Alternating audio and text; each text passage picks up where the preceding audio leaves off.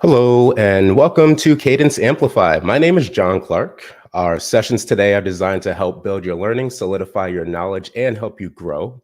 We have some amazing speakers who are going to be giving you some great tips, great advice, and some pertinent information. All of our sessions are being recorded, so if you have a chance to not only rewatch the ones you see today, you also have another chance to watch the sessions in the other tracks, or that you couldn't get to live today. You'll be able to see all of those on the Cadence YouTube channel in the coming weeks. You have opportunities to ask questions in the chat, and I'll bring them up during our Q&A for each speaker after they finish their presentation. And we will have a couple of speakers today, so let's get started with our first one. Sherif Abuzid is a Cadence products expert who helps coaches and online course creators turn their websites into a lead generation machine. He has 7+ years of experience building websites using Cadence products and loves to share his knowledge in his YouTube channel, Abuzid WP, which I will share in the chat after we get going. Sherif, how goes it? How you doing? Hey, John, all is fine. Nice. It's nice to be with you guys today. Looking forward to your presentation today. One thing I wanted to ask is, if you can you tell us a little bit about what you like to do when it comes to Cadence? So I think I'm one of the oldest, if not the oldest, Cadence user. I have been using their products for almost for more than 10 years now, before even Cadence theme became a product. I like to use Cadence, the complete Cadence ecosystem to help clients, generate leads through their websites, and also to increase their sales. So that's it. I mean, I use Cadence almost like every day for my work. Excellent, excellent. Cadence is an excellent product. So I will leave the stage. The floor is yours. Feel free. And I'll be back. Oh, okay, cool. Hello, everyone. I'm very excited to be here today at the stage with Cadence Amplify event. As I mentioned, I've been using the products of Cadence for almost like 10 years now. So I like to share some of my experience as a user of Cadence with you today. So let me share my screen here and show you a website. So let me show this one. So my job today is to turn this website, which I have created using one of the amazing Cadence starter templates. My job today is to turn this website into a lead generation machine using the Cadence ecosystem. And now by lead generation, I mean that how we can turn this, how we can use this website to build our email list and get it in the contact information like the email and name from everyone who is visiting our website. So now I'm going to show you 4 different ways that we can turn this website into a lead generation machine, as I mentioned. And if we have time, and if you stay till the end of this presentation, I'm going to give you a bonus tip. Now, let me start by showing you the plugins that we have in our website. So let me go to the installed plugins list.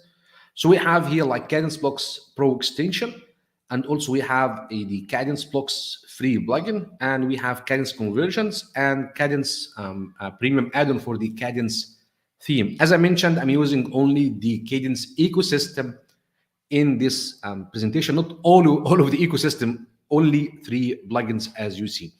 Now, to start this, start with the first way, I mean, for the main feature of Cadence that I'll be using to turn this website into a lead generation is called Hook the Elements. And this is a premium feature that comes with Cadence Premium add-on to activate. Make sure, of course, you need to make sure that you are activating this feature by going to Appearance and then choosing Cadence, because usually this will come as a switched off. This is the feature that I'm looking for. As I mentioned, it's called Hook the Elements. It comes like switch it off. So make sure that you are switching on this. Once you switch it on, make sure to refresh the page so you can have this sub elements, if we say sub menu. So let's go to the Elements tab. And I consider the Elements feature of Cadence the most powerful feature, because I mean, you can do so many things using the Cadence Elements feature. Now, the first way to turn this website into a lead generation machine is to have an opt-in section at the bottom of every blog post of our website. So if someone is reading the blog post, I can give them a chance to opt in for my free thing and or free lead magnet. This can be like a free ebook, which I'm going to show you today. This can be like a free checklist, a free online course if you are selling online courses and you want to give people a chance to try your teaching style. So let me show you how you can add an opt-in section at the bottom of every blog post, just like that, without so much work. So what we need to do now is to click add new to create or add a new element here. And for Kadence elements, we will have we have 4 types here. We have the content section, the fixed section, template, and the HTML editor.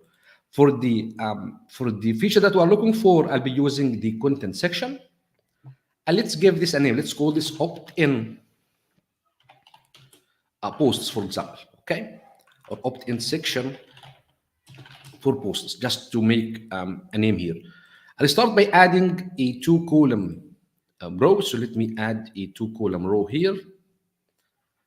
And I'll start by, adding a background color. So I'll go to the style tab, background color. I will add this style tab here. And then I will add my ebook. I'm going to give people an ebook that they can download. So I will add my image.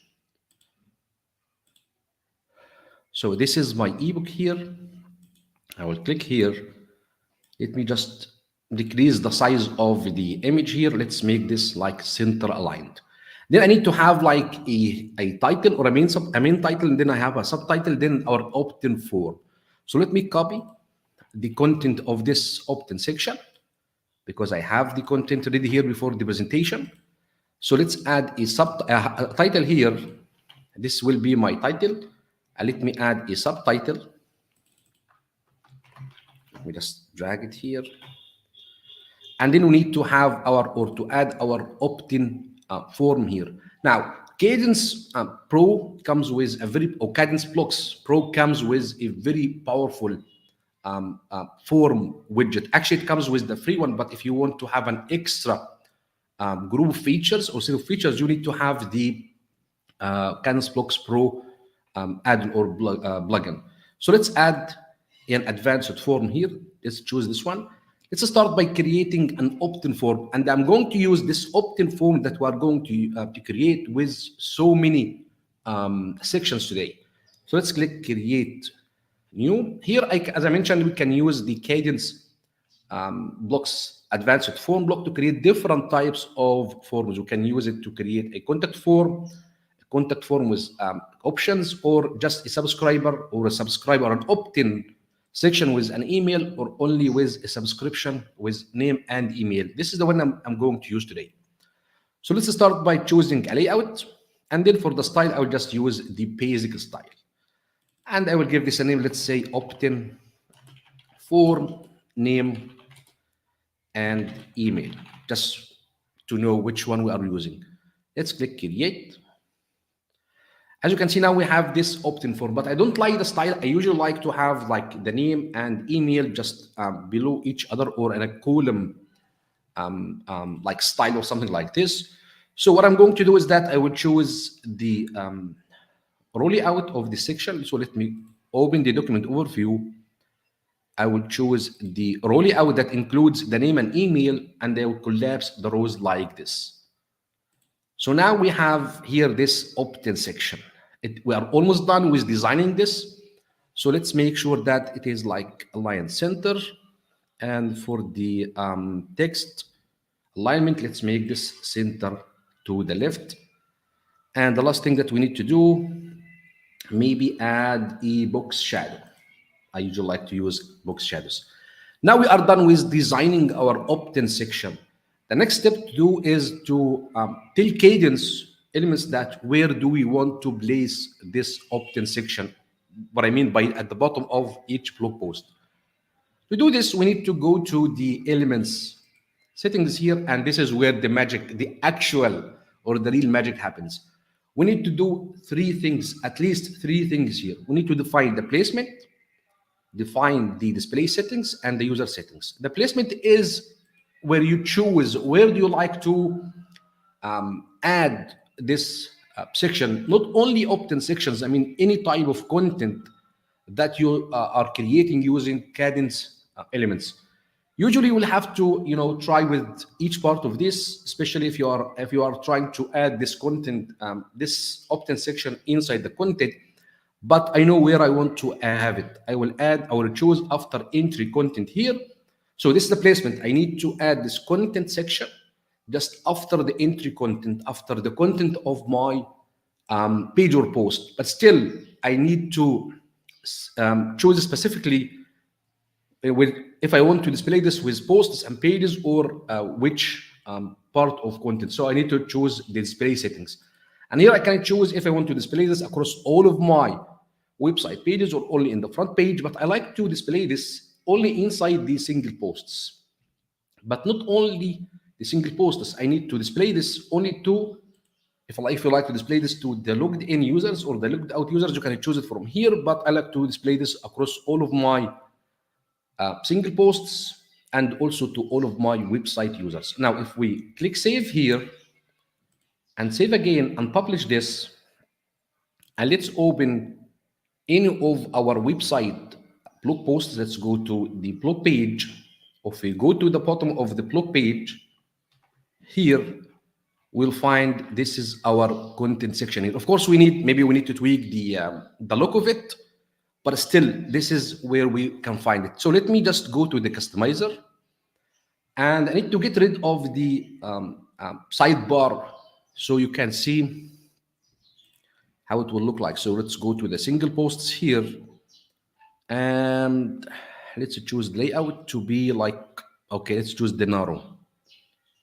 Okay, now if we go down here, you'll find it like this. Of course, you still if you want to, if you want to decrease the size, make any tweaks, you can still do this using the Kadence elements by designing the opt-in section. So this is the first way that you can use the Kadence elements to add an opt-in section and to generate leads from the website visitors who are reading your blog posts.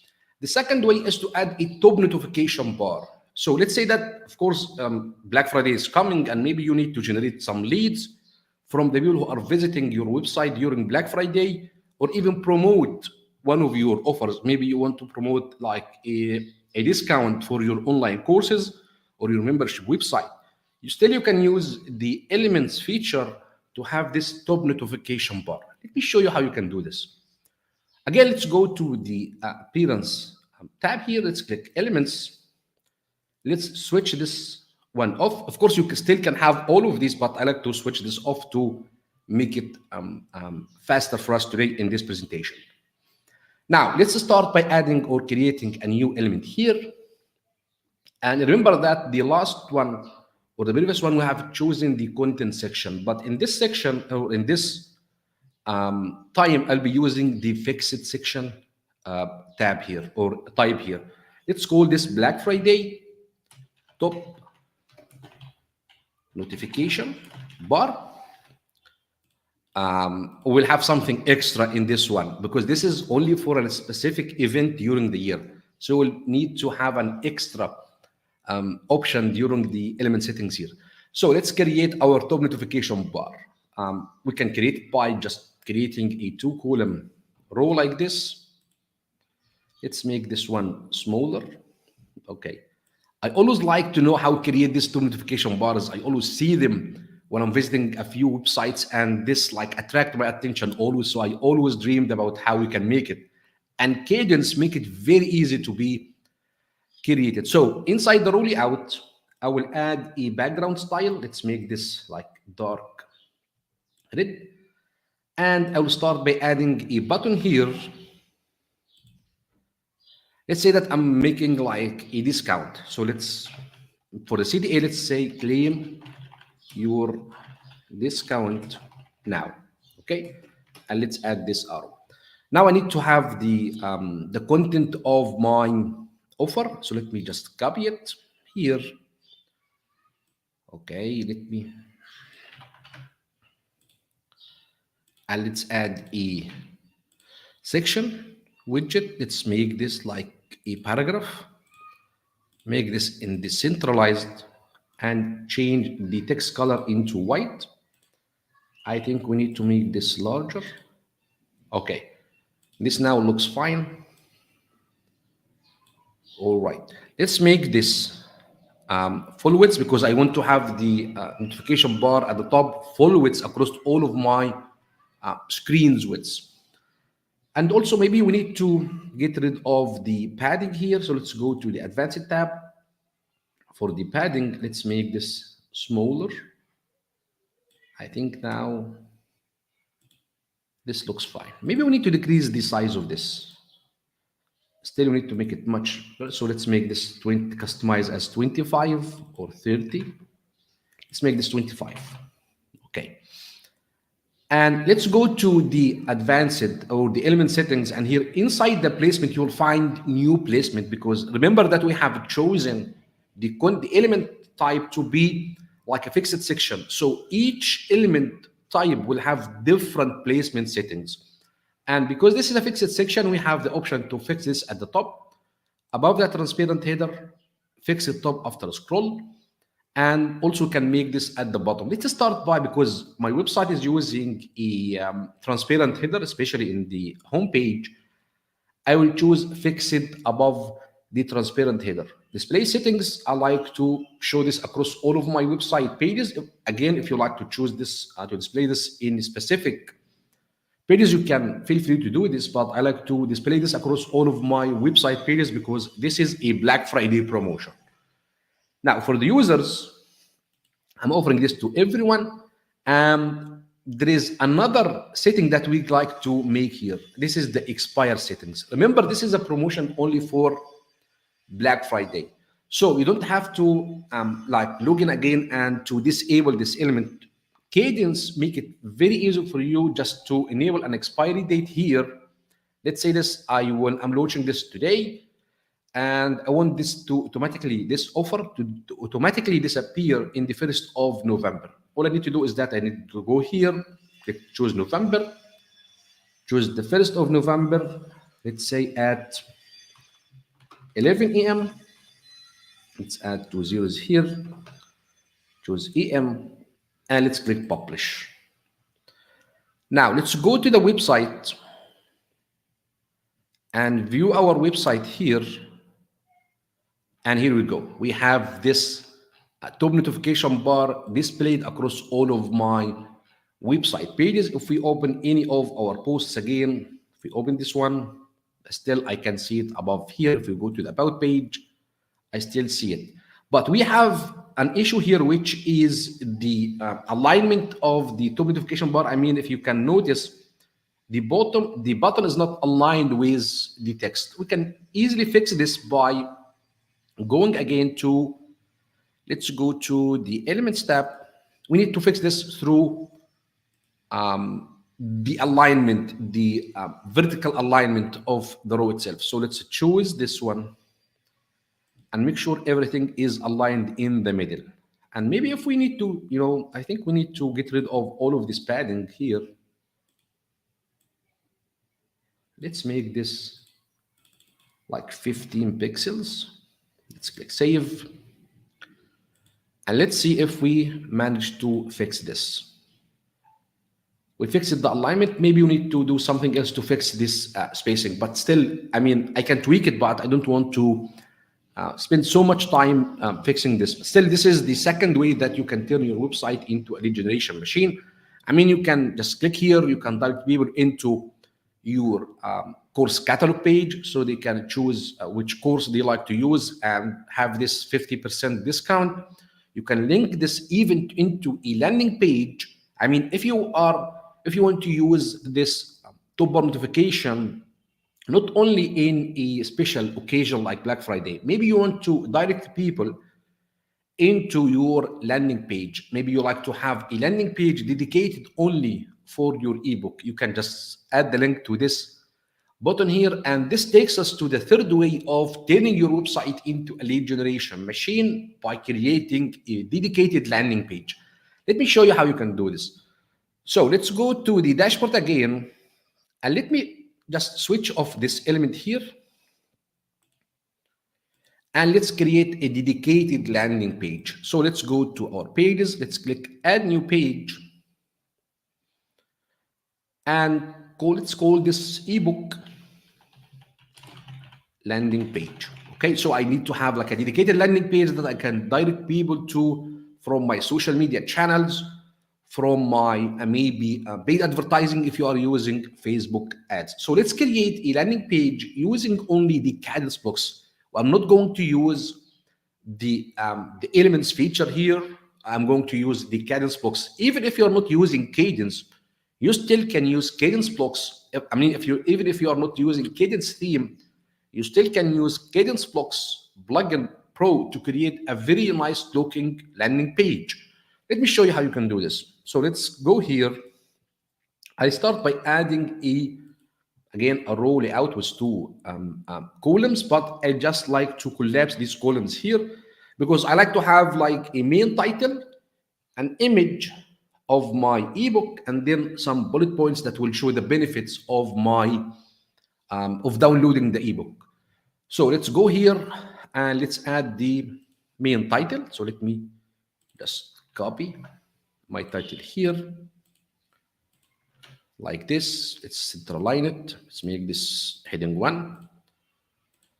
And let's add a subtitle like this. Let's make this center aligned as well. And here for the book and the bullet points benefits, I like to have another row with two columns. So I will have a row nested in another row. So let's click add a row, a 2-column row. And let me add my image here. So let's start by adding our image here like this. Let's make it smaller. Let's make this one center aligned. And let's add our bullet points, because I need to have like a bullet point, a group of bullet points that will explain the benefits of downloading my my ebook. So let's start. I mean, the best way to add your bullet points is to use the icon list widget or block that comes with Kadence blocks. I'm going to use only Kadence blocks to create this landing page, which makes it an amazing choice. Icon list.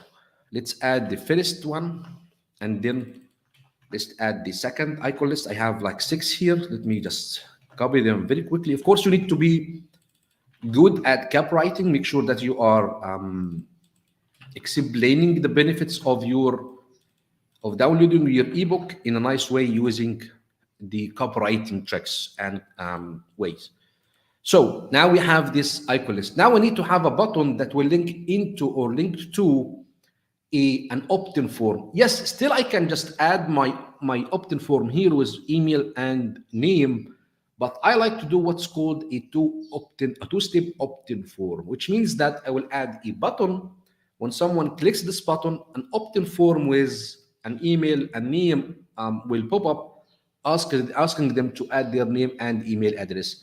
And to have this button which will pop up an opt-in form is called this is called a modal block. So let's make sure that to click the complete icon list, and let's add after. Let's choose to have our modal here. This is the modal widget, and here we need to have the text for the button itself. So let me copy it from here. I will add it like this. Now for the modal content, which is what should happen, what should appear when someone clicks the button. This is where I can add my opt-in form. So let's say text sign up below and get access to the ebook. Okay, let's make this center aligned like this here.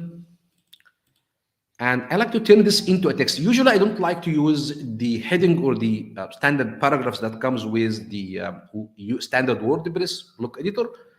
I always use the text element or text block of Kadence. So let's make this center aligned because it gives me more options. Let's make this larger. Now let's make this medium here. And let's add our opt-in, our form here. Remember the one that we created. So let's search for advanced form. Let me do the usual way of clicking here. And this is advanced form. Let's choose the opt-in form here, and let's select it. I don't have to recreate it from the beginning, but maybe I need to make some tweak here, but I'm going to show you why in a minute. So if someone clicks the button, then you will have this opt-in form pop up like this. Let's change the button, sign up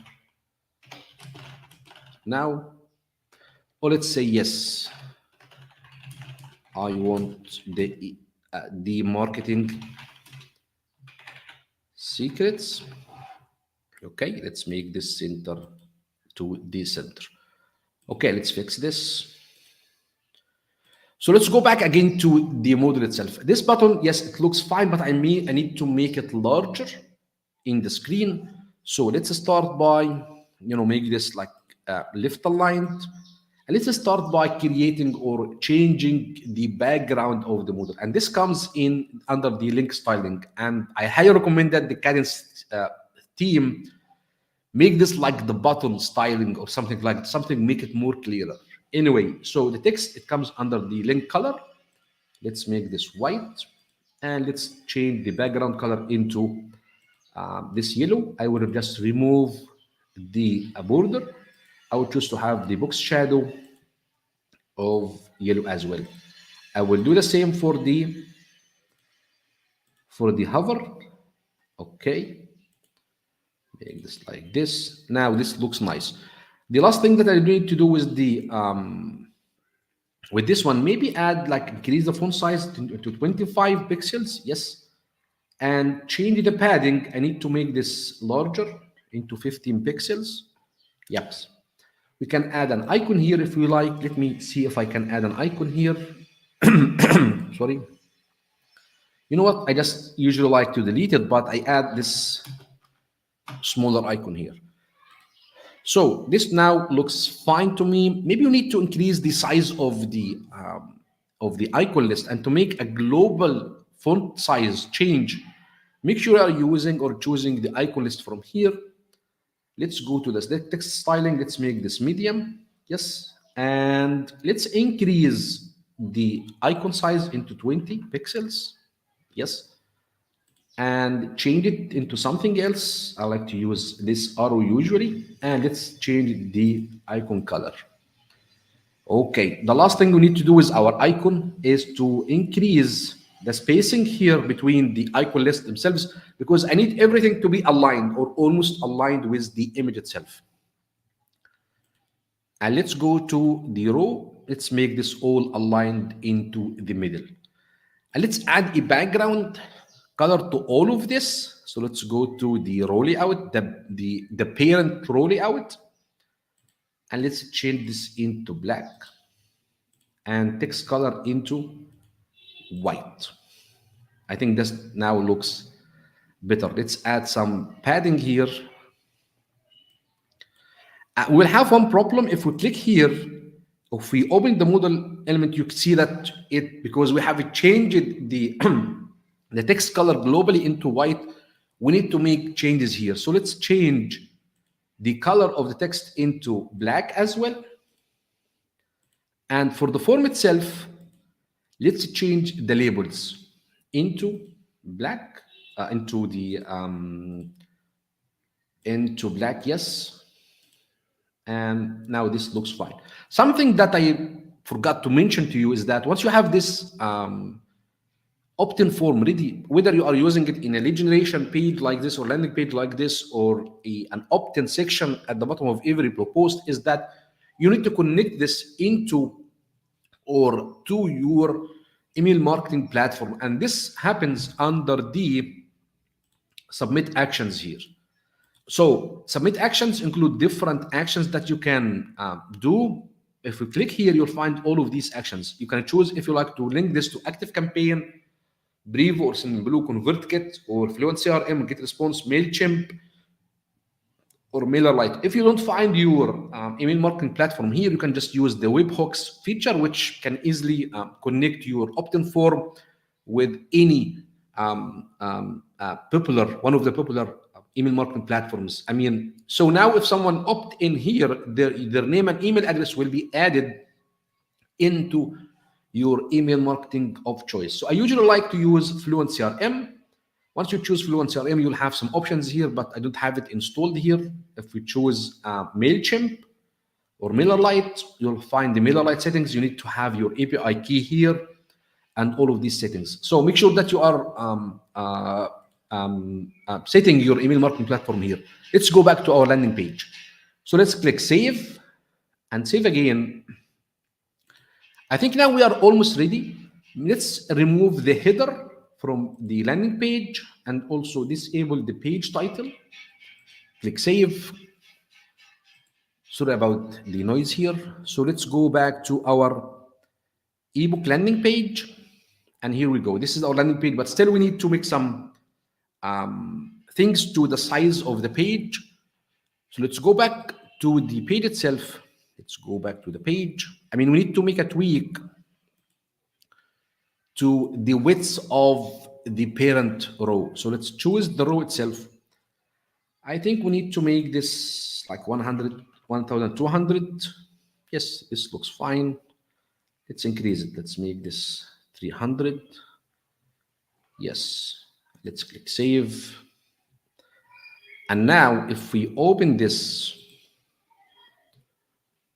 landing page, now it looks nice now. Maybe we need to remove the footer, but I think this is an amazing landing page. Some people just pay like designers like $300 or $500 to create such landing pages. So now all we have done is using Kadence Blocks Pro to create this landing page. Actually, you can use the Kadence Blocks free plugin to create the page, but you'll not have access to the model pop-up here, model here, which you have used here, and that's it. Also, you'll be limited into the email marketing platforms that you can use. So this is a nice looking landing page that you can link to using your social media. You can drive traffic to this landing page using paid advertising such as Facebook ads. So up till now, we have been speaking about 3 ways out of 4 to turn this website into a lead generation machine. We have spoken about creating an opt-in section at the bottom of every blog post. I have shown you how you can add a top bar notification for something like the Black Friday or even for any event. And also we have created a landing page dedicated for our ebook and asking people to add their name and email address. The 4th way is to use a different plugin called Kadence Conversions. This one will create a pop-up that will appear in front of everyone who is visiting your website. Let me show you how you can do this. So let's go to the dashboard again. And here we have the Kadence element here because I have already installed the Kadence Conversions plugin here. So let's go to the Conversions tab here and let's add a new conversion element. Now, once we do this, you will be asked to choose which type of conversion types that you like to create. You can choose from pop-ups, slide in, and banner. Usually, I will choose the pop-up to create a pop-up that will appear if someone is visiting my website from a desktop device. But if they are visiting me from their mobile device, I will create another one that will show only if they are visiting me from the mobile device using the banner type. So pop-ups are used, this is my personal choice, pop-ups are used for desktop devices and banners are used for tablets and mobile devices or smartphones. So let's choose a pop-up here. I'll start, you can start from blank, but I like to use one of their templates here. Let's give this a name, let's call this desktop.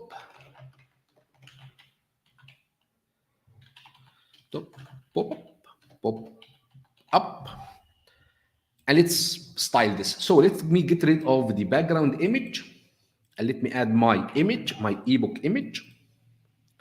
Let's select the image. Let's add our ebook image here. And let's change this text into free download. And let's change the background color of this text only into yellow. Let's make this white. Now it looks nicer. This now stands out because this will pop up in front of everyone who's visiting my website. So let me also add or create a new text here. So let me just download this one. Okay, this looks huge, but still we can control this. We can decrease the size or increase the width of our pop-up. I'm going to show you how we can do this in a few seconds. Let me delete this one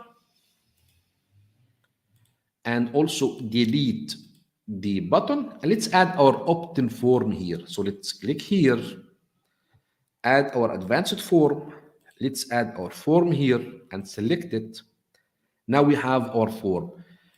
Yes, we are worried about the width of this pop-up. This doesn't look nice. We can easily increase or decrease the size by choosing the conversion element. And here we have all of the options relevant to the pop-up, the design and the triggers and the placement and display options of the pop-up itself. So let's go directly into the size settings. Let's make this wider like this. I think now this looks fine. Let's change the font size of this one. I like to use one font for all of my headings. And let's make this not all caps. And let's decrease. Okay, I think this now looks fine. Maybe we need to increase the spacing between all of these elements, between the free download, the heading, and the opt-in form. Let's choose the sections and let's increase this one, spacing here, yes. And let's make this one smaller. Yeah, this now looks amazing. So now let's go to the conversion items. Let's go through the main settings of the conversion items. For the launch triggers, this is where you choose how do you like and when do you like this pop-up to appear. We have here like I think 6 triggers here. You can choose the time delay. So if someone is spending, let's say 5 seconds, after spending 5 seconds of inside my website, I like this pop-up to appear. Or I can just choose exit intent. So this pop-up will appear if someone is leaving my website, and based on my research, the exit intent converts a lot better. Scroll distance, if you like to show this after someone scrolls down a specific distance of your website, end of content on load. So if someone opens your website, this pop-up will appear. Or custom link, this works the same way like the modal widget that we have seen before. I like to use the time delay. Let's make this 2000 milliseconds, which means 2 seconds only. And the second thing that we need to use is the repeat control. And here we can enable the repeat control, which means that if you like to show this pop-up every time someone is visiting, or every time if the same user is visiting your website, this pop-up will appear unless they sign up. And this also can increase the number of conversions. The position settings, if you like to show this in the center or in the left, usually it is in the center. Site settings or size settings, we have seen this. Container, this target pages. Here you can choose if you want to display this in specific pages or even inside your blog posts. I usually like to display this across all of my website. If you like, by the way, if you like to display this across all of your website, but you need to exclude specific pages, you can use the exclude settings here. Target visitors, if you like to show this to all of your website visitors or logged in or logged out visitors, I just like to use the logged in users or all the users actually. Target devices, as I mentioned, I like to use pop-ups only for the desktop devices, so I choose my desktop devices only here. Scheduling, again, you can schedule this. So we are done here. Let's click publish.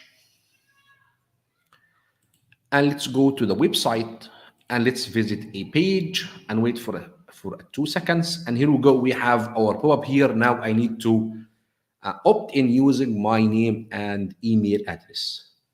So these are the 4 ways that you can use to turn this website into a lead generation machine. If we have time, and I believe we have time, I can show you a bonus tip to turn this website into a lead generation machine by replacing the content of your sidebar. Remember that when we started, the sidebar was like an ugly one or a confusing one. If we open this one and let's change the single post layout into a right sidebar. I should be able to see it. No. Oh, sorry, I'm choosing the wrong layout. I'm choosing the pages. No, it should be inside the single post layout. Let's choose a right sidebar here. We need to get rid of this sidebar. We can make use of this space to ask people to opt into our freebie as well. So let's click publish. Now we have this sidebar. We can replace it with our opt-in form. Again, using the elements part. So let's go to the dashboard here. Appearance, let's go to the elements. And let's click add new. Choose the content section again. Let's say sidebar, opt-in. And let's choose a roll layout. And this is a bonus step for the guys who are staying till the end. Let's add a text here. Center line, let's make this paragraph. And let's make the color, let's make this white. And for the size, let's make this 30 pixels. Let's change the layout background into black. Okay. Let's make this all caps. Let's add our opt-in form here.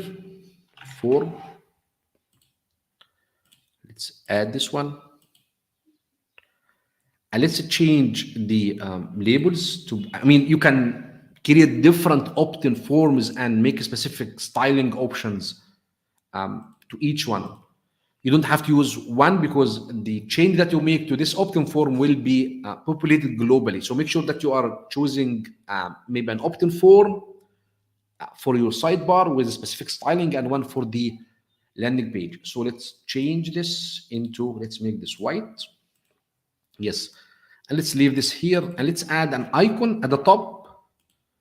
Let me add an icon to before. Let's add an icon here. Let's choose one. Yes, let me choose this one. And let's make it white.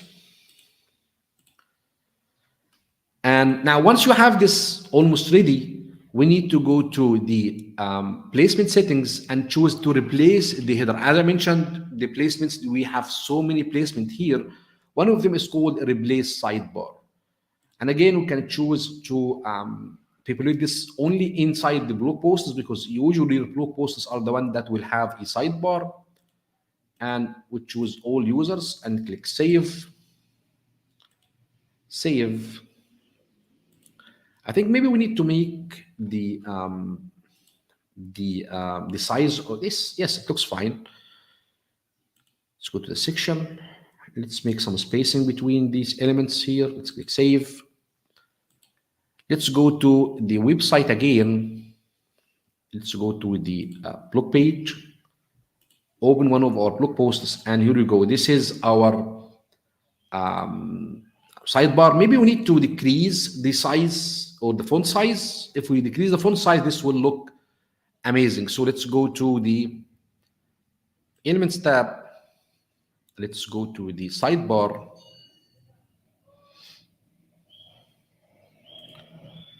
And let's make this 25. Okay. This should fix it. And also let's, decrease the size of the typography here. Let's make it middle. Let's make it smaller because this will go into the sidebar. It will have less spacing. So let's go to the website. Let's open the blog page. Yes, now this looks fine. We will need to, remove all of this spacing. The last tip that I want to give you is that you actually don't have to use all of these placement. If you like to include your opt-in pages inside certain parts of the website, you can just use a short code. Let me show you quickly, and this will be the end. So let's go to the elements here. This is the short code. If you just copy the short code and add it inside any part of your website, this will be done. You don't have to use the placement, but usually I like to use the placement because it makes my life much easier because only with one option I can just place all of my opt-in sections across all of my website. I can just add my top notification bar across all of my website. So let me quickly show you how you can do this inside one of the posts. Let's open this post. And let's say I want to add this. Let's add it here, okay? Let's click shortcode. Add the shortcode here. Click save. And let's open this one. You know what? I forgot where did I choose to open it. Okay, it should be here. So let me open this one again. It should be quick and easy. So let me add it here. Shortcode. Quick and easy. So let's save this one. Let's view quick and easy, and we should be see. Yes, this is the opt-in. This is the form, the lead generation form inside the website itself. So this is, I mean, using the Kadence ecosystem make your life much easier to create different opt-in sections inside your different parts of your website. And this ends our presentation or our presentation today. So hopefully now you can find, or you can use like 5 or even 6 ways to turn your website into a lead generation machine. If you have any questions, I'm ready to take them. So let me, hi John. Hey. One, thank you. I appreciate that. That's a really, really good demo. And as a person who is a visual learner, I always appreciate people who can create a guide literally real time, and then you can go back to it. So I completely thank you for that.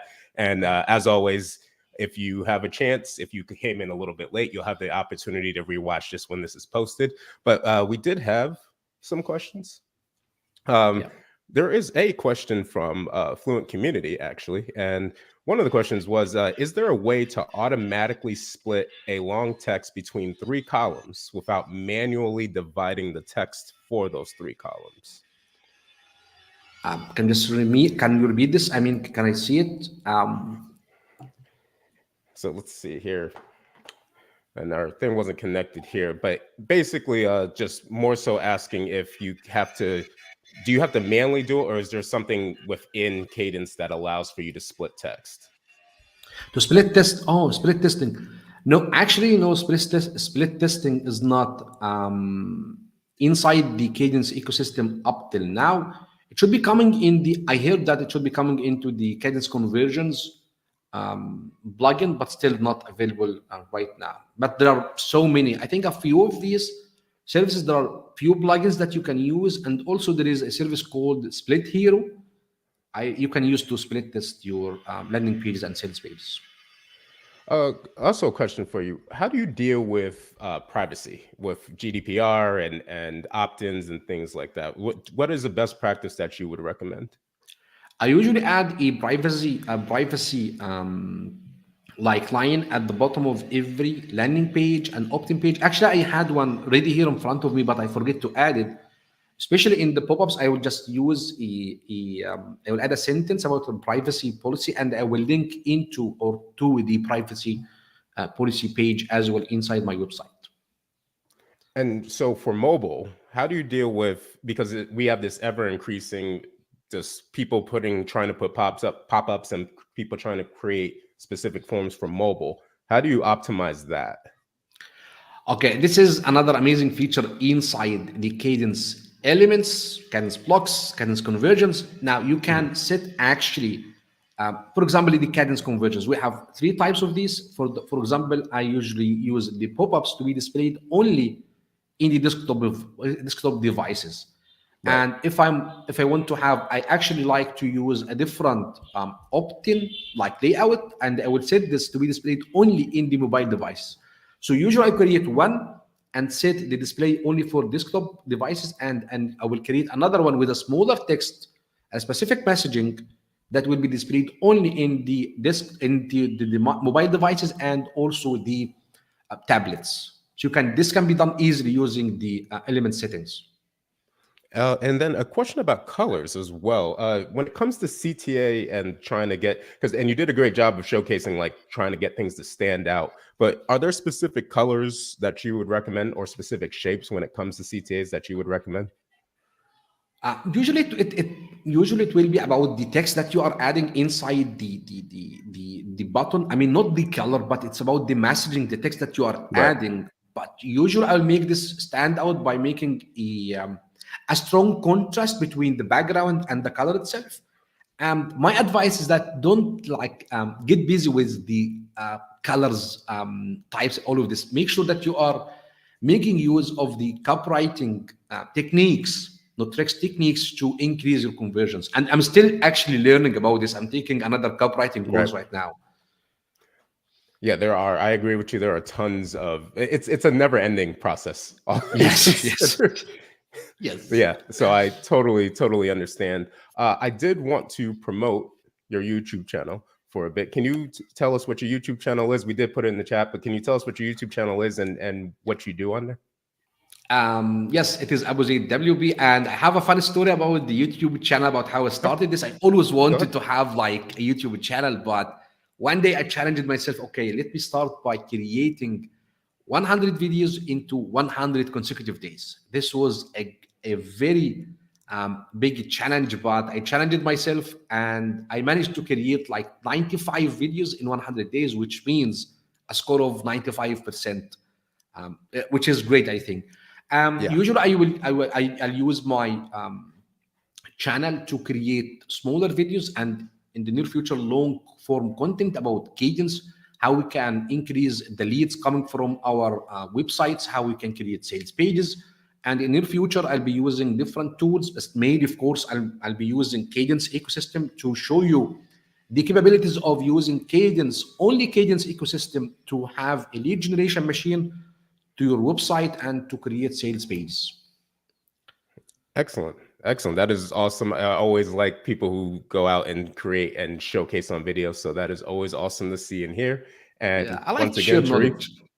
Yeah, no, that's In an ever increasing world where things can get kind of bogged down, we always appreciate people who have good knowledge to share. So Sherif, once again, appreciate you showing up. Appreciate you doing the demo for us all. We'd like to thank you. Thanks so much, John. Happy to be here, and hopefully we'll be here again next time. All right. And for those watching, we will be back in just a short while with Héctor de Prada, and he'll be our next speaker coming right up.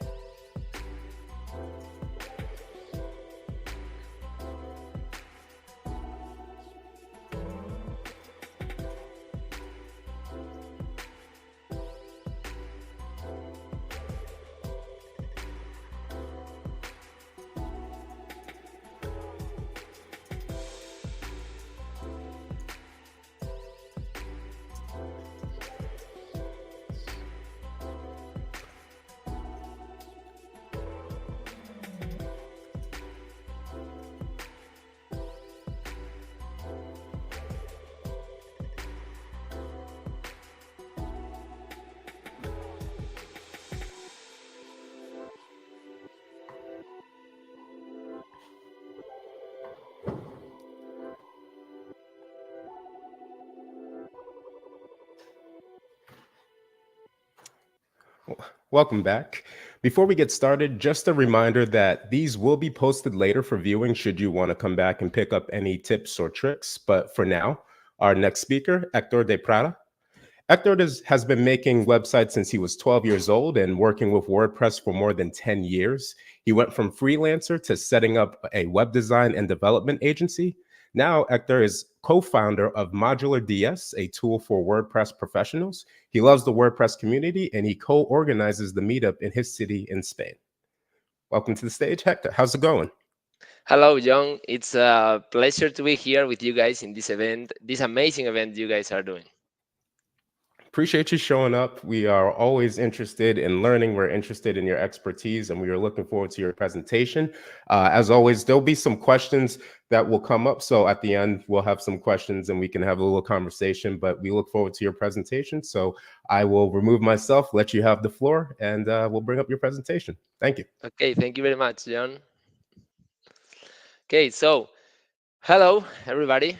Like John said, my name is Hector, and I'm very happy to be here today to talk to you about web maintenance, which is somehow one of my passions. Okay, I spend most of my day, if not all of my day, talking and thinking about web maintenance. Because, first of all, I think it's a great business for web professionals like I've been for many years, like web designers, developers, agencies, and so on. And also because, like John said, right now I'm one of the co-founders of a WordPress maintenance tool that allows you to manage all your WordPress websites from one place and automate most of the maintenance tasks. So as you can see, like this is kind of my day to day. So without any more delay, I'm going to go straight to the presentation that I'm kind of going to divide in two different parts. In the first part, we are going to talk a little bit about how to do web maintenance properly in WordPress. And in the second part, which might be the most interesting one, so don't miss that one out, we are going to talk more about the business of web maintenance, okay? Why it is a great business for professionals, how can you get clients, web maintenance clients, how can you retain them, how can you price your services, and so on. But that's for the second part. So let's start with this presentation about the secrets to turning web maintenance into your best business. So first of all, the first thing we have to talk about is why is it important to perform good website maintenance. Here, I always say there are four key things. First one, because of security. We are going to see that a lot of the maintenance tasks we need to do on our website are related to security. Also, because of error prevention, because if you have seen a website that had no maintenance, you have probably found some smaller or bigger problems and errors on that website. And also because of performance, because everything is constantly changing. We want everything faster every day, and that also has a lot to do with web maintenance and not only with web creation. And finally, with user experience, because if we have a website that is not secure or has errors or has a bad performance, the experience of our users is going to be pretty bad. So these are like the main four reasons I always say, but there is also another one. Okay, and this one is mostly for people that offer this service, so professionals, web designers, developers, and so on. And it's to avoid problems with your clients. Okay, because if you don't do the maintenance of a website, even if the client didn't want to hire you for that, and the website starts having problems, the client is going to probably blame you, even if they are not right or they are mistaken. They are going to blame you because you did the website. So if you avoid problems for them, you are also going to avoid problems for you. Also, one important thing to say here at the beginning, it's what are the keys to good maintenance. And here I would say two things. Web maintenance has to be constant. I find a lot of people or agencies that tell me, no, I just go into my websites like every 3, 4 months or even once a year, and I may do the WordPress updates, and that's fine. That's all I need. And I'm like, okay, that's not fine, okay, because we are going to see that many things related to maintenance, mostly the security part, uh, something can come up at any time, and if you are waiting another 6 months to take any action, you're probably gonna be in trouble. And also, web maintenance needs to be adapted to the type of website. The the website of a small business here in my street, like a hair salon, is not probably not gonna need the same maintenance as an e-commerce website that is getting hundreds or thousands of orders every day. Okay, so maintenance has to be adapted to that as well. And with this intro, we are going to go straight to the key part here, which is the essential maintenance task we have to do.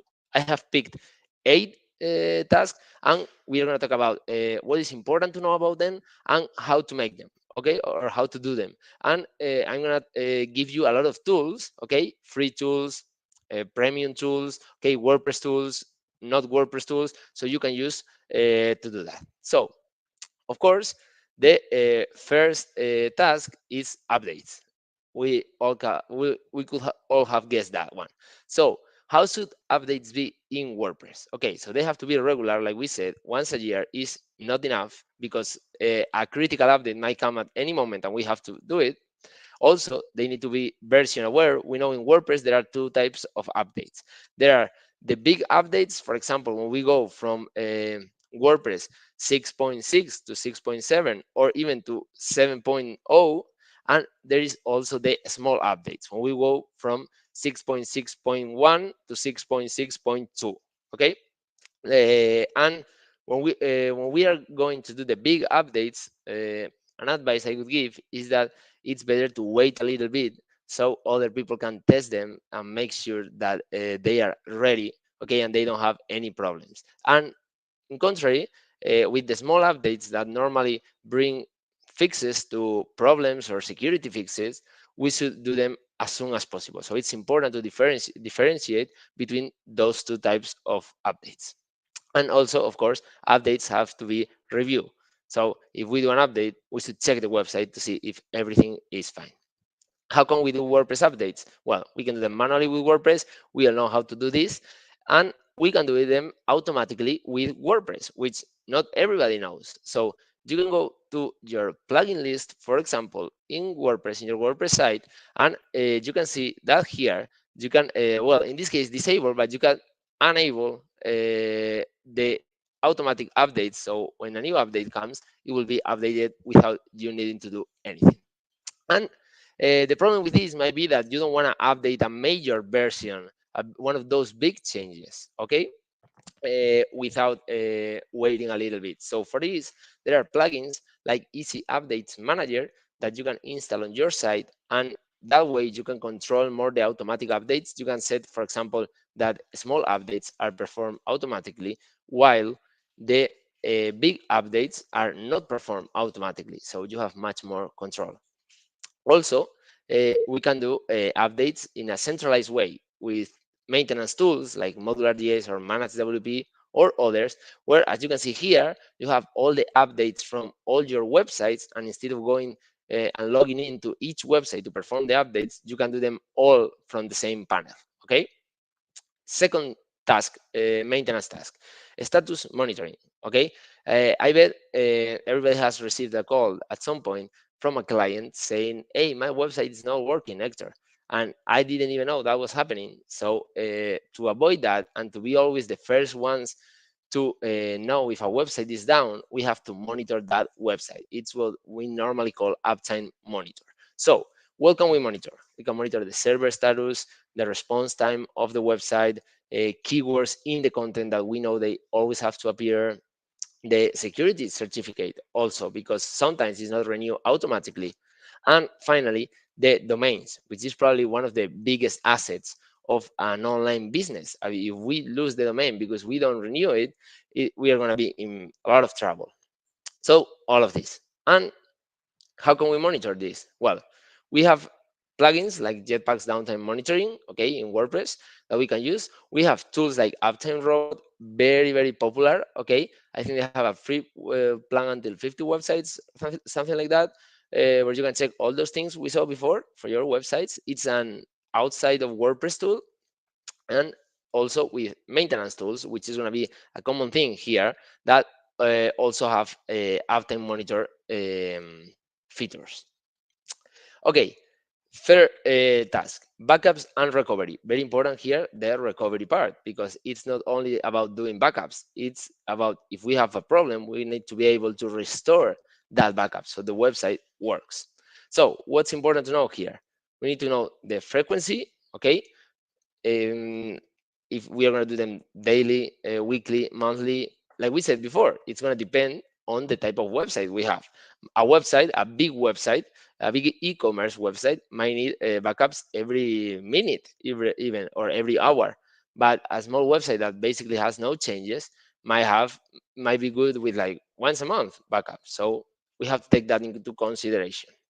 As well, the location, it's always good. This is like kind of a cybersecurity advice.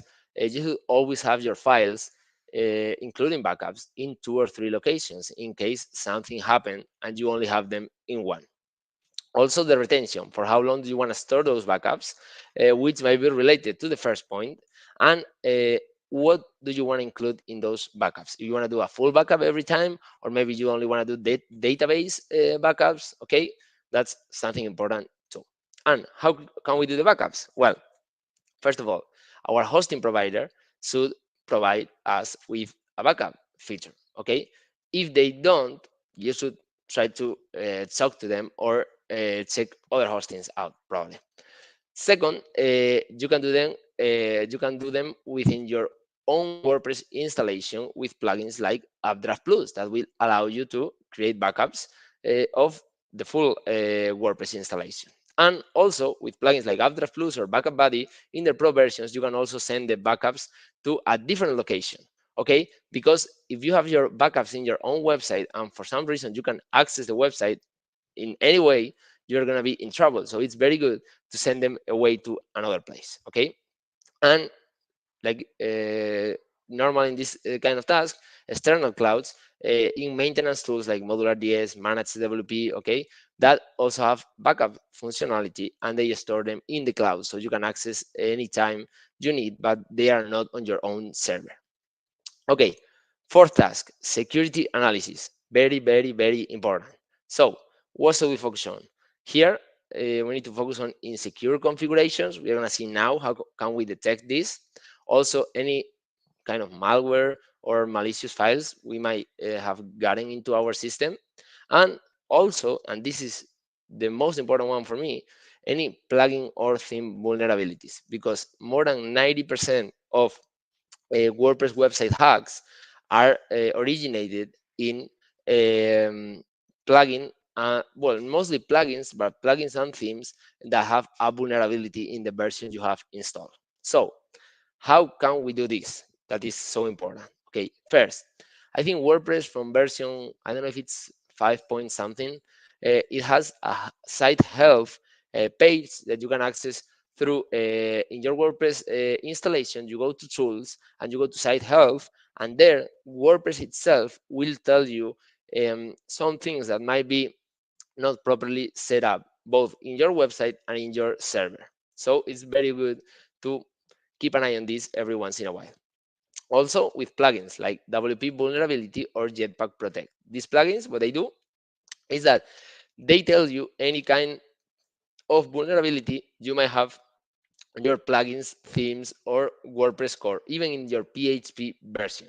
And they tell you like this in the WordPress dashboard, you will see if they have any vulnerability. And also, if you go to the plugin page, you will see if a plugin has a vulnerability and the explanation of that vulnerability. And another tool I recommend a lot is to use Cloudflare. Cloudflare is a tool most of you probably know. It doesn't have nothing to do with WordPress, but it gives us a lot of tools that are related to both security and performance. And with the free plan, you can already do a lot of things to avoid bot attacks or other security things. So I always recommend it as well. And finally, tools like Modular, where we have incorporated both the site health status of WordPress, so you get alerts in real time, and also plugin, theme, core, or PHP vulnerabilities in your themes or, well, yeah, in any of those. That will pop up in your global updater when you see all the updates from your websites. Okay, fifth task, it's link checking. Just a small reminder, since I'm going a little bit fast here, if you have any questions, please just leave them in the chat and we'll check them out later. So, link checking. What for? Well, to maintain good user experience and to avoid SEO penalties. I'm not an SEO expert, but Google normally says that they want good user experience. So if there's a bad user experience, probably bad SEO. Okay, and I'm talking about link checking to avoid that when somebody goes to our website, they click on a link and it's a 404 page because nobody could find it. So how can we do this? Well, we have plugins like Broken Link Checker, very popular, that you can install on your site and run a check and also do automatic checks. But very important here, I would recommend not to have this type of plugin installed and activated on your websites because it can take a lot of memory from your server. So it's not good to have it always on. Also, there are dozens at least of Google Chrome extensions that will allow you to scan every page, not only your pages. So this is good.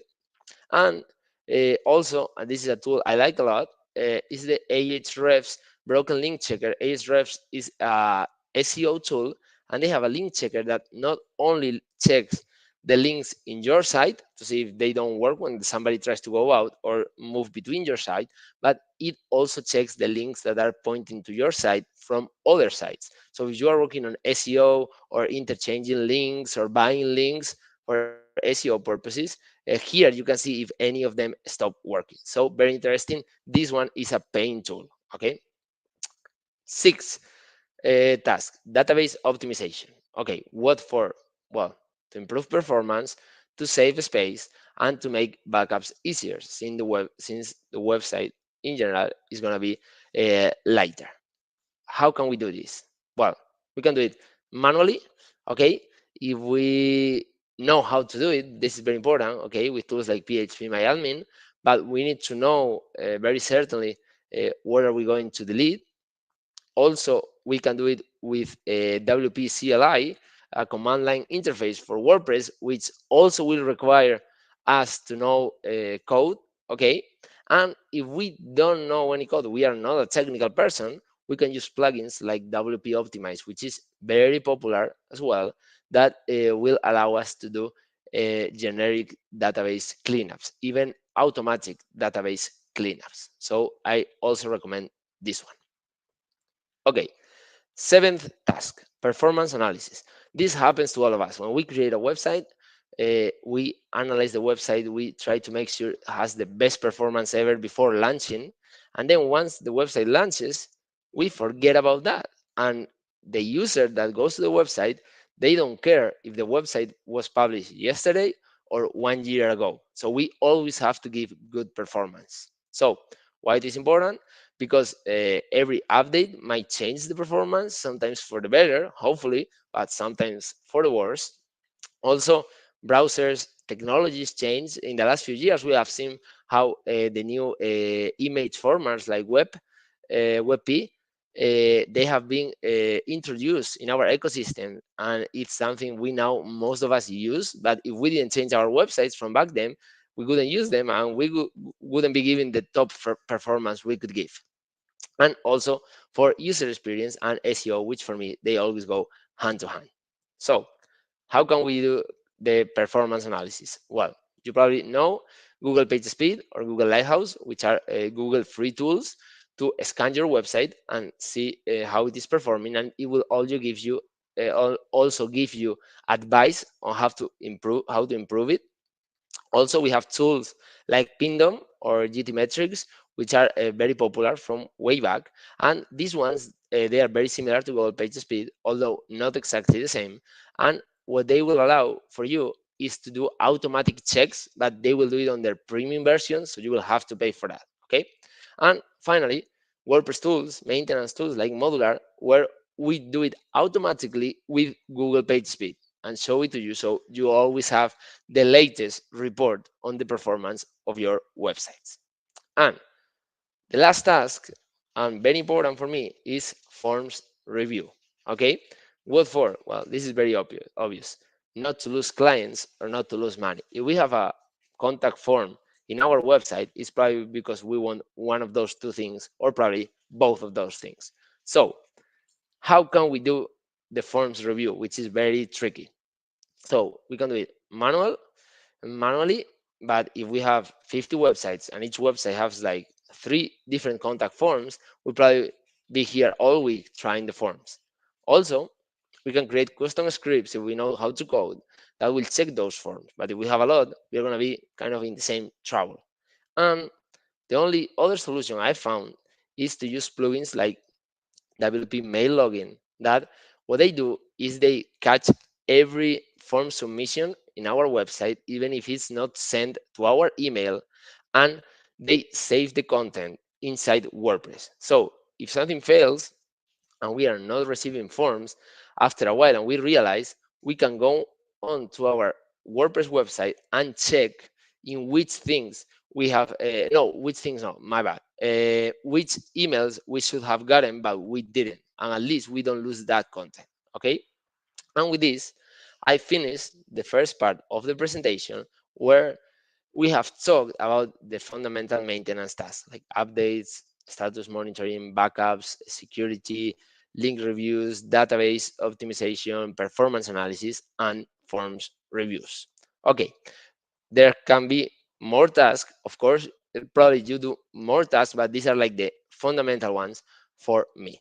And with this, we are going to go to the second part of this talk, which is why should you offer maintenance services. I'm going to drink a little bit of water and I'll continue. Okay, so why should you offer them? Okay, first one, it's because it's recurring revenue. And your well, in digital business, this is like the holy grail. Everybody wants recurring revenue. It's Amazon, it's Netflix, it's any startup in the world. Everybody wants recurring revenue. Okay. Also, they allow you to well, maintenance allows you to get long-term relationships with your clients, which can lead to upsell opportunities, to more recommendations to other clients, etc. Also, it will make you different from other agencies or other professionals that not or don't offer maintenance services. And finally, the most important two are that web maintenance can be a very profitable service, and at the same time, it can be a scalable one. When we talk about the scalable, we mean that it can grow a lot in revenue for you, but it doesn't have to grow that much on the time you need to spend on the or the people you need to do this job. Okay, you can get much more money almost with the same amount of work. How? Well, this is the key. How to make it scalable. First one, I could say, is to create maintenance processes. What kind of processes, you might ask? Okay, so I found very interesting the following ones. First one, checklist. I found a web designer from Spain that had a checklist on Excel, and she could have all the websites she was maintaining and the different tasks she wanted to perform. So every month she could go onto the Excel checklist and check which ones she was doing, not doing, or having problems with. So later, when she was thinking about it, she didn't have to lose any time. Okay, so I don't remember. I don't remember this. So do I have to do this again, or maybe I did it already, or not? Okay, so we take off that time of guessing and not valuable time. Also, templates. Probably all of you that offer professional services, you have a template for invoices. So why don't you have a template for invoice emails, for emails that you send your client about how web maintenance is going, about renewing the web maintenance service, about a problem that might happen with web maintenance, with their website, I mean, or anything like that. Everything you can create a template for, it's time you're going to save in the future. And also, and this is very interesting for me because many companies, like bigger companies mostly, they all use some kind of task management tool to manage their teams. And on the other side, well, freelancers or small companies, they don't use it that much, but I think it's just as valuable because it's very useful to have all the tasks you have to perform on your website, on your client website, and to know which ones you already did, you didn't, which ones you build, which ones you still didn't build for, so you don't forget anything. Okay, so these three things I always recommend. And the second part to make maintenance scalable is to automate and centralize as much as you want. Okay, as much as you can, better said. So here we have seen plugins to automate tasks like backups, link checking, okay, everything else. And we have also seen tools like Modular, in our case, that allow you to centralize those tasks, okay, that allow you to connect all your websites to one platform, and from there you can do this task for all the website and all your websites, and even automate those tasks for all your websites. Okay, so of course I recommend that, and I use that myself. So right now I hope you are already clear on that you should be offering web maintenance services if you didn't already. And one question that might arise is, okay, so how do we put a price on it? How much is this worth? Okay, so we have to think about different basics of pricing. First, the value we provide is not going to be the same to that small website from a small business that for that big e-commerce. Okay, also, our cost, both in money and in time, since our time is money. And when we talk about pure money, we talk about any tool we might use to perform our service. Also, the competitor's price, because if everybody's charging 50, I cannot charge 200, or I cannot charge 5 because it's probably not gonna look right to the client. And related to this, what the client is willing to pay. Okay, and these are not the only things. We also have to consider our experience, because with time we will probably be able to charge more, since we will be able to fix any problem faster. Also, we need to think about the economic situation of potential clients, both geographically and the niche we are targeting, because I know a lot of professionals that they might target uh, non-profit organizations or small entrepreneurs that are starting. So those clients, they are not going to be able to pay as much as big brands in the luxury sector, for example. And of course, we have to think about which features or which task we are going to offer on our service. Here is a good advice to normally use offer different plans with different packs of tasks we are going to perform. So we let the client choose how much they want to pay and which services they want us to perform for them. And finally, any hours we dedicate to additional tasks, since like we said, our time is money. Okay, you might say, well, no, first, what else can we offer in web maintenance? Okay, so here I've seen almost everything offering web maintenance, okay? From hosting and domain, which is very popular to include, besides those tasks we saw at the beginning, also email management, content changes, premium plugin licenses, which is also very popular because it might be cheaper for us to get multi-site licenses and then resell that to our clients. Also, SEO monitoring, if we are expert in SEO, and I've seen almost anything related to digital marketing. But like I was going to say before, too fast for me is I'm going to recommend you a tool to define your prices, because with all of this I have said, you might be like, okay, so the theory is it's very good, but I still don't know how much should I price.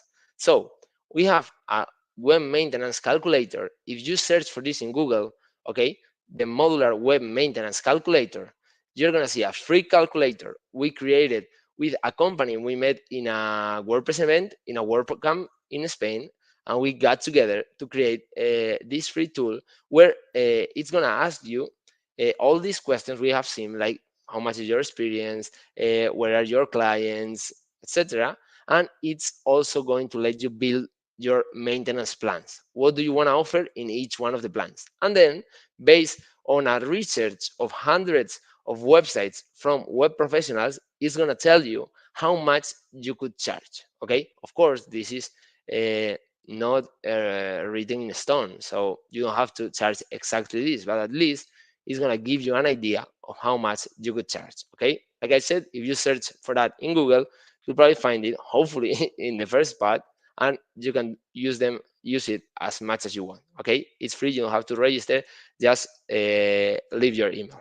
So finally, okay, we are getting to the last part of the presentation, which might be the most interesting one, because we already know that we want to offer web maintenance.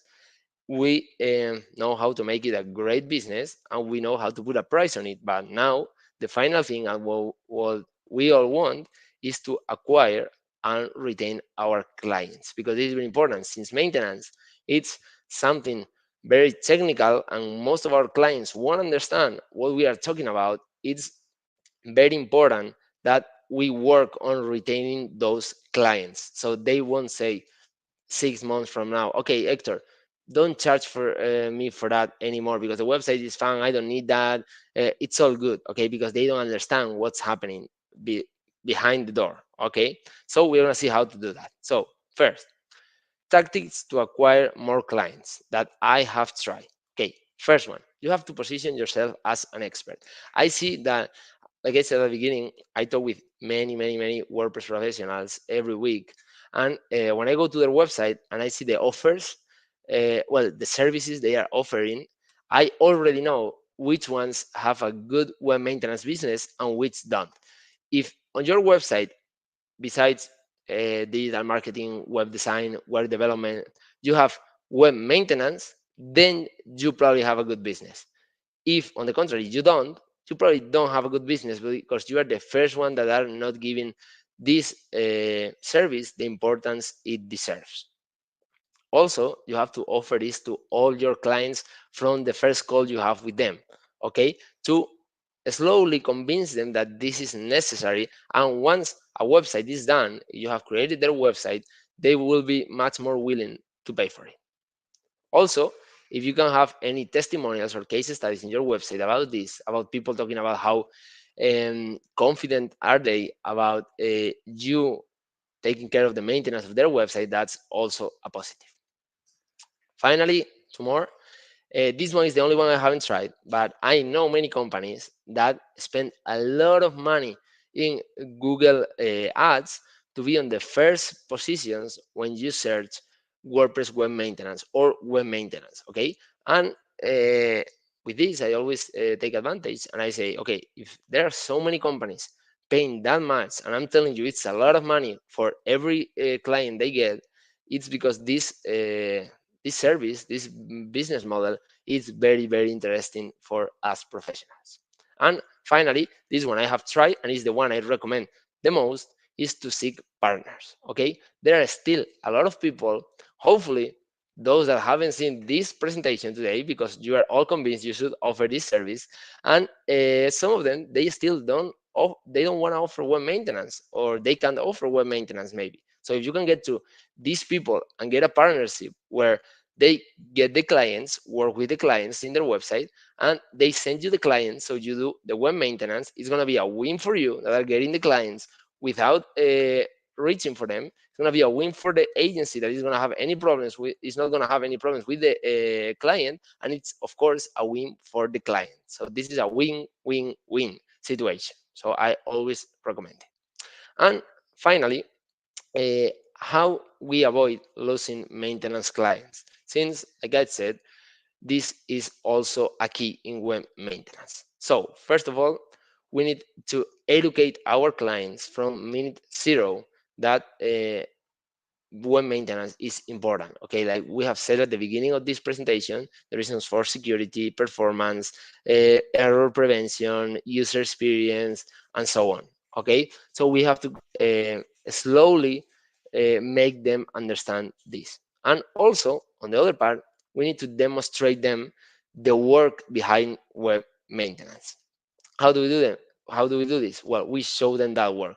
For us, in Modular, we believe one of the best ways is to generate and create client reports, maintenance client reports, and send them to our clients whenever we are sending them an invoice. So they don't only see an invoice, which is a cost, but they see an invoice with the work of that invoice, which makes it an investment.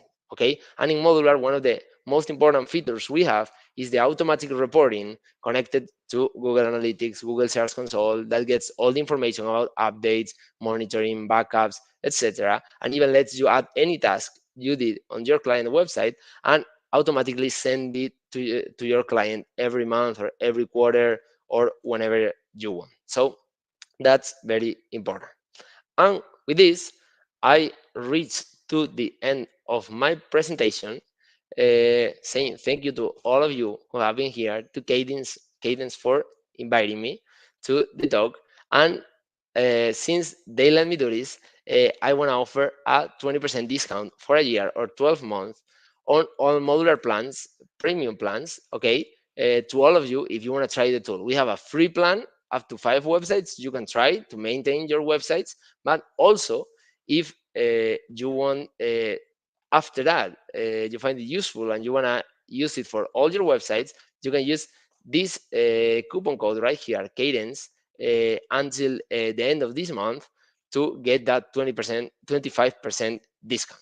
Okay, and with this, I go to the questions. I don't know, John, if you are over there and you have any questions, because I can't really see them. Yes, no, the questions, we do have questions. Our chat is not connected, but I do have questions Right. for you. So Great. definitely before though, thank you for your presentation. Definitely appreciate it. Definitely think the topic is something that is extremely important that may not get as talked about as much because there's so many other things that usually take most people's attention. I have a question from somebody, and in general, it's a good question overall. So the updates, automatic updates versus manually looking to see if you should update. I know there are a lot of times people will turn off their automatic updates because they feel like it's either breaking something or maybe it just kind of happened a little too quickly, too soon. Maybe something messed up with something else. And so they'll turn that off, but then they may forget to manually, update as things go along. So what's a recommendation there when it comes to that?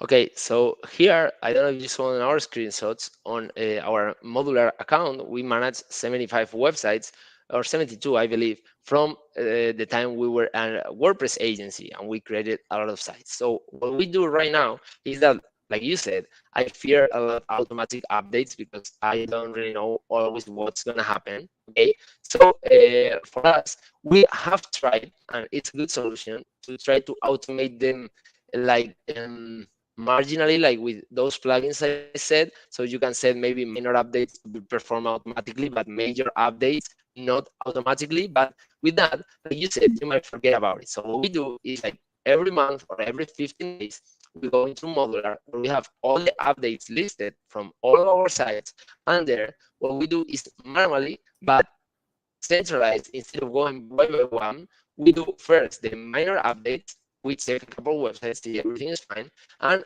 then we do the major updates first in one or two websites, and then in the rest of the websites. Okay. So I got a little bit of lag from you, Hector. You Oh, still? sorry. Oh, I got you. I got you. I just wanted to make sure. Okay, okay, my bad. It must be my No, no, internet no. connection. I just wanted to make sure. I definitely heard you, but I wanted to make sure. Another question I have for you is when it comes to languages and support. So do you have a number of languages that you support? Obviously Modular DS is very good for English and Spanish, but are there any other languages that you support?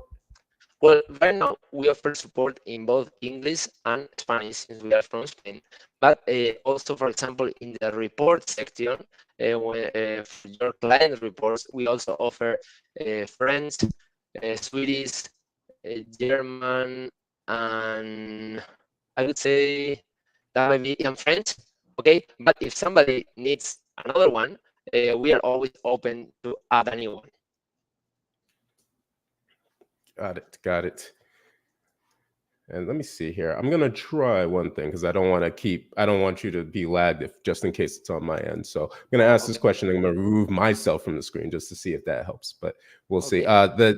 Next question that I would have is when it comes to a site from a big site versus a small site, do you recommend having a lot of plugins that can help every little thing, or smaller plugins that can help like very specific things? So would you rather have a smaller plugin that's like for something very specific, or a larger plugin that can encompass a lot of things? Okay, very good question. So I could say that it's better to have plugins that do a lot of things, since you don't have to have that many plugins. Okay, so for example, when we talk about maintenance, I truly believe that a maintenance tool like Modular DS, Manage WP, Main WP is very good because it can save you a lot of plugins you need. That will save you both time setting them up. Uh, it will improve the performance of your website, and it will also save you money. Okay, unless for some specific task, if you need, and there is a small plugin, very lean plugin that will allow you to do that, of course, that may be a good choice as well. It's hard to reply to this without knowing the specific situation. Okay, so I think I might be the one lagging because my partner that is telling me that. So I'm gonna refresh the page now that John is coming back. Okay, John, can you hear me? Yeah, I Okay, got I'm you. gonna refresh the page really quick to see if from my Yeah, end no it problem, no improves. problem. Okay. Yeah, gotcha. You're all good. So while Hector comes back, I do think that it is absolutely good to make sure and maintain your website and maintain everything from a maintenance perspective. But from some of the questions that I've seen here, it does make a lot of sense, in my humble opinion, that you should actually try your best to get something in terms of a schedule for making sure that you are constantly looking at your updates, because sometimes it could be a situation where you are in a situation where, oh, you do forget something, or 2 weeks have passed, or maybe a month has passed. So I absolutely understand that thought process. And for myself, I try to make sure at least a week by week basis to like have a time where it's like, all right, I'm going to go through and look at everything. But that can be hard. So I totally understand that. Totally understand that. Welcome back, Hector. Hey, Yeah, welcome back you are all good. for me. You're So all good. hopefully, you can listen to me better now. Hopefully. Yeah, you're all good. All good. Okay, great, great. Actually, if I can, just in case people didn't hear you on the last one, if we could kind of like repeat a little bit in terms of like having the plugin, the one plugin for something specific, or the Okay, big plugin yeah. that can do a lot of things. Yeah, like I was saying, I would always recommend, of course, I believe in this 100%. When we talk about maintenance, if you can have a tool specialized in web maintenance, you're going to save a lot of plugins you don't need to install, which is going to improve the performance of your website. It's going to save you time setting all them up in all of your websites. Also, it's going to save you money because you don't need to have that many plugins for all your websites. You will only need one tool. Okay, but of course, maybe for some specific, very specific things you need to perform on a website or on several websites, sometimes the best option might be a single plugin. So of course, it depends a lot on the situation. Got it. Got it. Uh, Another question here: when it comes to charging, so how much do you charge for like a first time site cleanup? And not less about the pricing and more so like when it comes to a bigger versus smaller client, are you monitoring what the rest of the field, the competition per se, is doing when it comes to that pricing? And how do you try to navigate that when it comes to both a small client and a big client? Yeah. Well, to be honest, when we used to be an agency, we wouldn't look that much for the competition.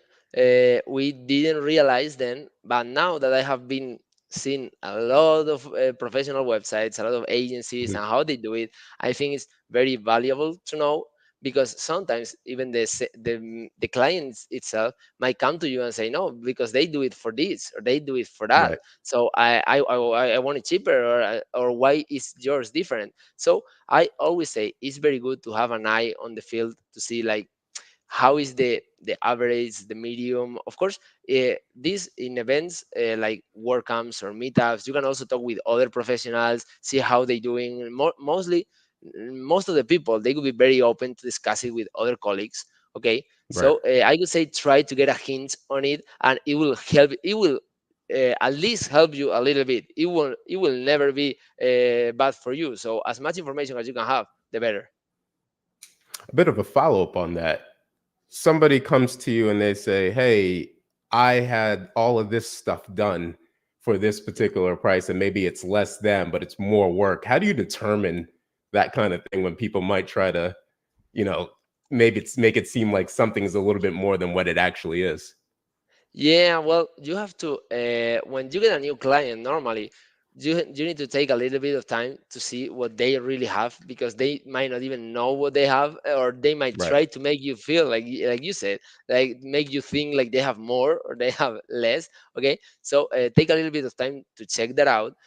See also how you can differentiate your proposal when you are trying to get that client from what they were doing before. Okay, how are you going to improve Yeah. that? Try to see the pain points they were having and focus on those. So if they tell you they were really happy with updates or backups or whatever, but they tell you that every once in a while their forms would stop working, then focus that one of your key parts of maintenance is that you're going to check those forms regularly to make sure they don't lose clients, or that you are going to set up a system that is going to make sure that they never lose a lead even if the form is not working. Okay, so once again, every information you can have there, it's going to make you well, it's going to give you um, well, more information to be able to prepare a Mhm. better proposal and win that client. So here's interesting question that I've heard some people ask about this when it comes to like being at WordCamps and things like that. Mhm. Deleting a plugin. It seems to be a thing that like people sometimes if you don't need it, people kind of know it, but they never want to delete it because it's like, well, is it connected to something is it pulling my data? Is it still like that? Always seems to be a thing. And so it ends up being Yeah, left on there. And sometimes it's turned on and it's yeah. left on and people forget, even though they meant to. And sometimes it's turned off, but it's still there. How do you kind of dictate that, especially if you have something new to offer that might supersede or kind of take away that need for that other plugin? How do you deal with like the deletion of a plugin? Well, I could say, first of all, it's very important to know that, and we need to make our clients understand this, if they are the ones that want to keep the plugin, that when you have a plugin that is not activated, what you really have is a potential security vulnerability for something you are Right. not even using. Even WordPress itself, since a long time ago, it recommends us to delete plugins that we are not using, that are not activated. So unless it's something crucial that you said, like it has something saved, and even like that, we might be able to extract that. Most plugins, they have like a extraction method that you can, I don't know, like extract the configuration, the settings, and everything in case you need it in the future. So my advice would be, every time you are not using a plugin, try to take it off. Okay, you will have time to put it back again if you need it. And for that, in Modular, not so long ago, we implemented the option to deactivate and delete plugins if you don't need Okay. them. And because, yeah, like you said, sometimes we just forget and they are over there. I've seen websites that they have like 80 plugins and 40 of them are not activated. And I'm like, Right. why do you have all these for? Like, Right. No, totally understand that. So then a good follow-up here would be somebody has a plugin, they delete it, all of a sudden they feel like, man, I lost something or something broke. How would you deal with that, or how do you handle that? Or how should that person kind of handle that in that situation, whether it actually took something off or it didn't? well, it's very important when you're going to do important changes or delicate changes on your website. It's always important to have a recent backup in case you want to Right. go back. And another very good advice, if you can afford this or you can do this, is to have a staging environment for your websites.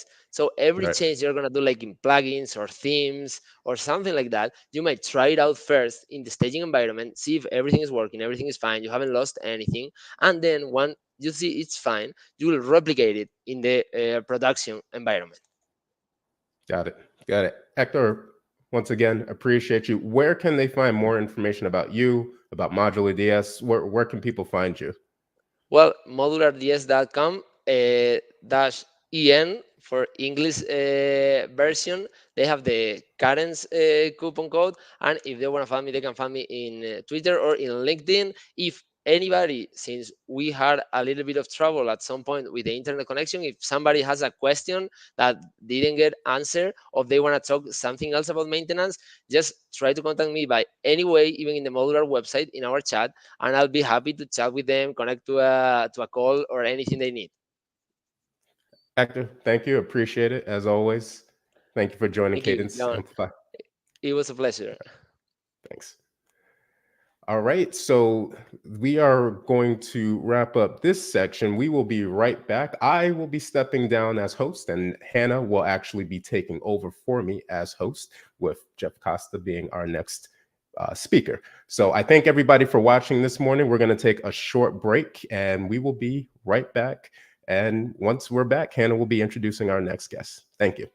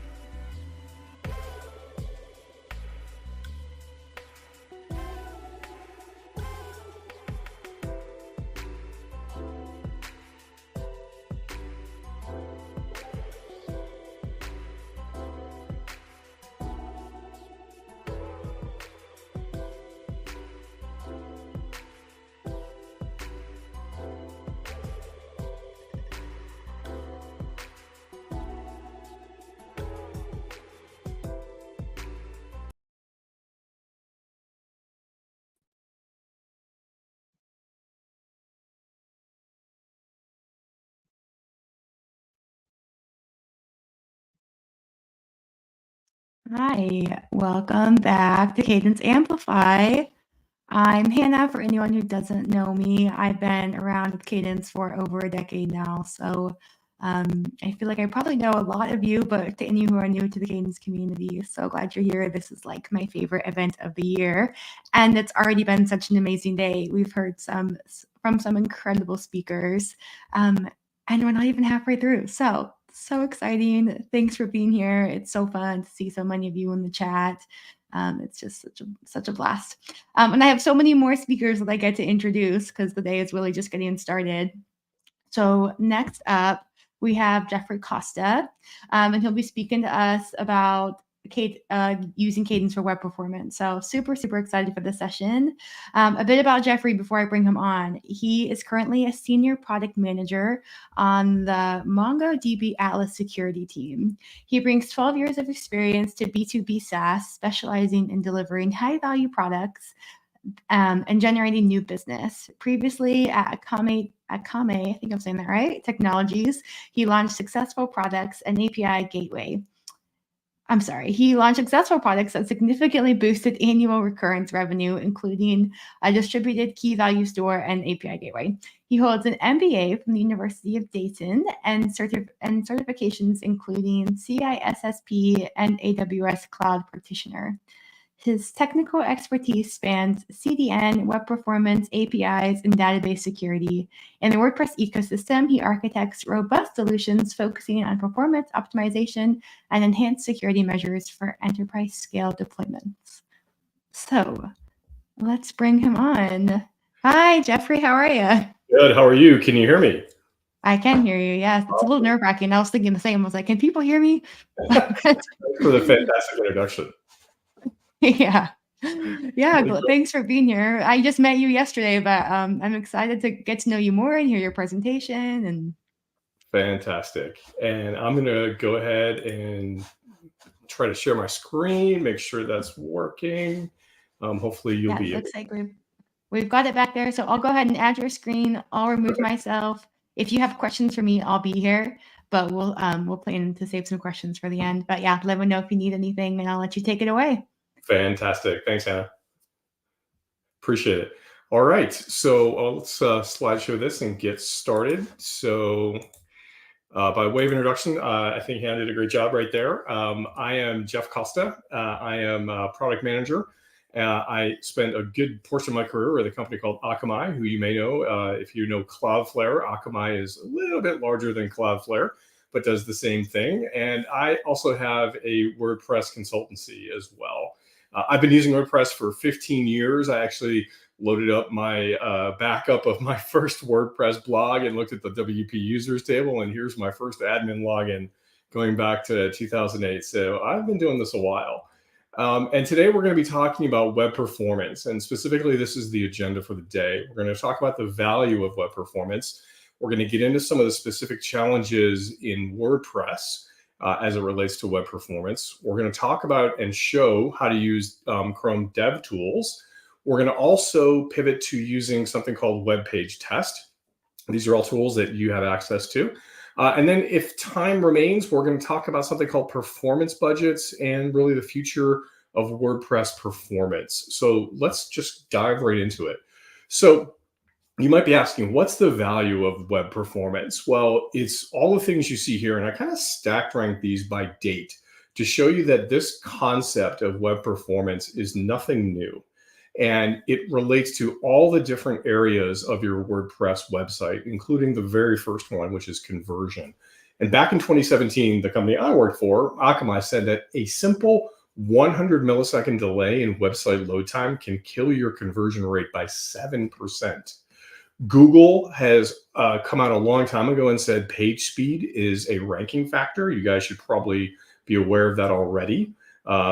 In terms of staying with things that Google has said, this back in 2010, they said 2 seconds is the threshold for e-commerce website acceptability. At Google, we aim for under a half second. We're going to be looking at how you can make your website faster to try to target that very, very quick load time. And when it comes to WordPress, Backlink back in 2021 said the average WordPress website takes 3 seconds to load, which may not sound like a lot to you, but in the experience of using your website, it is an eternity.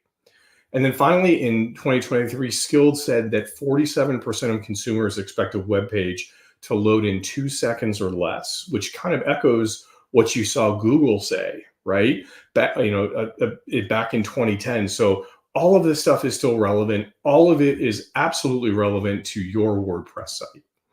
And WordPress is really kind of a double-edged sword. We've all used it because it is super user-friendly.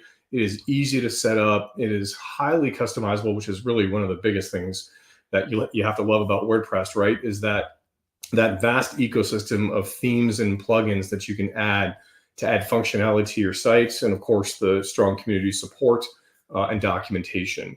But a lot of times what happens is we spend our time focusing on site features, how our site looks, the content of our site.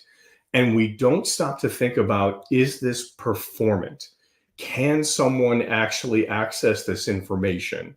And you really have to put yourself in your visitor's shoes and think about it from that perspective. And if your site loads slowly, unfortunately, no one's going to see your hard work. No one is going to buy your products because they don't stick around long enough to wait for your site to load. So what slows WordPress down? Well, there's a number of different things. The first one is what you would call unoptimized media, which usually takes the form of images, right? We all want these rich images on our site. So if they're super large, you're increasing the size of your site. And if you're not using modern formats, it makes it worse. Some of the JavaScript and CSS on a web page can block rendering or delay the rendering of the page. Excessive HTTP requests, when your website is parsed by a browser, it literally is making different requests. We're going to look at that today in what's called a waterfall chart. And you're going to be able to see how all those individual requests look. And if you make too many of them, you're going to slow down your website. Bloated themes, using unnecessary features and code. This is literally one of the reasons I moved to Kadence is because it's lightweight. It is responsive, and you're already getting a leg up in web performance by using Kadence. Another reason is poor hosting. Sometimes it's inadequate server resources. You just don't have the right hosting plan to match your traffic levels, or the servers that you've been provided by your host are simply not fast enough. And then you kind of heard this in the last presentation, plugin overuse. An excessive number of database queries coming from multiple plugins. We're going to kind of talk about that a little bit later too. So the thing you have to be thinking, and if you take nothing away from today's presentation, I want you to think about this. There is always a trade-off, and that trade-off is to balance feature richness of your website against the speed of your website. So we're going to give you some tools today to kind of let you see how you can do that. And the very first one is one you probably already have but don't know it. If you're using Chrome, which you probably are, it's the most popular browser in the world, inside Chrome is something called Developer Tools. And inside Developer Tools is something called Lighthouse. We're going to take a walk through that. And Lighthouse gives you the capability of auditing a website for performance, accessibility, SEO, and overall best practices. It is literally a tool that you don't need to install, you don't need to update. It is right there in Chrome. And I'm going to show you how to access that and use it. The weakness is that it's limited really kind of like to local testing, and your results can sometimes vary. And an important point to note when you're using this tool is that you must run it when you are logged out of WordPress and in what they call incognito mode, which is a browser mode. And the reason you want to do that is because you want to make sure that WordPress itself is not being judged by the tool. And incognito mode means that none of your Chrome plugins are actually going to be loaded, which could distort the times you're seeing in these numbers. And on the right, you kind of see a screenshot of this. So we're going to go through an example of that, but a couple terms that you may have already heard, but are really good to know as you use this tool is something called FCP, or First Contentful Paint. It's a fancy way of saying the time when the first text or image is painted on the screen by the web browser. It really affects your user's first impression of your page. And it's used kind of as a good indicator of the initial rendering speed of when something pops onto your page. The next one is the largest contentful paint, or LCP. And it's time when the largest element, which is often an image, becomes visible on your page. And again, it is also another key to perceived load speed. So I'm gonna now start a demo of Chrome DevTools, and I'm gonna come out of the presentation to do that so that you guys can see how this is actually used in real life. And what we're gonna be looking at is an out-of-the-box implementation of WordPress. So I actually built a little server here on Linode. You can browse to this, and it is a blank, plain vanilla WordPress installation. I'm going to go ahead and full screen this, or make it rather larger so that you can see it. And I'm going to take you over to this site. This is that same site you can see there. It's a welcome to WordPress. I'm running the latest version. You can see that there are no posts, there are no pages or anything like that. There are only the plugins that are installed by default. And I'm going to test this with Chrome DevTools. But remember what I said a moment ago. You have to do this in incognito mode. So I'm going to open a new window in incognito mode. Hopefully you guys can see this. Hannah, if you can be my eyes here and make sure that people can see this, that would be great. But I'm going to actually go back to that page, and we are going to look at the actual test server itself. So I'm going to grab the URL from here, and I'm going to minimize this and go back to my incognito. And again, hopefully you guys can see this. It looks like you can't. So I'm gonna try to share it again. Actually, you know what? We're gonna go back. I'm gonna take a break here, and we're just gonna do this without incognito mode to make it a little bit faster. So I'm gonna go in here, and I believe you guys can see this. I am going to log out of this screen, and you can see if I go back here, I'm going to take off all of the login information so that I'm just going to the main screen. And here I am going to, in my browser, click right here in the upper right-hand corner, and I am going to go down to More Tools, Developer Tools. And here you're going to see a bunch of things across the top, little tabs that I can go to. And if you've never seen this, looks a little intimidating and can be a little bit scary. But what you're looking for is the one called Lighthouse. And what I'm going to do here is accept all of these defaults. You don't have to know what these are for the purpose of today.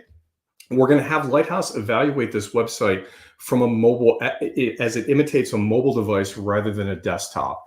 Whenever you're checking web performance, always check it from mobile, because mobile networks are much more capacity constrained than your desktop. At home, you might have a fiber connection and it's 1 gig down. Your iPhone is not the same speed. It does not have the same specs in terms of hardware, and it does not have the same connectivity. So if you test for mobile, you're guaranteed that your performance on desktop is going to be good. And then Lighthouse actually will generate a few categories here of performance. I'm just going to keep these all checked for now, and we're going to say analyze page load. And as you can see here, it has now kind of imitated a little mobile device. And here's the page coming up. You can see a thumbnail of it, and it's running this test. And again, look what's happening here, right? This is an out-of-the-box implementation. Now, it's probably taking into account some of my plugins because we're not in incognito mode, but there's a few things going on here, right? I'm seeing a performance score of 66, and that is really low. Your goal is to get to 100. And then it's calling things out in red that I should pay attention to.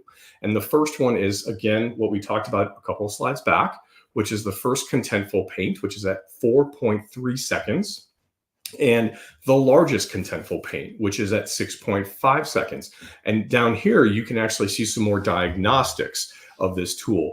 And it's telling you, if I open up this little slider over here, that what's causing the largest contentful paint to take 6,000 milliseconds or 6 seconds is this first image, right? So I might consider changing that image to be something else. And it's also telling me as another recommendation down here, I could properly size it. Now this is almost weird weirdly odd recommendation, because these are WebP images and they already are optimized for the web, but they could potentially be smaller than what they are. And then the images don't have explicit width or height tags to kind of let the browser know this is the size you need to draw the image on the page. So again, you're seeing things in kind of red, yellow, green, sort of traffic light protocol here. But what the idea is that out of the box, a brand new, fresh WordPress installation is already behind the 8-ball. It is already having problems. And again, we are just using a default theme and so forth. But what I want you to take away from this is you have to really think about this stuff, about web performance. And this is just one tool to use it. Now, this is not my preferred tool, but it is something that, again, if you're using Chrome, you already have this.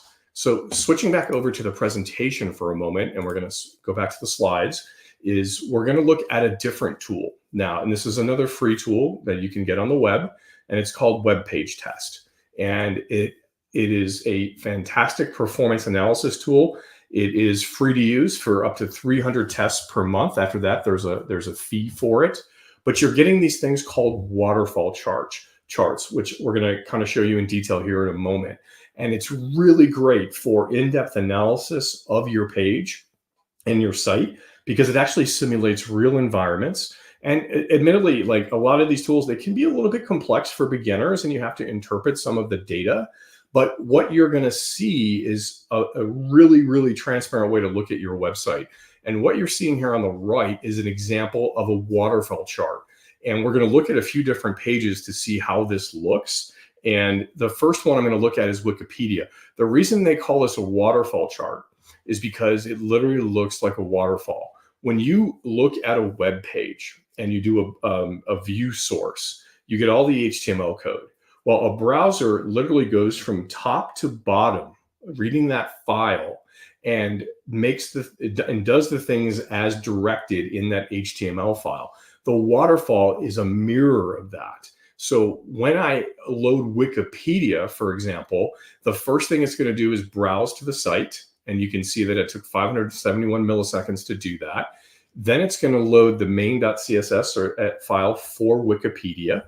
And then after that takes 607 milliseconds. And then you can see it's loading a bunch of JPEGs and PNGs right down here. And you can see each of these loading in sequence. And that's exactly how a web page works. You may not have seen this before, but when your WordPress site loads, all of this is happening. And we're going to look at a few different sites in more detail here. The first one, again, is Wikipedia. I'm sure mostly everyone here on this call has used this. It's a very simple static site with really basic HTML and small image sizes. We are then going to look at a couple of WordPress sites. The first one is called SupportPay. I don't own these sites. They were chosen kind of at random. It is a WordPress site, and it is an e-commerce site. So we're going to look at what that looks like. And then we're going to look at something called Park Boulevard Dentistry, which is yet another WordPress site. And it's a very typical small business website. And we're going to look at how you would interpret these things, or how you would look at these by running web page tests. So let's go out again, and we're going to go over here to web page test. You can get to where I'm going by going to webpagetest.org. So if you want to follow along at home while I'm doing this, that would be great. Notice here that it automatically defaults me to mobile, right? And it's testing on an emulated Motorola G. And it's making this test from Virginia. I happen to be located in Atlanta. So I'm going to go and put in the website address, wikipedia.org, and I'm going to click Start Test. Now, it's a busy time of the day, so this may take a couple of seconds to run through. And if it does, I've already run it once before. But this is what you'll see as web page test starts to begin its test. What it's doing in the background is emulating a Motorola G, and it is actually crawling your website. And then we're going to come back here and see what those results look like. I'm going to give it about another 5 seconds, and then we'll switch it up. You know, it's noon Eastern right now, so there's probably a few people that are using this, so it might take a little while. Test is complete. There we go. All right. So the first thing you'll see here is a summary at the top. Is the site quick? And if you've been to Wikipedia, it's kind of mostly text, right? And it's kind of showing you what that is. Now, Wikipedia actually has a pop-up here, and you can see that that's what this thing is actually interpreting. I think it is anyway. Let's see. Yeah, no, it might be actually correct. So you can see that it's a quick, well, it's telling you not bad, it's usable, but it needs improvement. And then you see a whole bunch of these stats. Do not get intimidated by these stats. Okay, these are simply things you have to keep in mind about it. And notice that you'll see first contentful paint and largest contentful paint. And you'll see something also to draw your attention to is page weight. Is your page has a weight. As if you could put your website on a scale, it would have a weight. And it's usually measured in kilobytes or megabytes. And you can see Wikipedia is pretty much straight text. So it's pretty lightweight. But that largest contentful paint is 9 seconds. So the next thing I want to draw your attention to is this nice film strip down here that kind of shows you what a user sees as they load your website. And in this case, you're seeing that it takes almost to 2.5 seconds before the first item is actually drawn on the page. And that is a long time, even for a site that has text. And you can see as I drag this timeline, more and more of the page slowly gets built and rendered. And you can see like little thumbnails of it. And if I scroll down here, I get my first waterfall. And if I click into this waterfall, I can see what the page is actually doing. I'm going to scroll down, make this perhaps a little bit bigger so you guys can see it.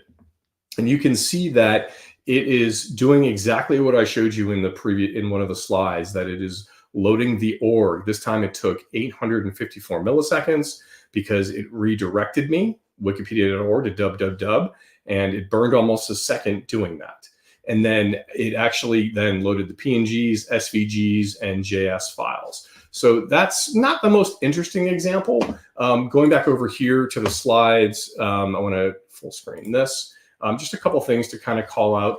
Wikipedia is not a WordPress site, right? So it's not really a great example, but I wanted to show you something that is lightweight and you would think would have fantastic performance, but it still has those 8.25 seconds for that first contentful paint. And the time to first byte was really, really long. And this data is coming from a different run that I have linked in here that I ran against it. But we're gonna look at this and say, okay, this is a good start. And this is the baseline for what we're going to discuss next. So remember, the next site that we're going to go look at is the support pay site. And that is right here, support pay. How do I know this is a WordPress site? Well, there's a very simple test. If you type in WP admin at the command line and you get a login prompt, it is pretty much guaranteed that you are looking at a WordPress site. There we go. So this is definitely a WordPress site. And what can you see here, right? Very good visual design. You've got a bunch of stuff loading here above the fold. You've got some carousels here. I've got some rotating images, scrolling images. I scroll down here and I've got some information about this. It appears to be an app, expenses, and very much the typical things you would put in with a builder, right? Like you would build your website, and I think this has a great design, right? It looks fantastic, and it has all these great images. It is beautiful to look at. It is a well architected site. What happens when I run this through web page test? And I've already done it. So in the interest of saving time, this is what it looks like. It takes 804 seconds to load the first page. This tells me something automatically. This is called time to first byte. This means that the very first page that I am loading is the server is taking a long time, almost a second, to generate this content. That's a good kind of baseline to remember, is that if it takes about a second, you probably don't have the best hosting plan that you could have. And then again, we have a ridiculously large contentful paint. And the other thing, the two things I want to call out is look at the blocking time. There's a browser thread that draws things on the screen, and some of the code on this page blocked the rendering for up to 9 seconds. And then look at this one. page weight. Remember what Wikipedia was? What, 95K? This thing is almost 4 meg in size. And again, may not sound like a lot, but it is. And if you put your website on a scale, this is huge. You're sending all of this information over the wire. The more information you're sending in terms of page weight, that payload, the slower your page is going to render. Ideally, you should be targeting something here in the 1 meg range or below. And again, you've got this great film strip here. This is even more pronounced. Look how far I have to scroll until the first thing draws on the screen. 8 seconds. That is an eternity. But again, if you looked at this site solely through the lens of, is it great design? Yes. Is it functional? Yes. But if it takes 8 seconds for someone to see this, are they going to stick around or are they going to surf away? And then down here, we're going to go in and we're going to look at a waterfall chart. Now, this should look a lot different than what we saw at Wikipedia. Look how long this thing is, right? And we're going to go into this so you can actually see what it looks like in greater detail, and I'll zoom in. But look at all of the requests that this site is making, right? It's counting it. Actually, these are numerical right here. I have to scroll down and I can see that it is making 309 requests. And if I scroll back up to the top, a few things stand out to me. This X, number 1, is a render blocking resource. You can see the very first set of what is being loaded here in a CSS file is actually blocking page render. And again, what you're seeing in each of these lines, just to recap this, is if I'm loading this specific item, which in this case is a JS file, it took 213 milliseconds to do that. You can also see some other things going on here. Again, this is just kind of think of this as an X-ray of your site, right? What's going on here? There is a link here to an object, a JS object that does not exist. It's actually kicking out a 403 error, and the web browser is burning almost half a second waiting for this asset that will never arrive. And then down here, notice another thing. You have some stuff that is in yellow. These are from, you can kind of look at the name, from ad servers, right? So this site somewhere is, I have ads disabled, so you can't see it, but they are using ad servers. And each of these ad servers, look at these are 302 redirects. They're in yellow to call your attention to them, because the ad server is doing all this extra work and bloating my page load. And again, here we go, another 403 error right here down here. Something is not authenticating properly, and more ad servers. So, you can kind of get the gist of this from looking at this waterfall chart.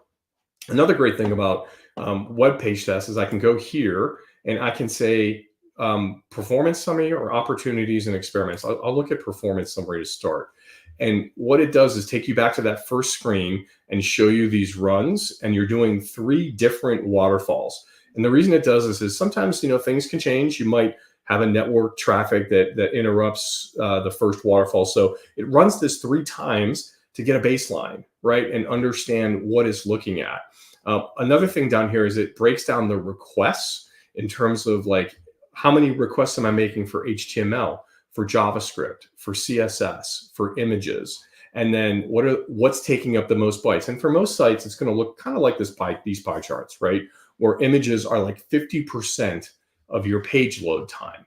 But another thing to call out here is in web page test is opportunities and experiments. And this is where web page test kind of gives you some ideas of what you might want to do. And you can see as I scroll down here, it's saying what I kind of showed you in the waterfall. 39 JavaScript files are blocking page rendering. And there are different ways that you can address this problem. And one is to defer those scripts to later. And you can actually run a little experiment to see if that improves page load time from this interface. If I scroll down here, 66 external files are blocking page rendering. we talk, and I'm just going to kind of scroll through that because we kind of already saw that. Here's that largest contentful paint. The image element driving your LCP, largest contentful paint, is a background image, right? So I might be able to improve that. How would I improve that? This is a PNG file. A PNG file can be changed out to be a WebP file, a different file format that preserves the integrity of the image, but is much more lightweight. And then another call out here, images outside the critical viewport. And the critical viewport you can think of as pretty much everything in this section, like above the line. What could be done here is that you can do what's called lazy loading of these images so that they aren't forced to render to show the page. They load as someone scrolls in. You guys have probably seen that on other sites. As you scroll down a page, images pop in. Here, everything's loading at once, which is actually delaying that first load time of the page. And then again, you got the metrics down here and so forth. So flip back over here to this. We'll go back to the slideshow for a second and just kind of recap, what we saw. The initial server response time is very slow, and I can look at this in the web page test and see that they're using something called Encapsula, which is actually oddly it's a security device that confront a website. So that might be the first thing I would look at changing is not trying to use Encapsula to host my website. And again, that blank screen I showed you in the film strip is shown for 6 seconds until something happens. So lazy load that, use a plugin. WordPress has it built in too, but this seems to not be using that capability. And again, you've got it's not a 404, but a 403 error, and we're burning time on that. I already mentioned using WebP images, instead of PNG. And there's a couple other things we didn't get to, but you could serve your fonts locally. It's reaching out to the web, to Google, to get those fonts. And then you can cache static assets on this site. Static assets are things that are just plain text files, CSS, JS, HTML, but you kind of smush those down and reduce the size. So hopefully that's a good example. We're going to look at another case study now called Support Pay. And this, not Support Pay, but Park Boulevard Dentistry. So a lot of you guys probably build these sites. This is a very, very typical community style WordPress site. And again, how do I know I'm looking at a WordPress site? I go to WP admin, and if I get the admin login page, then boom, I know I'm looking at a WordPress site. So what am I seeing on this page, right? Again, well designed, well intentioned, right? I've got a nice image here, hero image. I've got some, nice little interface options here. I've got these scrolling Google reviews. Again, all the things you want to see in a website, right? I've got, some office hours, cool, a picture of probably the main dentist, all of that. And then I've got, images down here about the treatments. I could go into any of these pages. These are, it's flippable cards, first impressions. Of course, I've got my Trustpilot or whatever, right? So by all intents and purposes, if you look at this through the typical design eye, I've got content, I've got a nice design, but are people actually going to be able to use this? And I already ran a web page test against it, and you can see for yourself. Hopefully this is starting to become a little more familiar to you. You can see that, again, we have a problem with time to first byte, which is indicative that there might be a hosting problem. And then over here, I've got first contentful paint, again, 6 seconds. We're going to look at what might be causing that, with the largest contentful paint taking almost 7 seconds. Here, we get a little bit better. We're not blocking as much as the pay site was, Smart Pay was. We're blocking for about half the time, but we're still blocking. And then look at the page weight here, right? Remember, Wikipedia was what, 95 meg? This is pretty good from a page standpoint, right? You're right at that 1 meg area you should be. And then, so what's holding us back here? We're going to kind of go into that. And if I scroll over here, again, look at this page. This is what the user is experiencing. It's almost 6.4 seconds, again, on a mobile, before anything draws on the page, right? And I have to go all the way over here. So if I scroll down here And I look at the waterfall. Look how different this waterfall looks like. It's not the condensed one we saw with Wikipedia, and it is not the giant 300-line one we saw, but it's a much more moderate waterfall chart. But you can kind of see some of the same things. So here's the very first request, and you can see that's where I'm getting this time to first byte number from. It took 848 milliseconds to get the server to just give me the HTML page. That is too long, right? And then notice I've got those X's here, and those are render blocking resources. Then notice here, I've got a redirect. Oh, sorry, this is the one using caps lock. Sorry about that. I was mixing up the two. But notice here that it took 618 milliseconds to redirect me from this URL to this URL. And I could change that by using different types of hosting. And then down here, again, we see another problem, right? There is some sort of JS file, migrate.min.404.js, probably from some upgrade that was done in the past, right? And it is burning almost a second looking for this file. So like if you do nothing else, you can look at a waterfall and see what 404 errors do I have, because you might think those are harmless, but you can see the harm it is causing here. And then, you know, a few things here again, I'm loading, it's loading a bunch of stuff from Google. You can see those requests here because they're going to a different domain. They're not Park Boulevard Dentist. But look, we're only at like 49-ish requests. And then it's not terrible. But let's see what web page test says about what we could do here, right? So there are some opportunities here, and you can see it has a reasonably quick first byte time. I would still say that needs improvement. One JavaScript file is blocking page rendering. If I scroll down here, still largest contentful pane is high. And again, it tells you actually what is causing that. It's this block of text. And then again, we have a problem with lazy loading images. These are actually coming from Google, so probably less of a problem. But there are some that could be lazy loaded.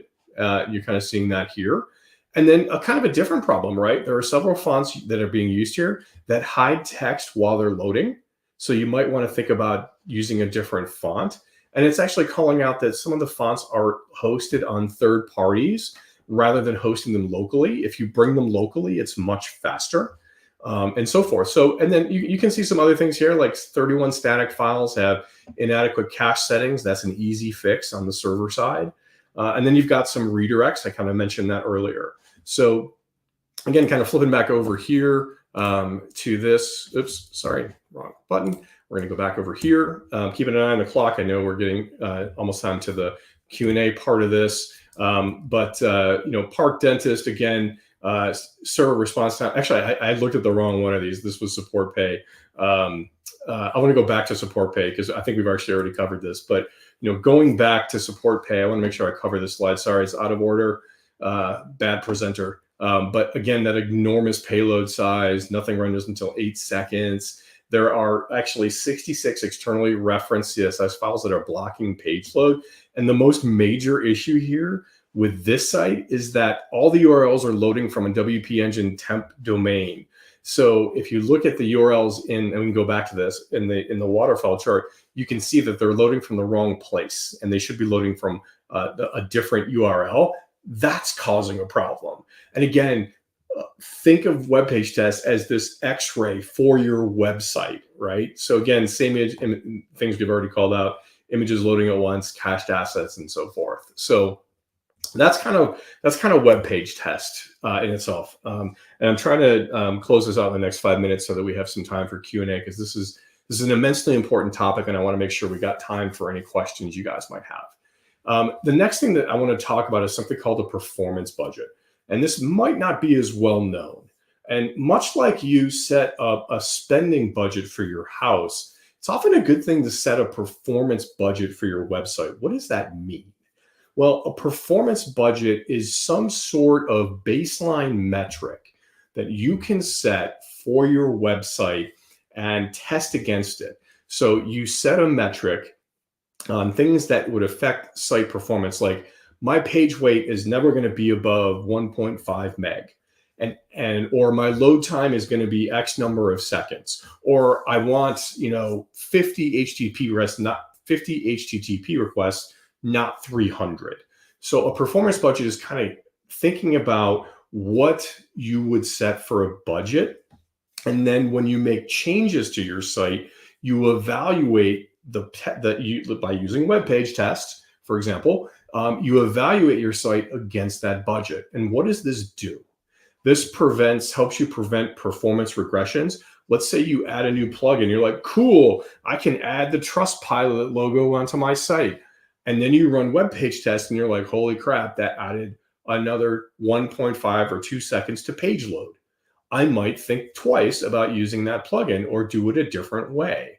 And then if you have a performance budget, it can really help guide your decision-making as you add new site features, right? Because you want to be thinking about performance all the time. And then it can actually help you really prioritize your optimization efforts. And again, the types of performance budgets you might use are really kind of these three. It's milestone. You're like, what's the time to interactive? What's the time to first byte? How big do I want that payload of my page size to be? Or, here's the lighthouse score, right? Like what lighthouse score should I be targeting? Like a minimum of, let's say, 85 and I'm at 88, that kind of thing. So that's sort of what performance budgets are. There is a great little tool at www.performancebudget.io. I don't have any connection to the site. I just happen to know it exists. That can really help you, right? You can set your targets. You can use web page tests to get this data to pull in here, and you can kind of set that budget. And even it actually integrates with Lighthouse, so it can actually test your site against the budgets that you set. And here, I'm setting some slider bars here with budgets for, the size of my HTML, the size of my CSS, right? And again, this is one of those budgets, again, that's based on quantity, right? In this case, this one's based on page load, right? I've got a budget of 600 KB. That's very aggressive. Like I want to be, under a megabyte. Am I staying under that is what this tool will help you do. And then finally, we're going to talk about the future of web performance. This is super important too. AI is spreading like peanut butter all over everything these days, and performance optimization for websites is no different. What I expect to see in the coming years is things that are baked into WordPress, such as predictive loading based on user behavior. An AI tool would figure out what typical paths users take through a site and predictively load pages based on that. Automated image and code optimization during the creation of a page. You can do some of that now with plugins. It's not necessarily a far future thing. And then, where I'm looking through web page tests and sort of doing the detective work by myself, I think you'll start to see AI-assisted identification of performance bottlenecks, which will help you in terms of identifying and fixing them, because you don't have to have the expert knowledge to do it.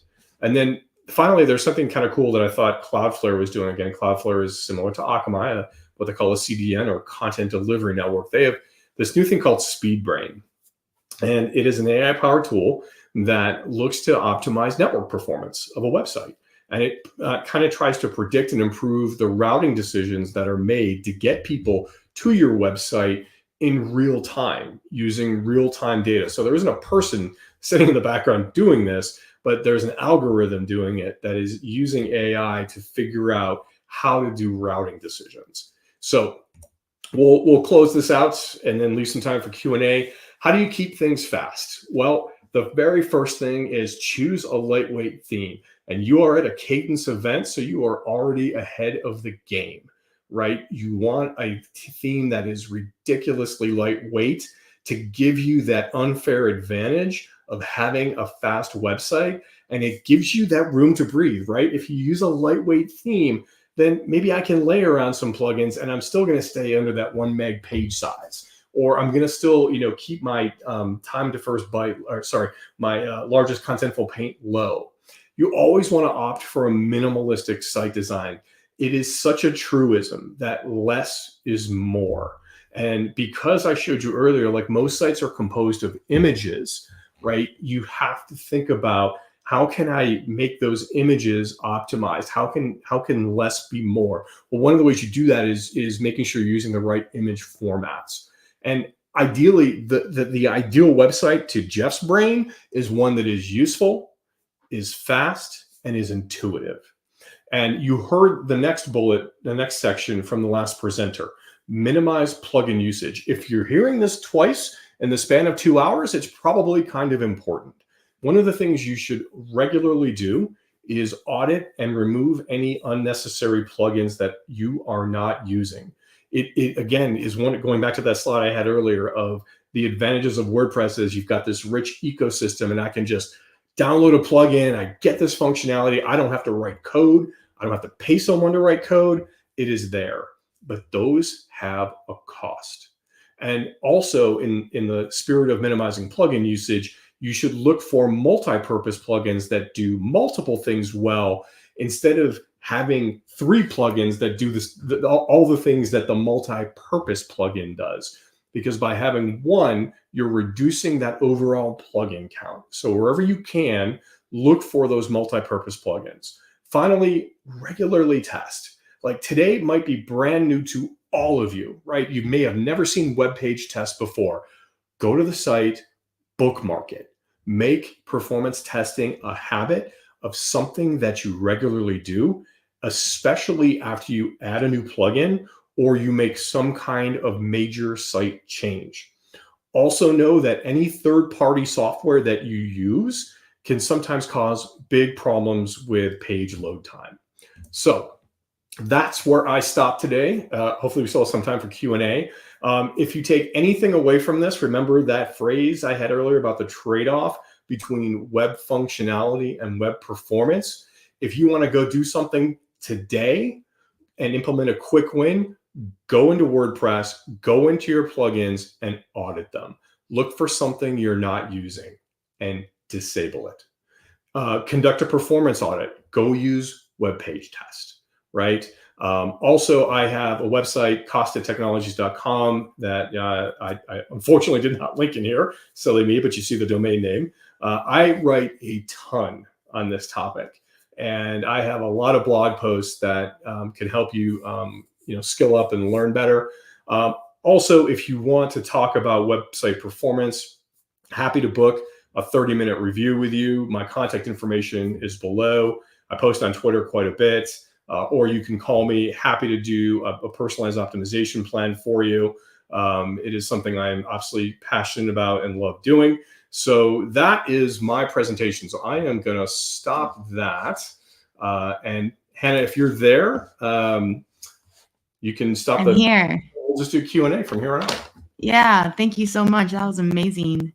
Such an important topic, and one that I feel like when people build websites, it's not what's in their head. Like, it's not what they're thinking about until someone's like, hey, your site takes 20 seconds to load. They're like, oh, I should probably do something about that. So yeah, performance is always an afterthought, right? Like it is. And I'm trying to make sure it's kind of like top brain, right? Top of mind. Yeah, that was amazing. Thank you. Before we do have some questions, some people are having a hard time seeing your screen, so it's a little bit blurry. Do you happen to have slides that you could share, or maybe people just should contact you if they have questions about some of the slides that you were showing? I'll actually share. I'll share the slide deck out. Are you guys sending out any kind of recap, Hannah? I think you guys are, right? Yeah, we definitely are. It'll be like everything will be replayed on YouTube. But if you actually want to just jump into the comments after this, because it's just going to keep on going, you could leave a link to your slide decks in the comments. That would be awesome for the people. Yeah, I'll do that. And I just grab the slide. I'll put it into the chat for anybody who's there, but I'll put it in the comments too in the live stream. So that you guys can go through that. You can go through that slide deck. Sorry if it was hard to see. Oh, no, not your fault. Appreciate that. That'll be so helpful. Okay, a couple questions from Fluent Community. He said, do you prefer to always use CDNs like Cloud F when you are focused on a local market, in parentheses, no international visitors, to mitigate some risks, in parentheses, DDoS, or you don't use it for small local websites? Great question. The common sense wisdom of a CDN is if your audience is distributed, it is best to use a CDN, meaning if it's not local. You've got customers like in California, but your server's in Atlanta. definitely the use case for a CDN. That being said, I come from the CDN background, and there is always a benefit to it. You might see a more modest impact of that, but Cloudflare is free, and it is a very simple way to improve website performance and get a little bit back. If you think about that performance budget I mentioned earlier, Cloudflare gives you more room in that budget. And it gives you that extra space where you could play around with by, doing something, by adding more plugins. It gives you more breathing room. So the strict guidance is use it when your audience is distributed and not local, but I would still recommend it even for local. And if nothing else, you can turn it on and turn it off again with no harm, and you can see what the impact actually is. Cool. That's great. They also want to know what local cache solution do you suggest and why? Yeah, so there are a ton of plugins for this. I tend to favor, of course, I don't want to have it up right at the moment, but I can pull it up. There's a cache solution that I use that actually ties to Cloudflare. And I can jump into my own site here and tell you exactly what it is. Give me a second, and I'll tell you what the plugin is. Active. Where is it? Super Page Cache. If you actually look at Super Page Cache, it actually ties. You can tie it back to a CDN world, and it has a local cache. You have a really great span of control over it, and that's the one I use a lot. I find it to be just a well done plugin. There's a universe of them out there, but that's the one I tend to use. Cool. That's great. Thank you. Yeah. Someone else had asked about recommended performance optimization plugins. Do you have a different answer for that? That's from Greg in the chat. Yeah, I don't really have a great answer there. I tried. There are some, like every time you add a plugin, again, there are some that are better than others. I don't really have my own recommendation there. I tend to use external tools to test rather than plugins. But I think you're asking more about performance plugins, but I don't really have a preference there. Sorry, Greg. Sure. No worries. This one's from Steven. He wants to know what's the difference in metric/grades from tests like Lighthouse, web page test, GT metrics, etc., or just pick one and stick with it. Yeah, if the problem with all of these tools is they're all going to give you like slightly different results, and that is almost something you have to deal with, is because they all do things a little bit differently. They might test at different times of the day when there's more network congestion. I would just try to use one. GT metrics is a great choice. The nice thing about GT metrics is it does give you some actionable things you can do, and it parses out, some of these what can be, intimidating topics if you're not familiar with it, or you don't know the vocabulary as well. And it can give you some more things to do. But I would find one tool that you like and get comfortable with it. Like I've used web page test for years, so it's my go-to tool. But then again, there's a bunch of different things out there. Don't love Lighthouse. Like it only tests locally, and it always feels like a little kind of biased to me. But it does work. So again, and it's free. You already have it, so that's a plus as well. Yeah, cool. That's great. Okay, last question. Also Fluent community. He said, is it good to compare sites that use cache and CDN versus sites that don't use it and see the real hosting page speed? Yeah.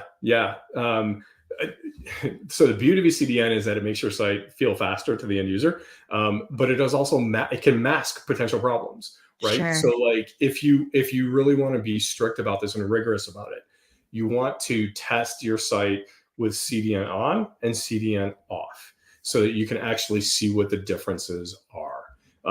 Again, obviously I'm pro CDN, but like you definitely want to look at this from the lowest common denominator.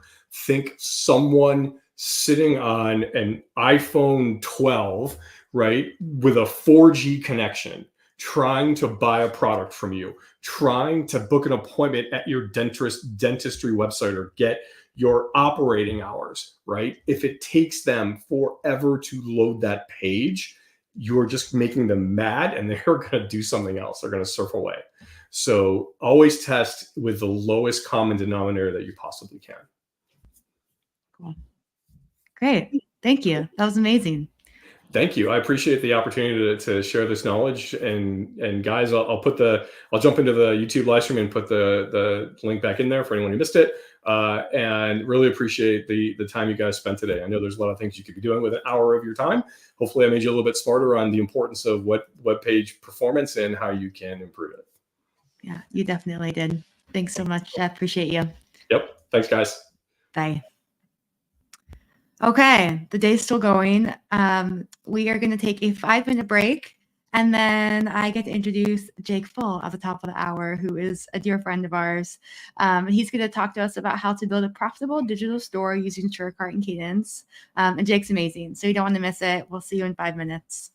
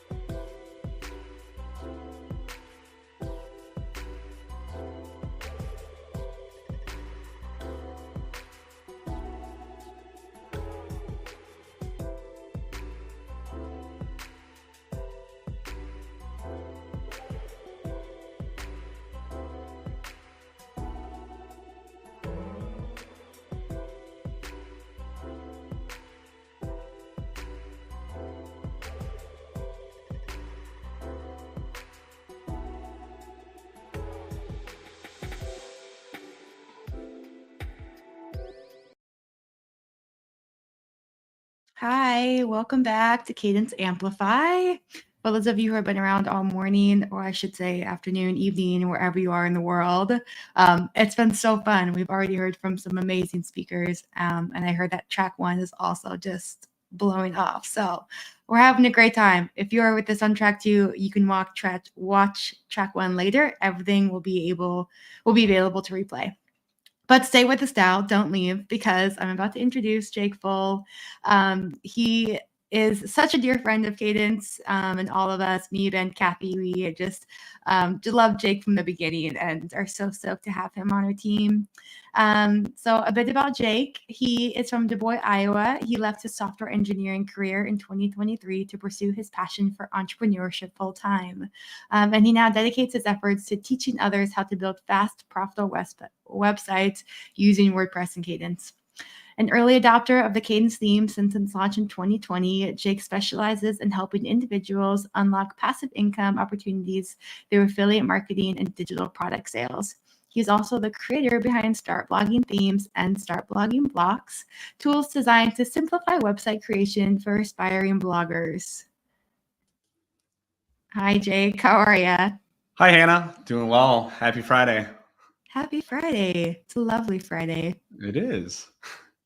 You're in a similar part of the world. I feel like a lot of our speakers today we've had from different parts of the world, which is pretty fun, but you're in Iowa, so pretty close. I'm in Idaho. Actually, people often get our states mixed up. I was in Idaho for the first time earlier this year, and it's hilarious that everyone, I saw like a store that had a shirt that talked about how everyone messes up Idaho with Iowa, because we're the corn state, you guys are the potato state, and everybody always gets that mixed up. So I think I still have friends back home who think I live in Iowa. So anyway. I mean, it is what it is. They're pretty far apart, but they are, and very different.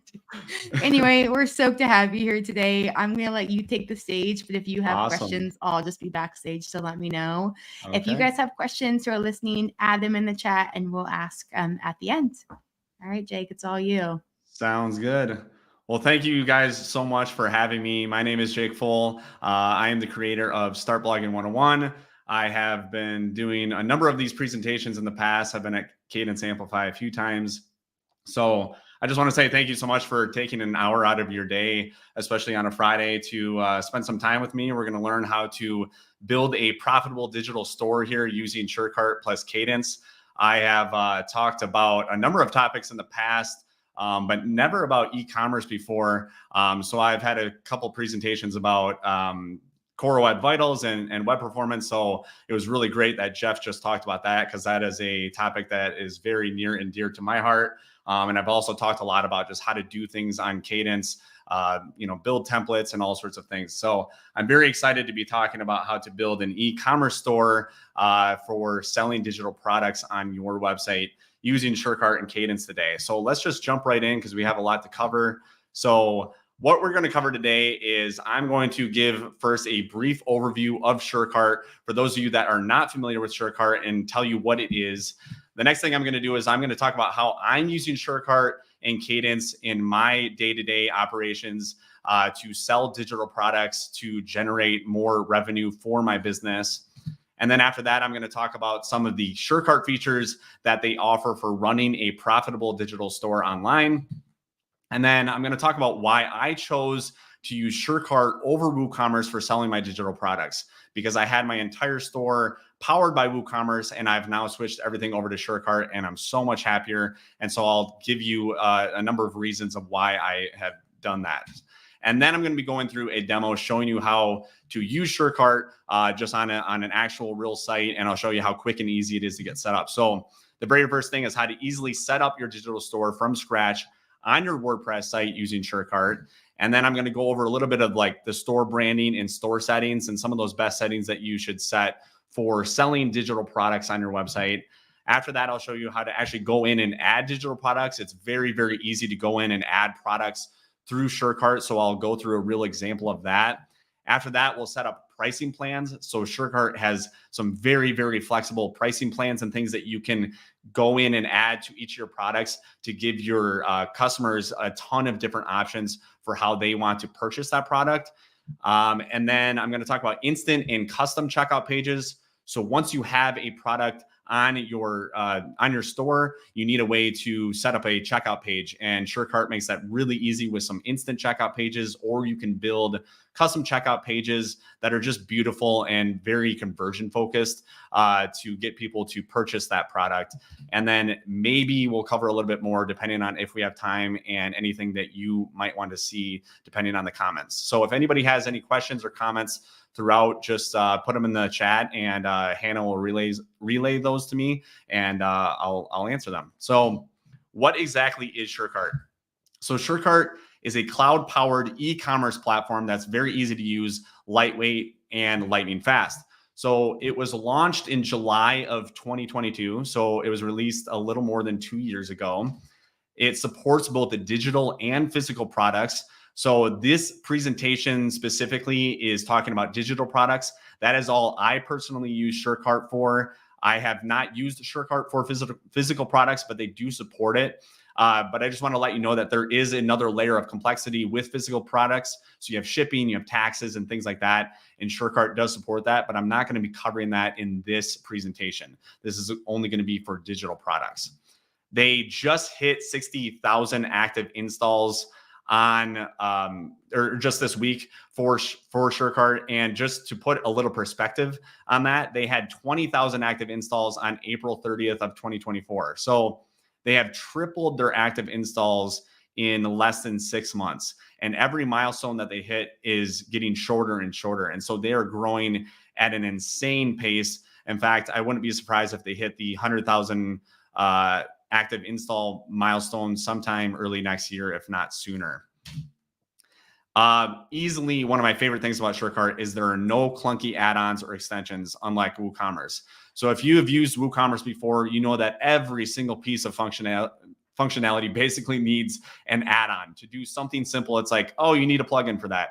To do this little thing, you need an add-on for that. And some of those are free, but some of them also have recurring costs. And so that's another thing that I just was not a huge fan of when it came to WooCommerce. I don't like having a ton of random plugins that I install that each have their own dependencies and potentially security concerns and things like that. I'd rather just have everything all built into one easy to use platform. SureCart runs in the cloud, so there's no load on your server. That is why it's so lightweight and lightning fast. So everything is just loaded on SureCart's servers, and it's not going to slow your server down, which I really like. And then there are a ton of features built directly into the SureCart platform, which I'll talk about shortly here. So how am I using SureCart and Kadence today in my business? So like I said, I used to have my entire digital store powered by WooCommerce, but now all of my digital products are sold through SureCart. So I just want to talk about the 3 digital products that I currently sell through SureCart. So the first one is called Start Blogging Themes. So these are pre-designed Kadence starter sites in a box. It's 7 pre-designed pages, all built out. And this is what I use through SureCart. And so I'm using the Kadence Child Theme Builder plugin that Kadence provides. I love this thing to create these child themes. I package them all up to create a file, and then I host that file in my SureCart store and sell it through SureCart. So that's one way that I'm using SureCart plus Kadence. The next digital product that I have is Start Blogging Blocks. And so that's a set of over 400 individual Kadence block templates that are built for affiliate bloggers that turn your site into a selling machine without sacrificing performance. And so how I'm doing that is I'm using the Kadence Pattern Hub plugin plus the Kadence / SureCart licensing plugin. So I needed some licensing with that. So that's another kind of side thing that a lot of people don't know about SureCart is it does have licensing built in, which is really, really nice. So if you have some sort of digital products such as templates that you need licensing for, you can do that through SureCart. And so, like I said, I'm using the Kadence Pattern Hub plus that licensing plugin, which hooks it all together to sell my template library through SureCart.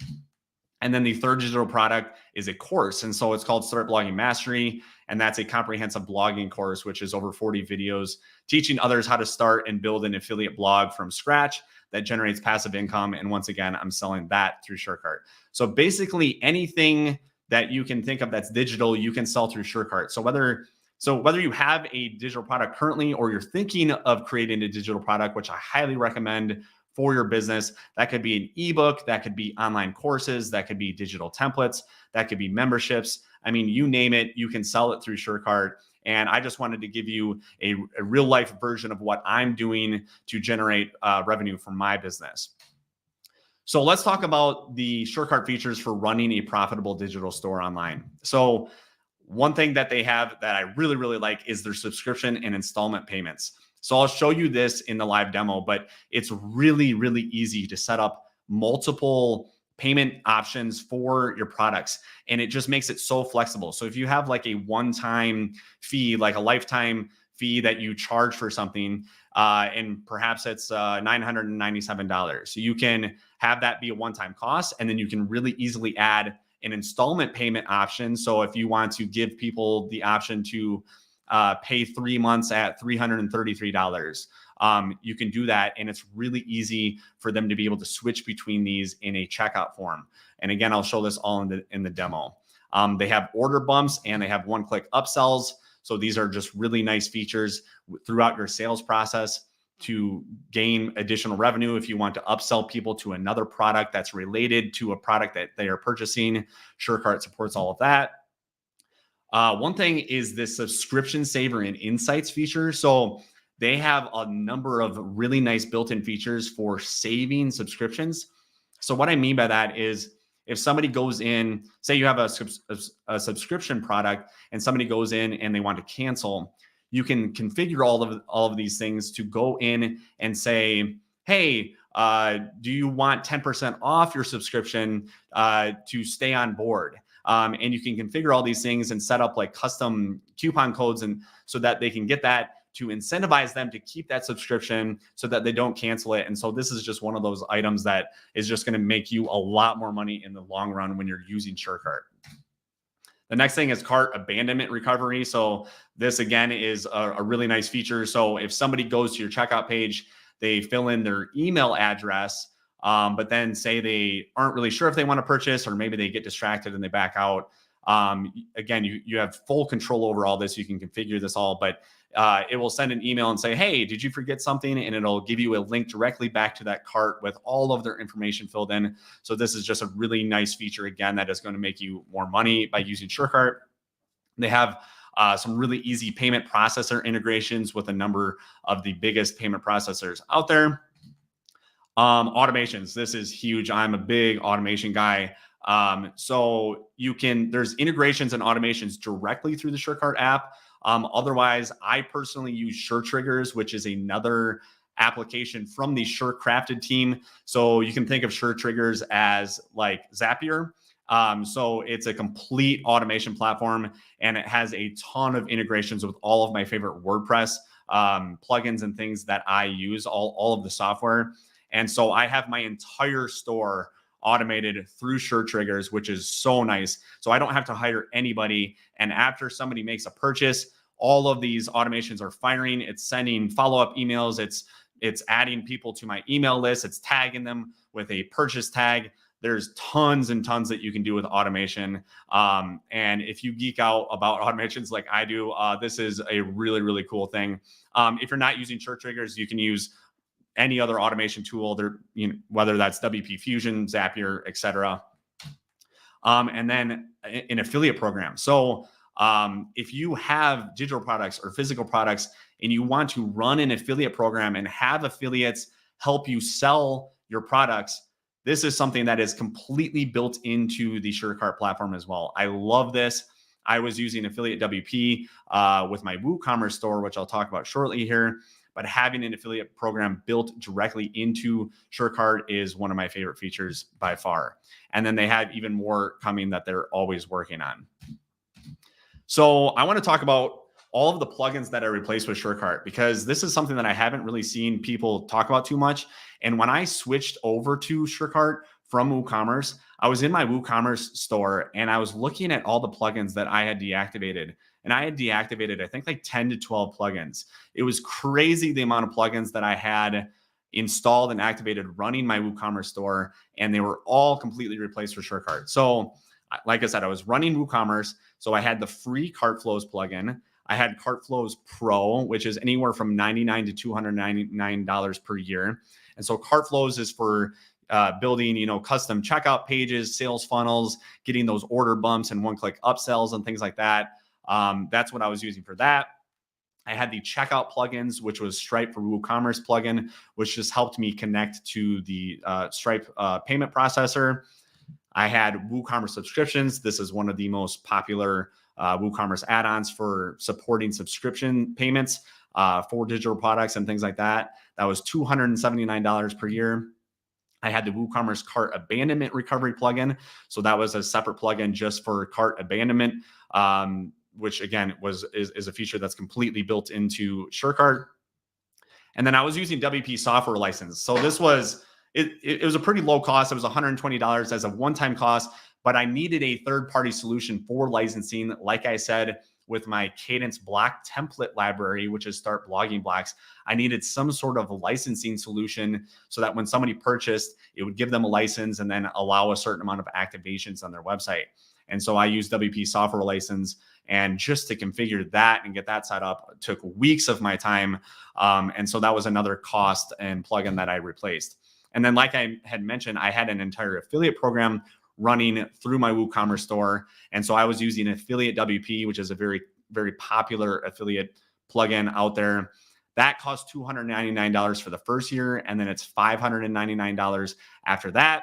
And then there were all of these extension plugins that you could add on to Affiliate WP just to give you like basic functionality that you would expect out of an affiliate program. But if you wanted custom affiliate slugs or to turn on recurring referrals, and then I was using this REST API extended plugin and this cross domain tracker to try to get it working between websites, so that if you had a separate marketing website for your product that was selling the product, and then you had your store on a completely different domain, you need some way to track that, so that if the customer goes from this website to your store and purchases, that it tracks that correctly to the affiliate. So it was just a mess, and it's just a very high cost. And I replaced all of this with SureCart.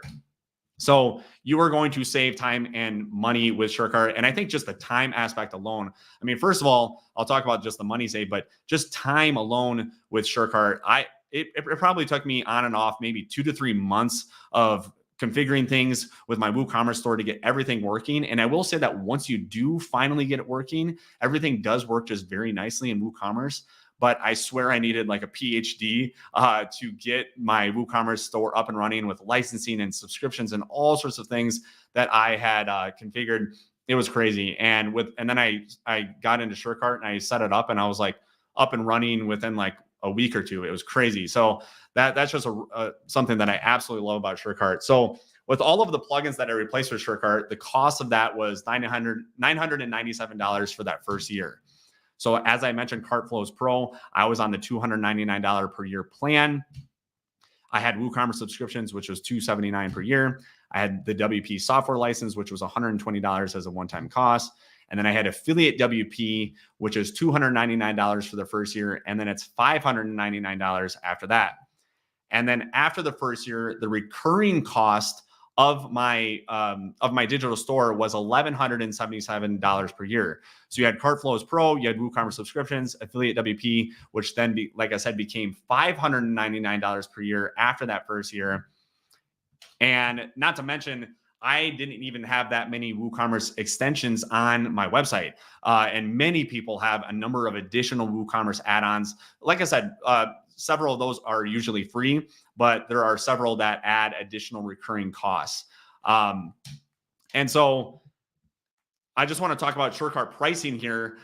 So they have a launch plan, which is a free plan. It doesn't cost anything per month to be on it, to get you started, which is really nice. I love that they do offer that, so that there's not that barrier, where you have to pay something to go in and start using this. They do have a launch plan. They have a grow plan, which is $19 a month, a scale plan, which is $49 a month, and then a scale lifetime, which is just a one-time cost for their scale plan, which has everything that they offer. And I should mention that these are their current prices, and we will go look at the SureCart pricing page real shortly here. But I have been in contact with the SureCart team, and they're actually coming out with new pricing very soon here. that's more agency friendly. So if you are somebody that has multiple stores that you want to host on SureCart, I think that you're going to like this new pricing. I am personally just using a single store right now, and I like the current prices for that. But these current prices that I'm showing right here, they are going to have these throughout the month of November as they introduce that new pricing plan. So you'll be able to choose between the two options and choose the plan that makes the most sense for you. And I will mention this at the end of the presentation, but you can get 10% off any of their plans for only 2 weeks after this presentation using my exclusive coupon code, which is SBSave10. Like I said, I'll talk more about that. This is actually pretty unique because SureCart does not offer discount codes ever. But I was talking to them and explaining that I was going to be giving a presentation on SureCart, and I wanted to be able to try to set something up so that if people did want to purchase, they could save some money by watching this presentation. And I think that that's something for coming in and watching live. I appreciate the people that are here because they did mention that this is only going to be good for 2 weeks, and then they're not going to be doing the discount code anymore. But if you do want to use my affiliate link for SureCart, it's startblogging101.com/SureCart. And I'll show the pricing plans here, and then we'll get into a demo, which is going to be the fun part of the presentation here. So let me back out of here and let's just go. Yeah. So if you go to the SureCart page, it's going to look like this. And if we come into the pricing page here is what I was talking about before. So if you're paying monthly, you can see that these prices jump up a little. But if you pay yearly, they are cheaper. And so here is that launch plan. I'm not going to go over every single thing that these plans offer. But I am currently on the Scale platform, the Scale plan. And that includes that affiliate platform like I was talking about, which with Affiliate WP was $599 a year alone just to have an affiliate platform or program for my digital products. That's all built into that Scale plan. And then here is that Scale lifetime plan, which is just a one-time cost here. But let's go in and get to this demo here. So here I am. I have a SureCart demo store set up, and I'm going to show you how quick and easy it is to get from scratch to get your e-commerce platform set up on your website. I guess real quick before I get into this, are there any questions? I don't see that Hannah has said anything, but if there are any questions that people have at this point, just throw them in the chat and Hannah will relay those to me and I'll get them answered here. We don't have any questions yet, Jake. Keep going. All right, Great. I'm just blabbing away. So, all right. I love it. It's great. The people are loving it. Okay, sweet. So, so here is a demo store. Just real quick, I'm just going to show you this site. So, this is just a Discover Start Blogging theme. So the Start Blogging themes, which I was talking about before, this is one of our pre-built Kadence starter templates. This is just a template that you can go in and you can fill in all your images and copy, and has all of your pre-designed pages for starting a website online. This is by far our most popular Start Blogging theme right here. But I just installed this and activated it on my website here. And then I'm just going to real quick go in here. If I go to Appearance Themes, I'm showing you I have the Kadence theme installed here. Here is that Discover Start Blogging theme, which is just a child theme that sits on top of that. And then for plugins, all that I have installed on this website so far is the free Kadence Blocks plugin. I do have Kadence Blocks Pro on here. I have Kadence Theme Pro. And then I have the Kadence Starter Templates plugin, but that's it. So say that this is your website, you want to add e-commerce functionality to it, you want to add a SureCart store, and you want to start selling digital products. Let's go in and just do this from scratch, and I'll show you how quick and easy this is. So I'm going to go here to plugins, and we're going to add a new plugin. And so what you would normally do is you'd come up here and search plugins, and you just type SureCart and hit enter. And here's SureCart right here. And if I click on here, they're currently on version 2. So they've had version 2 for quite some time now, but they do have a brand new version 3 that's completely revamped that they've been working on for several months. And I have one of the beta versions of that I'm just going to install on this website just to show you the latest and greatest, because this is going to be going on YouTube and other things after this presentation. So by the time you watch this, it'll probably be on version 3 anyway. And so I just want to be using the latest and greatest version of that. So, but if you are coming in and going to SureCart, all you'll do is search it here, install now, and activate it. But I'm just going to upload this version 3 plugin here. So let me just come here and choose this. All right, so this is a release candidate version. Again, this is a beta. I'm just going to click install now. This might take just a little bit. This is a beta version of SureCart. So if there are a few little bugs here and there that we run into, that's to be expected, and they'll have those ironed out by the time that they actually make this live for everybody. But if you do want to play around, they do have this release candidate version out on the internet that you can download and play around with. So that's installed. I'm going to activate the plugin here. All right, so we have that activated. And now if I hover over SureCart here, I'm going to click on Get Started. All right, so this is going to launch just a really nice, quick setup modal. It's just going to ask a few things, get you set up. If you have an existing store that you've already created, you can connect that right here. But what we're going to do is we're going to create a new store. So I'm going to click this button here. Here's where you set up your brand color. So this is going to be used like throughout the buttons and things when people are signed into their customer dashboard. It's just going to be used in a number of places. So I'm just going to plug in my Start Blogging 101 brand color here. I'm in the US, so my store currency is going to be the US dollar. We're going to continue here. And then you can select a starting point. So what's really nice is you can start with demo products, and these are physical products. So if you want to just see how it's going to look, this will import some demo products in there, and a number of those demo products are going to have different pricing plans and things on there. So this is nice if you're like just starting out and you want to just get in there and see how things work. You can install, or you can start with those demo products, and it's really easy to clear out those demo products.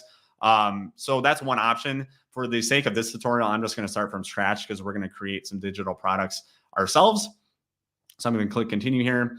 And then this is just your email for store notifications. So when you get new orders or payment failures or anything like that, you just plug in your email address here and hit continue.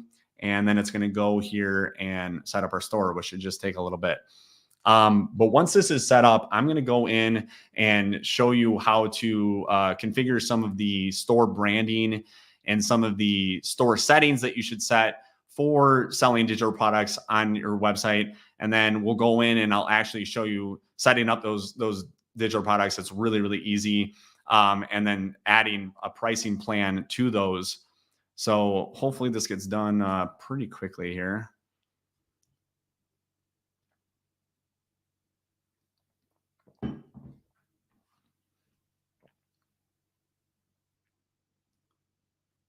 I swear things, I think it's an unwritten rule that during live presentations, everything takes about 3 times longer than it normally does. There we go. All right, so we're set up. There's just a little bug with that. So I'm just gonna X out of that. And if I hover over here, you can see that it no longer says getting started, and we have all of our options here. So I'm gonna hover over SureCart on the left-hand side here, and I'm gonna go down to settings. And we're just going to go through some of these pretty quickly here. So here in your store settings, here is where you set your store name. So I just have this called SureCart Demo Store. Here's your store URL. Here's the store currency, which we just set up. You can set up your time zone. So I'm just going to choose Central Time because that's where I'm at, your store language. And then here is where you set your terms and privacy policy page. Very important that you have each of these pages when you have an online store. I don't have these currently set up for this test store, but if you did, you would enter the link to those here, because it will then link to those pages in your checkout forms and things like that. So I'm going to save these here. Notification settings. This is just the email where you're going to get notifications to, and then you can set up your contact information. And now let's jump down to the design and branding here. So once this loads up here, here's that brand color that we set up in the modal, and then you can set a store logo here.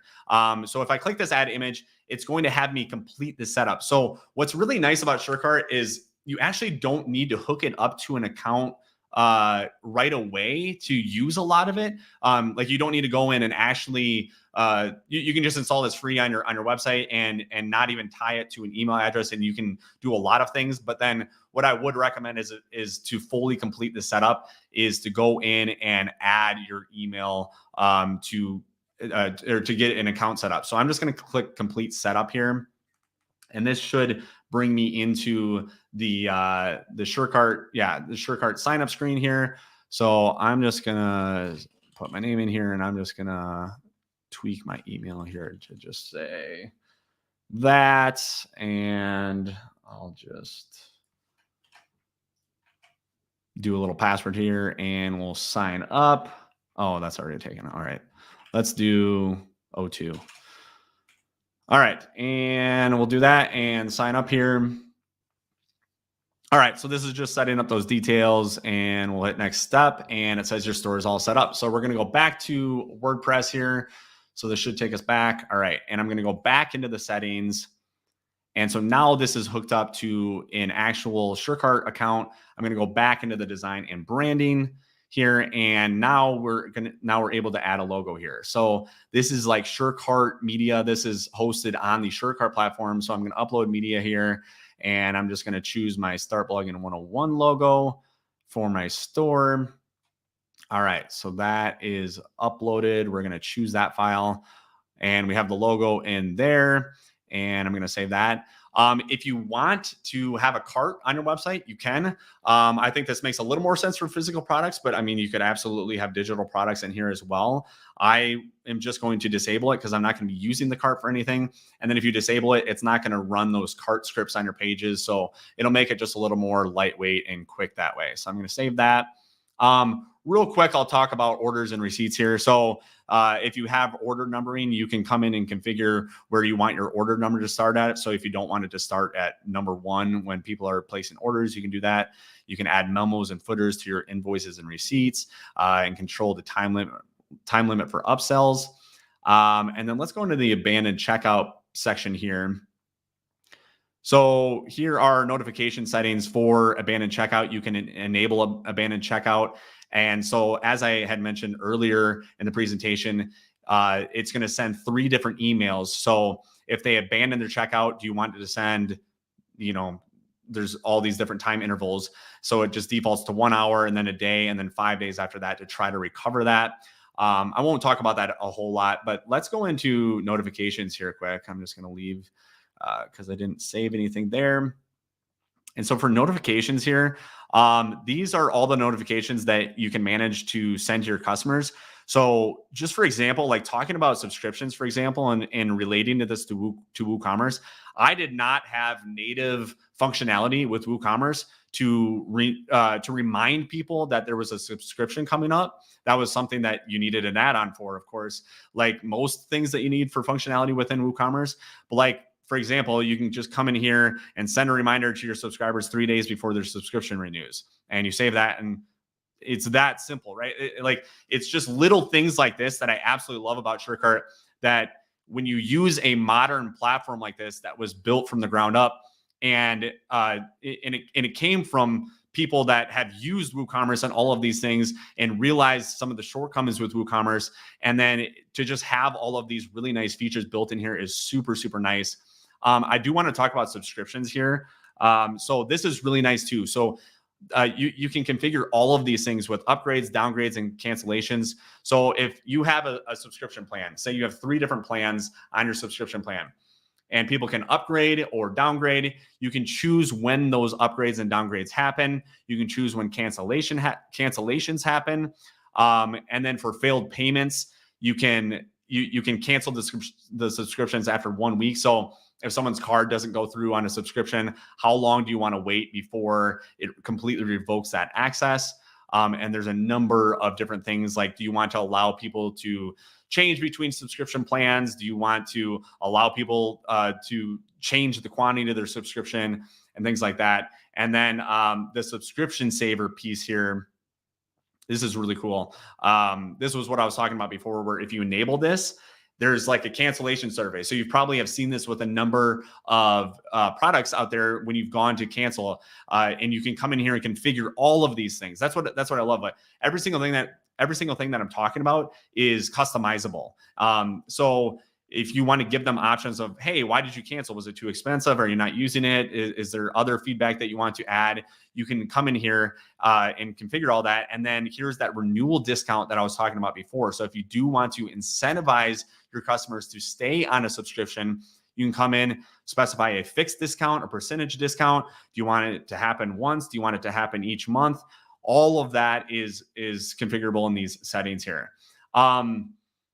The affiliate program is here on the left. I'm not going to go over that just due to time, but then taxes and shipping. This is where if you were doing physical products, you would set that all up here. But those are a number of these settings. And I just wanted to show this because like I said, this is all in a really, really easy to use settings page here. And to go in and configure all of these settings, I'm just trying to remember back with my WooCommerce store. I feel like it was so complicated and they were all over the place to get all of these features, or I had to install some plugin to get some of these functionalities. And so this is just something that I absolutely love about SureCart. So let's go in and create some products here.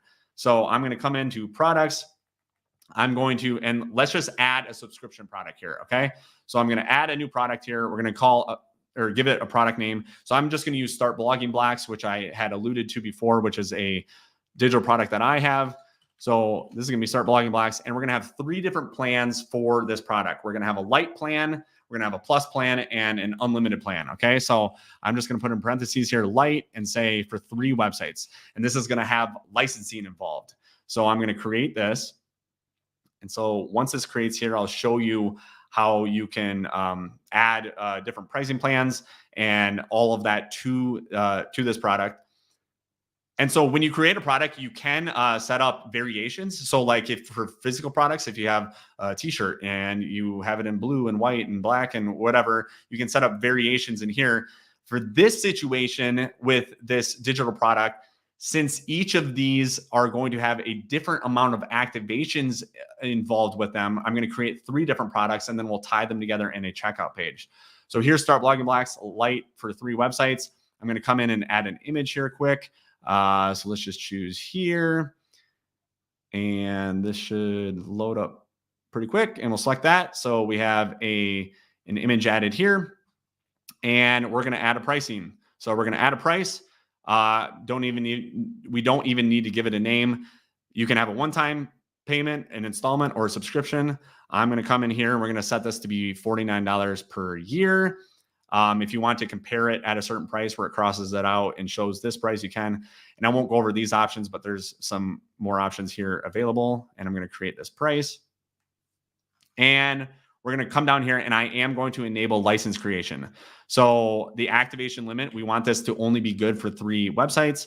And we'll put that there. And then you would add your downloads here. So if you have PDF file or something, some secure file that you want to hide behind for people to get access to when they purchase this digital product, you would add that here. So I'm just going to save and publish this.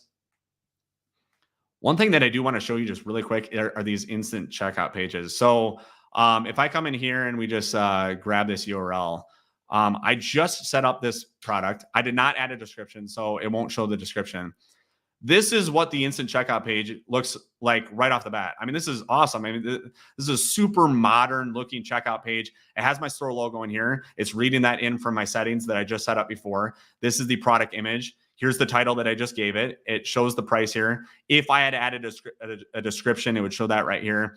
It has a really nice field for the email. They'd enter in their name. I don't have any payment processors set up, but this is where they would pay. Coupon code. Here's their total. They can come in here and look at this and they can purchase. So that all comes right off the bat. All you have to do is literally just turn on. You just click publish here and you can see there's a little green thing next to the instant checkout page here. And now that checkout page is available and people can purchase right away. So that is really, really cool. So I'm just going to save this product. Let's go in and create the other 2 products really quick here. So that's saved. So we'll come back here. We'll add new. And this is going to be Start Blogging Blocks. And this will be the plus plan. This is going to be good for 10 websites now. Whoops. and I'll click create. And very similar, we'll go in, just add an image here and a pricing plan. So come in here, upload, and we'll do the plus. All right, we'll select that and we'll add a price. So this one is going to be a subscription, and this is going to be $99 per year because it's for more websites, and we'll create that price here. And we'll enable license creation and make this 10 and save and publish this. And then we'll just add our last product here. So we'll add one more, and this will be start blogging blocks. This is going to be unlimited, and it's going to be for unlimited websites. And we'll create that here. And then once we get these all created here, I'll show you how to build a really cool custom checkout page here. So we'll add an image and choose this here. And select that, and we'll add a price. This again is going to be a subscription, and this one for unlimited websites, we're going to make this $199 per year and create the price. And we will enable license creation. And if you leave this blank, you can see that blank equals unlimited activation. So that's really, really cool. And we're going to save and publish. All right. So now that we have 3 digital products, I mean, it's a single digital product with 3 different plans created in SureCart. That only took a few minutes to set that all up. We're going to go in and create a checkout form. Now, like I said, with those instant checkout pages, those would probably make a little more sense if you just had a single standalone product. So say you had like a $27 ebook that you sold, and you had a digital image of it, and you just wanted to create like an instant checkout page for that. That would be a good use case. Now, in this case, we have a digital product with different plans, and we want to add all those plans to the checkout. And so in that situation, I would recommend creating a custom checkout. And so what we're going to do is on the left-hand side under SureCart, we're going to go to custom forms here. And so here's just your main store checkout. You can come in and configure that, but I'm going to click add new here. And you can choose a starting design. So they have a number of skeleton templates here for invoicing and donations. They have 2-column, 1-column, different things here. I'm going to actually come in and import a template, checkout template that we've built to just make this easier. So I'm just going to choose this 2-column for now. And then you can add your products here, but I'm just going to create this. And this is what this looks like. But what I'm going to do is I'm going to come into this other website here. I'm going to grab this, and we're just going to swap out this checkout with a template, like I said, that we have created. And so let's go to Visual Editor. All right, cool. So once that loads in, we'll save that. So say you go in here and just for time's sake, you come in and you configure your checkout page. They have so many blocks built to add all sorts of product variations, email, name, all of these blocks, the purchase button, the accept button, all of these things can be configured. You can place them, drag and drop them wherever you want. I'm going to publish this. Let's see. We didn't give this a title. So I'm going to call this Start Blogging Blocks Annual Checkout. And we're just going to publish this. And so now that we have a checkout form built in SureCart, what we're going to do is we're going to actually go add this to a page. And so I'm going to come to pages here, and we're going to add a new page. And this is going to be our checkout page. And so once again, I'm going to call this just Start Blogging Blocks Annual Checkout. And because we're using the Kadence theme, you can come in here and configure all of your page settings. You could build a header, you could build a footer, you could add additional elements to this page, whatever you like using Kadence blocks. That's what I love. But I'm just going to set this up for a full width page here. And then what I'm going to do is I'm going to just do a slash and type checkout. And you can see that checkout form shows here. So that's a SureCart block. And I'm just going to select the form. And if this loads up, we're just going to choose the checkout form that we just created. I'm going to choose that. And here it is. It loads in.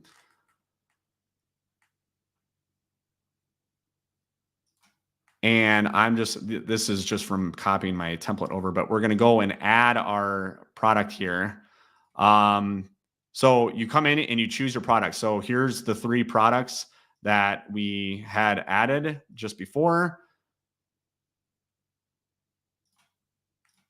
And I'm just choosing all 3 of those to show in a nice little chooser here. You can come in and shorten these labels. So I'm just going to make these a little shorter and just say light 3 websites. This is going to be plus 10 websites. And this is going to be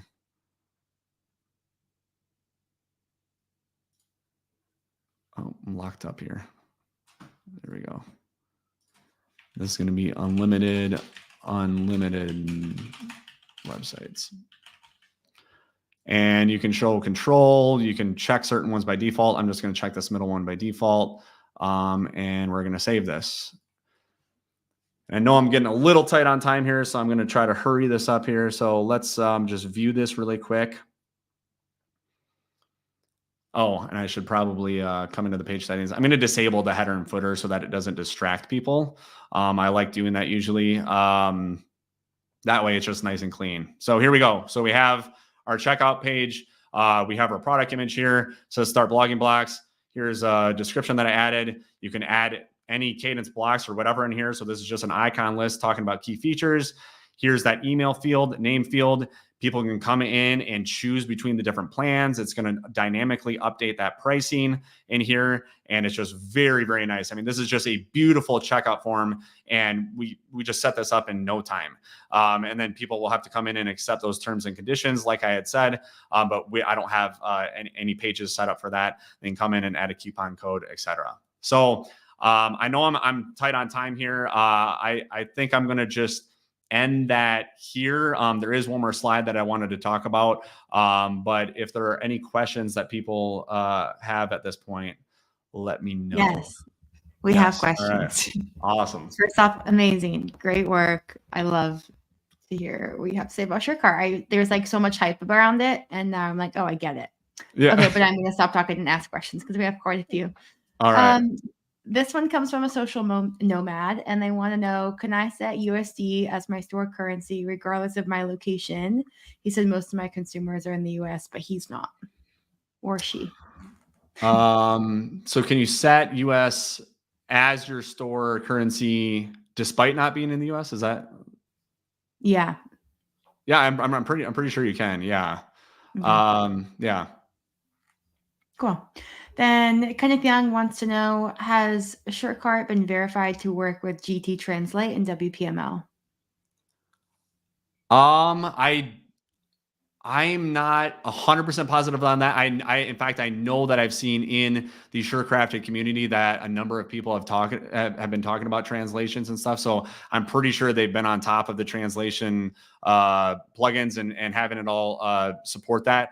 I haven't personally tested, so I can't really answer to that. But yeah, I'd recommend maybe just there's a SureCrafted community on Facebook that people can join, and you can search that, and I'm sure there would be answers in there.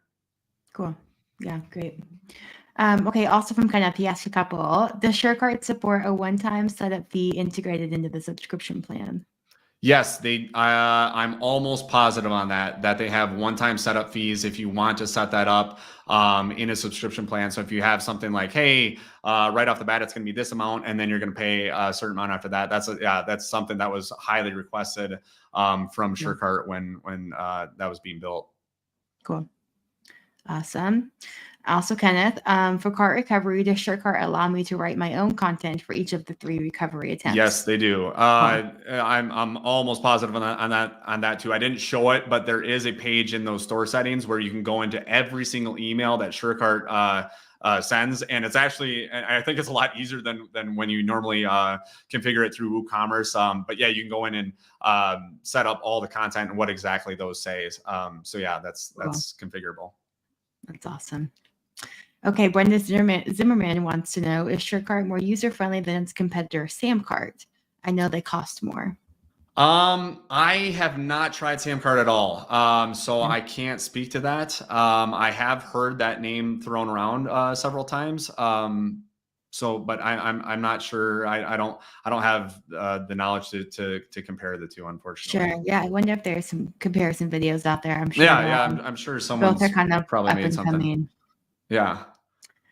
Okay, Heather Wells said, what do you recommend for someone who is looking to start an agency model like you, but with online courses / memberships? I am new to Kadence, SureCart, etc. So looking to build the tech stack. So like what tech stack recommendation do I have? Or could you maybe repeat it one more time? Yeah, sure. Yeah. Sorry, I don't have them pulled up on the screen. No, that's okay. That's okay. What do you recommend for someone who is looking to start an agency model like you? So kind of someone who's just like up and coming in the tech space, it sounds like, especially with courses and memberships. So maybe she's new to Kadence, new to SureCart. Where would you point her? I guess to yourself. Send her to your own website, your own videos. That actually I would send her to you. Yeah, that kind of leads to, so when I talked about, and maybe this is just a real quick segment to this, is just like when I talked about giving this presentation, I knew I was going to be tight on time because I could talk about this for hours, and to like actually go, I wanted to give like a really high level and a lot of like good value, like right off the bat of like, this is how easy it is to set up. But like, there's so much to this, right? And like I had mentioned before, like I have my entire store completely automated through SureTriggers, and there's so much to running a store. And so like, I was thinking like this would be awesome if I created an entire course on this that showed exactly how do you set up a digital store, how do you set up those digital products. So I actually have this slide here, so I'll just go through this really quick. So I was thinking about creating like a digital product mastery package that would be like an entire digital product mastery course. It would you'd learn how to master SureCart so you could sell anything. You can learn how to create digital products. I'd have templates in there. So I'm a huge template guy. Templates to save you hundreds of hours. So checkout pages, sales funnels to sell your products, automation templates so that when someone purchases, what happens. And then you learn how to create an automated system that runs your business without needing to hire anyone using SureTriggers. And more. So if people are interested in that, which that sounds like kind of right along the lines of that question, you can go to startblogging101.com/amplify. And that is going to give you all of the information that you need to sign up if you're interested in that. Because if there's enough interest involved around that, then I definitely think that will probably be my next course that I create and add to my whole collective package of everything that I offer. So yeah, so I that's where I would point her. Cool. Love that. Okay, last question. Is SureCart working with Nui, I don't know how to pronounce it, NUE link, so I can post SureCart products using Nui link? I'm not familiar with that product. I'm not sure. Okay. Yeah, but with any of these questions too, like I said, I mean, they have an awesome, very, very active Facebook group too that you could just jump in. It's called SureCrafted. It's like the overarching thing for all of the Sure products.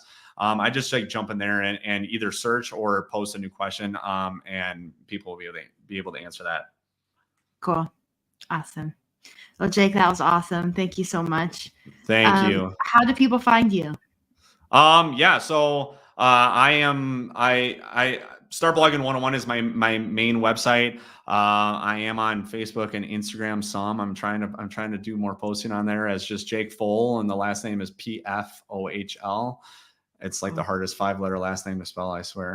But yeah, I don't know. And then I have on Start Blogging 101, my main website, I have links to all my digital products and things like that. So cool. Amazing. Well, thank you so much. Great to have you on. You are, I think, our only speaker who's been at all 3 of our Amplify events. Nice. So, yeah. That's cool. Yeah, we really well, thank you so much for having me. And thank you guys for taking an hour out of your day on your busy week to hang out with me. So hopefully you learned about building a digital store and can run with it. Absolutely. Yeah. Have a good one, Jake. All right. Thanks, Hannah. See you guys. Okay, we're going to take another 5-minute break. And then at the top of the hour, we've got Paul. I'm going to botch his last name. It should be easy. But, I think Sokol maybe is what I'll say, but I don't think that's right. Rhymes with vocal. So Sokol. Got it. Paul Sokol is going to come on at the top of the hour. and he's going to talk to us about how to set up your website's digital tracking like a pro. So come back. We'll see you in 5 minutes. Yeah, little break.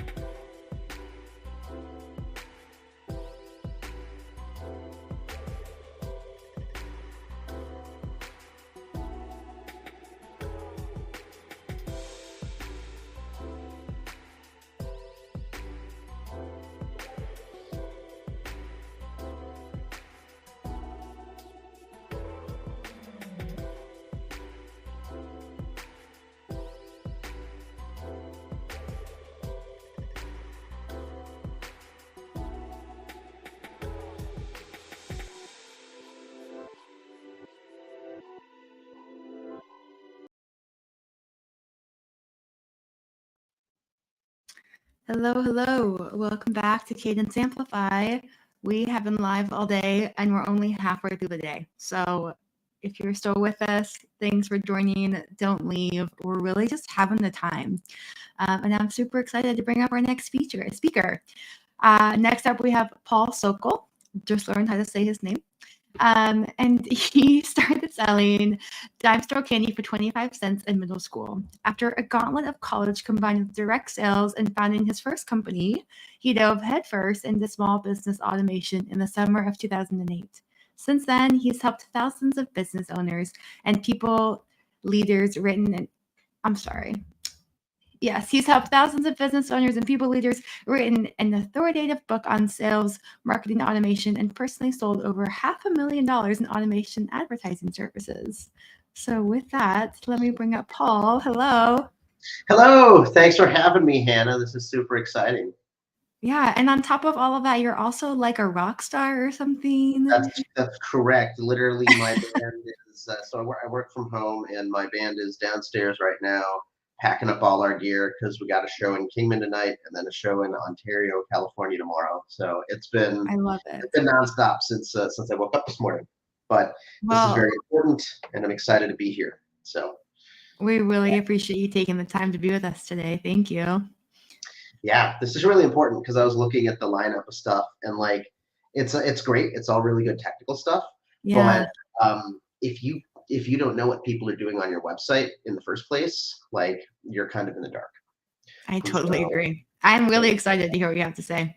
Yeah. So with that, I'll hand it over to you. I'll be backstage if you need me, and then I'll just be monitoring questions. We'll plan to ask them at the end, but yeah, stage is yours. Okay, cool. And then are we sharing my screen? I know I'm sharing my screen. Are you? There we are. Cool. All right. So hello, everybody. And I'm Pfohl Sokol with Be Pro. If you're going to do anything, you might as well be pro. And I'm going to go ahead today and show you how to set up your website's digital tracking like a pro. So I want you to imagine that you're running a physical store, but you have no idea who walks in, what products they look at, or how many of them make a purchase. You'd be flying blind, right? Well, that's exactly what it's like when your website doesn't have proper digital tracking in place. And so Google Tag Manager, tools like Google Analytics and Metapixel are the security cameras and the cash registers and the traffic counters and all that stuff for your website. They tell you exactly what's happening so you can make smarter decisions and improve your store based on real data. And so that's what we're going to go ahead and talk about today. Real quickly, I want to let you know why you should lean in. Who am I? Why should you care in the first place? Basically, I've been using WordPress since 2008 myself. But way back when I was in college, I got a master's in electrical engineering in 2010 from UCF. Go Knights. I've been advertising since 2015, which does require, if you're going to do it properly anyway, to have your tracking in place so that way you can know what people are doing on your website.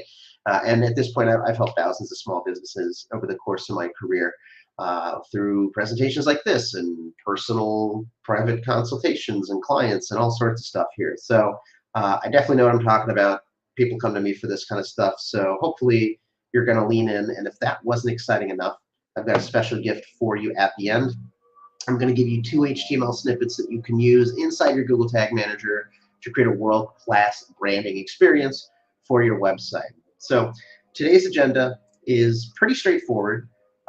First of all, we're going to talk about securing Google Tag Manager in the first place. I'm going to explain what all these are as we go through it. And then I'm going to show you how to configure Google Analytics, your Metapixel, and your Google Ads tag. Even if you're not using Facebook or you're not using Google Ads, at a bare minimum, you definitely want to be using Google Analytics. And then I'm going to show you how to install this using Google's SiteKit plugin. Because this is WordPress, this is a WordPress conference, I wanted to go ahead and show you the best proper way to do that.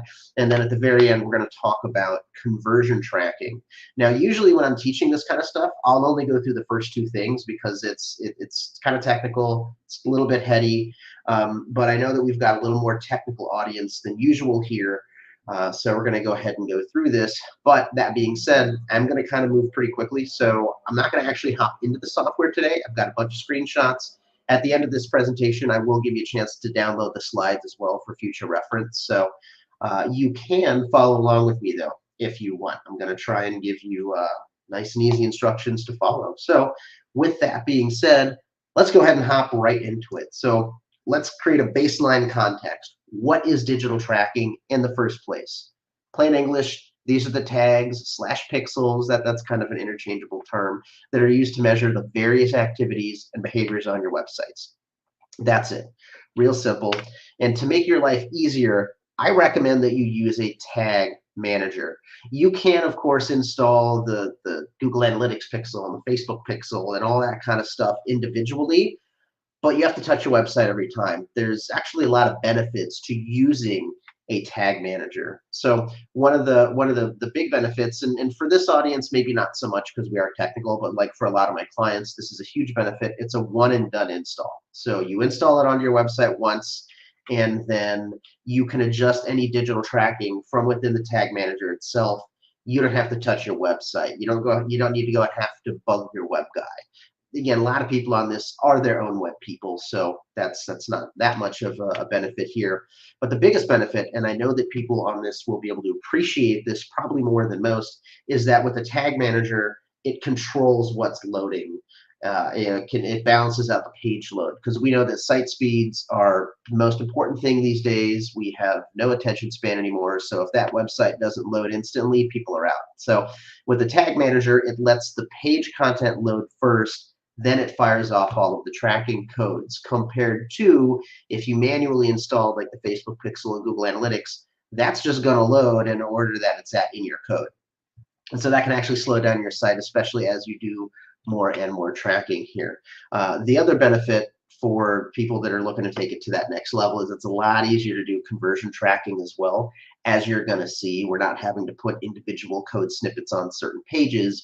We basically just say, listen, if somebody hits like this page or does this activity on your website, go ahead and fire a conversion. So that's hopefully sold you on why using a tag manager is beneficial. And there's many of them out there. I recommend using Google Tag Manager because it's free, which is really cool. So if you want to go ahead and follow along, this is where we're gonna start to do the actual in the weeds kind of thing. So first, I'm going to give an overview of what we're going to do for each of these pieces, and then we're actually going to go ahead and do it. So first thing we're going to do, obviously, make sure you're logged into Google.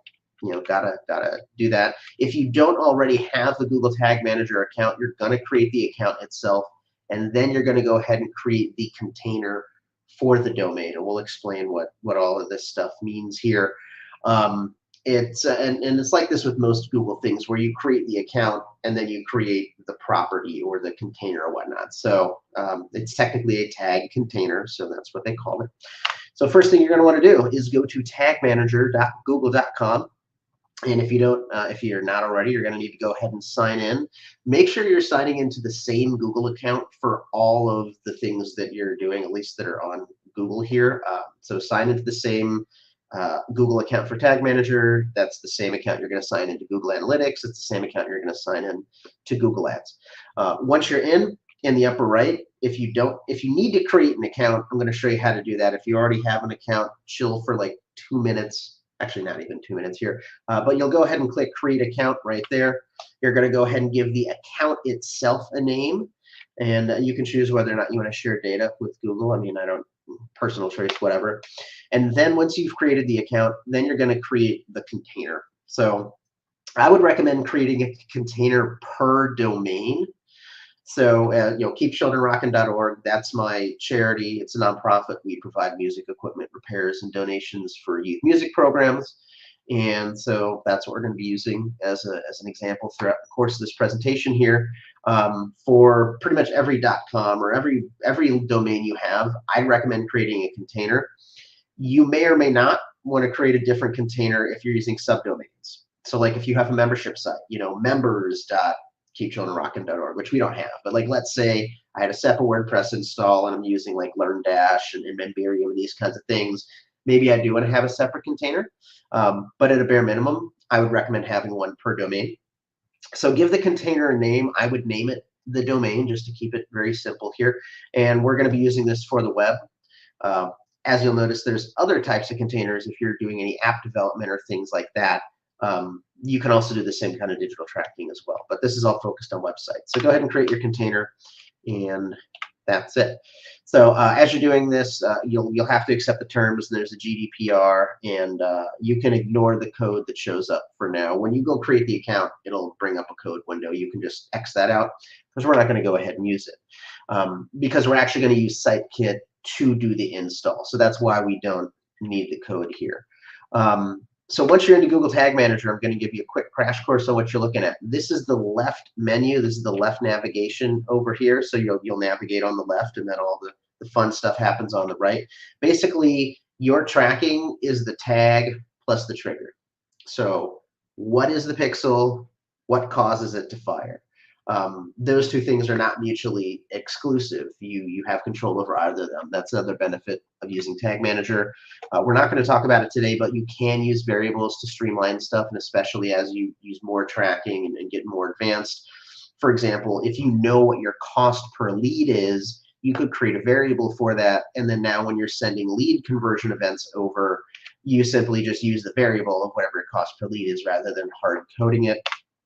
I would highly recommend that you use folders to stay organized, and templates actually speed up the implementation. And we're going to be using a template for Facebook here. They make it super easy, and most of this stuff is copy and paste simple here. So at this point, we've created our Google Tag Manager account, and we've created our container, and now we're ready to start installing some tags. So first thing we're going to do is Google Analytics. And so again, I'm going to give an overview of exactly what we're about to do, and then we're going to go ahead and do it. So obviously, make sure you're logged into Google. And similar to Tag Manager, we'll go ahead and create the account itself if it doesn't already exist, and then create the property for the domain. And then we're going to create a data stream for the domain. And I'm going to show you all this. This is just an overview. And then we're going to install that stream ID into Tag Manager. As you go through this, you're going to see it's really mostly about knowing where to go, and then we're just copying and pasting stuff. So I'm going to go ahead and kind of give you the game guide, the cheat sheet for where to go. So let's go ahead and do this. So same thing, business as usual. Go to analytics.google.com. In the upper right, you may need to click sign in. If you don't already have an account created, I'm going to show you how to quickly create it. If you do, hang out for just a moment. Basically, you'll create the account, give it a name. You can choose whether you want to share the data. It's a 4-step account creation piece. So first thing is give the account a name, hit next, and now you'll go ahead and be guided through creating a property. So give the property a name, just like we gave the container a name. Set your time zone and your currency.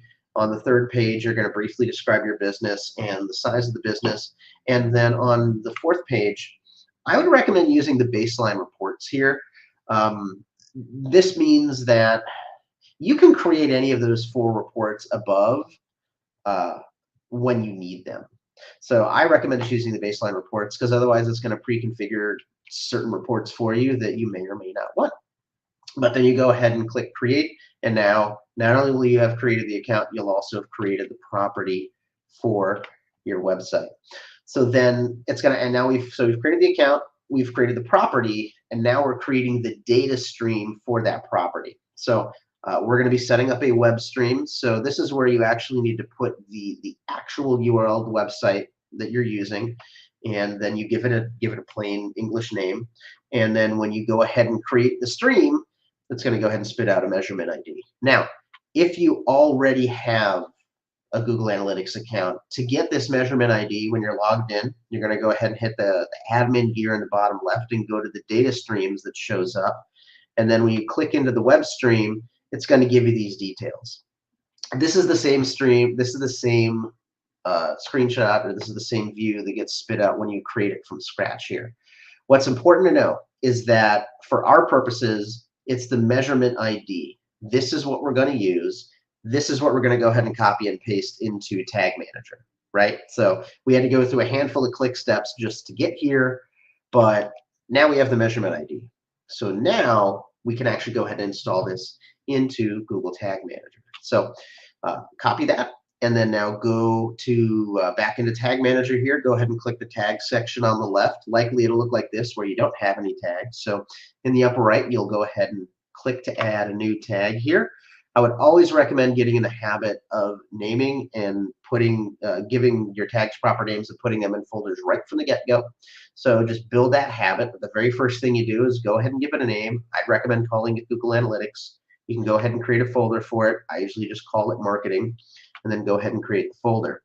And so as I mentioned earlier, there's the tag and there's the trigger that fires it, right? And so we have to configure both of those. So go ahead and click anywhere in the tag configuration section, and you're going to, and then it'll bring up a little sliding window of what type of tag are we going to set up.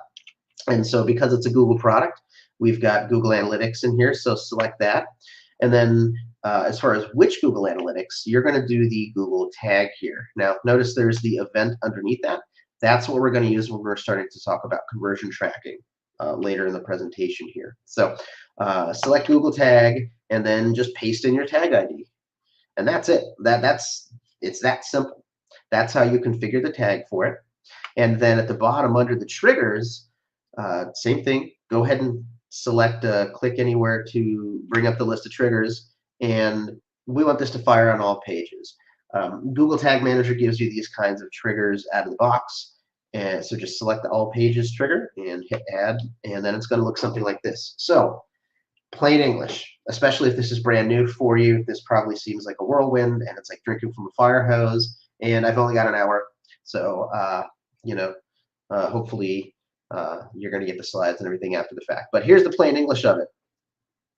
Whenever any page on your website loads, fire this Google Analytics page view event to this ID. That's the plain English of what we did. And we're basically going to go ahead and do this for Facebook and for Google Ads here, right? So all digital tracking is done this way. You configure the tag, you configure what causes that tag to fire, and that's it. So go ahead and hit save, and we've now configured Google Analytics. So now we're going to continue on with our agenda, and we're going to look at the Facebook pixel, or it's Meta's data set. They actually they didn't get rid of pixels, but a pixel was too almost prescriptive. It's actually a data set now. So I guess be aware that the Meta pixel is now part of just a general data set. So here's the overview of what we're about to go ahead and do. So log into Meta. If you haven't created a business portfolio already, I'll show you how to quickly create one. If you don't have a data set created already, I'll show you how to create that. And then you're going to install the Pixel ID into Google Tag Manager. And just like we did with Google Analytics, it's basically a copy and paste job. Okay, so let's go ahead, and these are the steps that we're about to go through. So first thing you want to do is go to business.facebook.com. If you've never been to it, this is the business side of the consumer www.facebook.com. So the subdomain literally is business. So business.facebook.com, log in if you need to. And if you've not created a business portfolio, you'll quickly go ahead and give it a name, put your business contact information in there. This can be different than your actual Facebook account. And then when you hit next, it's going to ask you how you're going to use this. And they're changing this all the time, by the way, but these are like the main things. And then you go ahead and hit submit. And if you already have a business portfolio, this is going to be this menu on the left. At the very bottom, you have the hamburger menu, and that shows absolutely everything. And in the advertising section, we're going to go to the events manager here. Now, as I mentioned earlier, pixels are now considered data sets, and this allows for that cross-platform measurement. So if you did have a website and you did have an app, and you were also tracking offline conversions or like physical store visits, it would all happen in one, which technically you could do that before with the pixel, but a pixel is only on a website, right? So they expanded it to be a lot more accurate here. So if you already have a business portfolio, when you go to the home page, there'll be that menu on the left. Go here to the hamburger menu, go to the advertise section, go to events manager. Now you might already have a pixel here, so go click on the data sources and see if there's something there. If there is, cool. You don't need to create a new one. If not, you'll go ahead and click on the plus sign to connect new data sources. And we're going to say that this is for the web. So if you remember, we did something very similar when we were setting up the tag manager container. Where is this web? Is it for an app? Da, da, da. So Same kind of distinction here. This is going to be tracking web data. And then when you hit next, you're going to go ahead and give it a name and then go ahead and create it. And I want to say that when you hit create, there's an optional step now that says, what's your URL? Let's see if you're good to go. You can just skip that. That's totally optional. So then you'll see your pixel data information there. Just all you have to do is go to the settings at the top, and there's your data set ID.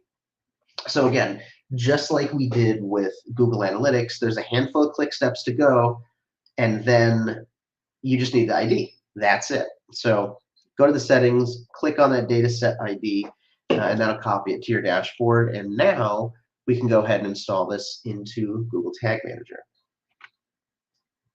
So to make this easy, rather than having to copy and paste raw code, we're going to actually use a template. So here we are back in Google Tag Manager. You're going to go to the templates section on the bottom left menu there.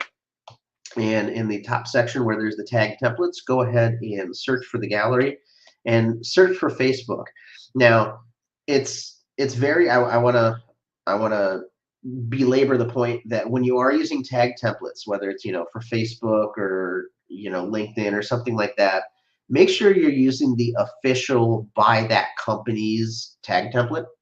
So you can see this is the Facebook pixel by the verified Facebook archive. GitHub is where this stuff is hosted. That's what we want.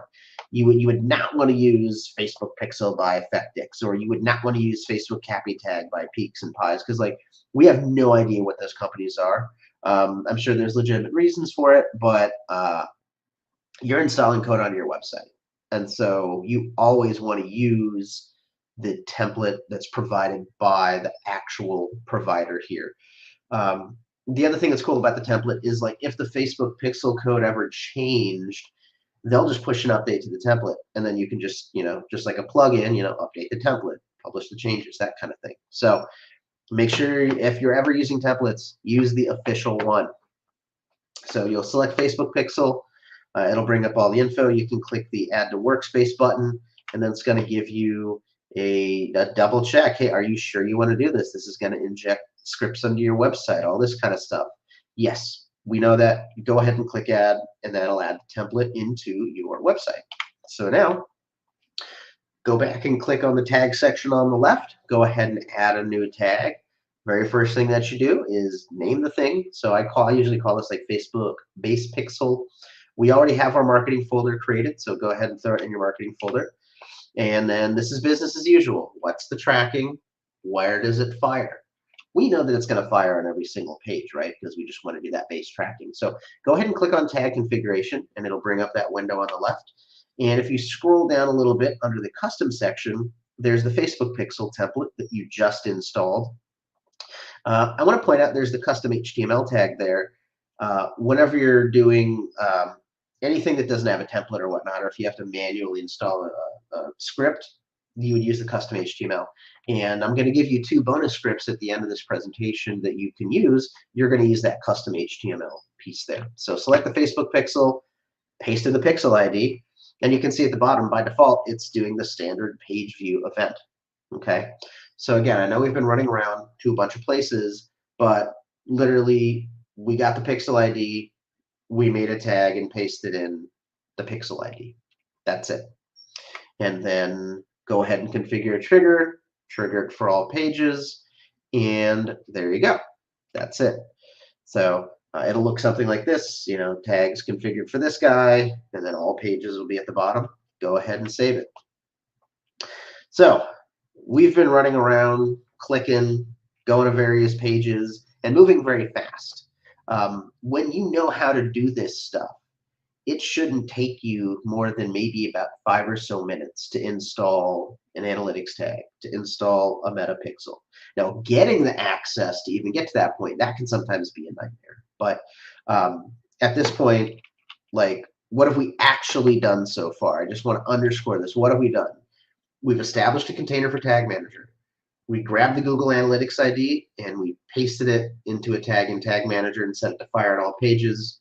We grabbed the Facebook dataset ID, pasted it into, we downloaded the Facebook template, but then pasted that ID into Tag Manager and said fire on all pages. That's literally all that we've done so far. Okay, so now one more to go. I'm going to show you how to do this with Google Ads as well. So here's the overview of exactly what we're going to do.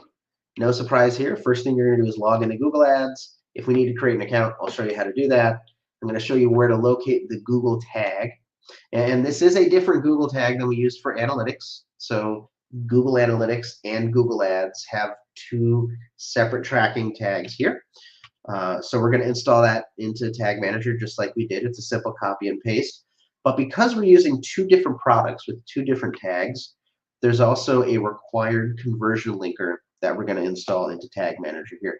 And it's almost like an adapter socket, if you think that's the easiest way it can do it. So it's just like a simple adapter, and it just makes sure that the data between Google Analytics and Google Ads is clean and it's not stepping on each other's toes. So that's what we're about to do. So go to ads.google.com and go ahead and sign in the upper right if you need to. If you've not created an account, I'm going to show you how to create an account without launching a campaign. Google's very nefarious, and if you're not paying attention, they'll make you think that you can't create an account until you actually launch a campaign. That's not true. It's patently untrue. So if you need to create an account, if you don't have one already, you'll give like the account a name, something like that, and then it's going to take you to a screen that looks like this. What's your main advertising goal, right? This makes it look like you're supposed to go through, and if you keep hitting next, it's going to keep stepping you through how to create an ad campaign. At the very bottom, there's an innocuous little link that says not seeing your goal here. Go view more goal types. When you click on that, it's going to take you to a similar looking page that's a little more technical that says, okay, well, what specific conversions are you looking for? And if you were to select one and keep going through next, it's going to step you through creating a campaign. Again, at the very bottom, there's a very innocuous. Are you not ready? Go ahead and set up an account only. And so when you click on that, I think you have to confirm like your time zone, your currency, and then that's how you create a Google Ads account without actually having to run a Google Ads campaign. Now, why would you want to do this? Like if you're not advertising, who cares? Why do you want the Google Ads tag? Why do you want the Facebook pixel? I didn't say this already, but you want to be able to remarket to people that have visited your website. The only way for that to happen is that you're tracking their activity here. So get your Facebook pixel on the website as soon as possible. Get your Google Ads pixel on the website as soon as possible. Get your TikTok pixel if you're using TikTok as soon as possible. Any platform that you have a presence on, put the pixel on your site, because you never know when you're going to want to run ads. And it's just like, when's the best time to plant a tree? 20 years ago. If I want shade now, I should have planted a tree 20 years ago. So this is why you want to go ahead and do this. Just get that pixel on there, start collecting the data, and that way when you're ready, if you want to do remarketing, you've been building an audience. You're not starting from scratch. So go ahead and create the Google Ads account. And so once you're in the main interface here, on the left, you're going to go to the Tools section and then go to the Audience Manager. And this is where to grab the tag ID. So just like we grab the Analytics ID and the Data Set ID, this is how you grab the Google Ads tag ID. So go to Tools, go to the Audience Manager, and then you're going to want to select your data sources at the top. Depending on how big your screen is, you may need to click that little arrow to the right to like scroll over on the tabs. But go ahead and click on your data sources. And then you're going to see at the very top, there's Google Ads tag. So go ahead and click on Set Up Tag. You're going to leave it at the default option where we're only collecting general data. Hit Save and Continue, and then it's going to say, great, how do you want to install your tag? Well, we're going to use Google Tag Manager. So when you go ahead and click on that, it's going to go ahead and spit out your conversion ID. And guess what we're going to do with this, folks? That's right. We're going to go ahead and copy and paste that into a new tag in Tag Manager and have it fire on all pages. So again, there's a handful of click steps, but literally at the end of the day, we just need to get this ID. It's that simple. So go back into Tag Manager, click Tags on the left, and then go ahead and add a new tag. Call this Google Ads Remarketing, throw it in your marketing folder. And then when you go to configure the tag, you're going to go to the Google Ads section, and then you're going to do Google. And I apologize, my cat is losing his mind.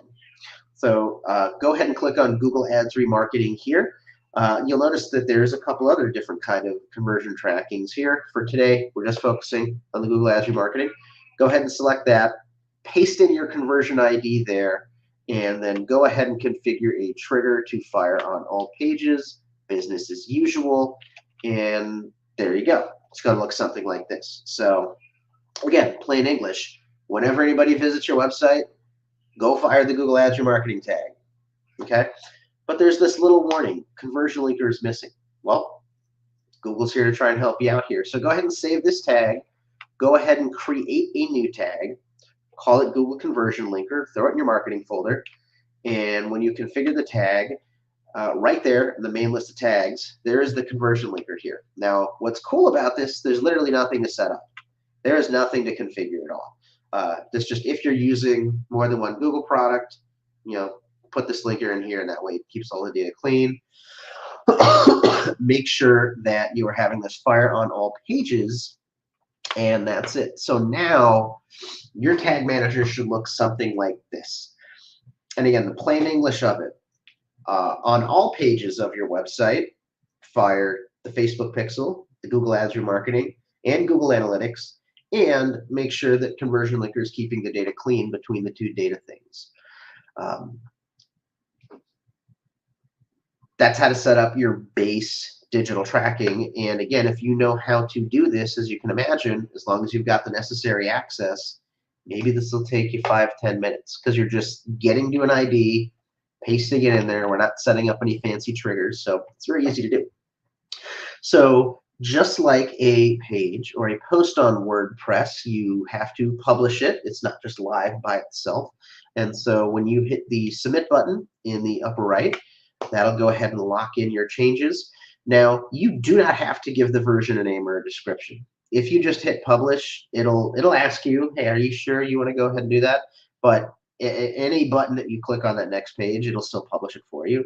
I recommend giving it a version name, just especially if as you use this more, if you're doing more conversion tracking and things like that, being clear about like when you're adding different things, because you can always roll back versions if you need it, which is super helpful. So go ahead and hit publish, and now you've done your basic initial Google Tag Manager setup, and it's ready to go on your website. So looping back to our agenda, we've gone through these first two things, and we went through it pretty quickly.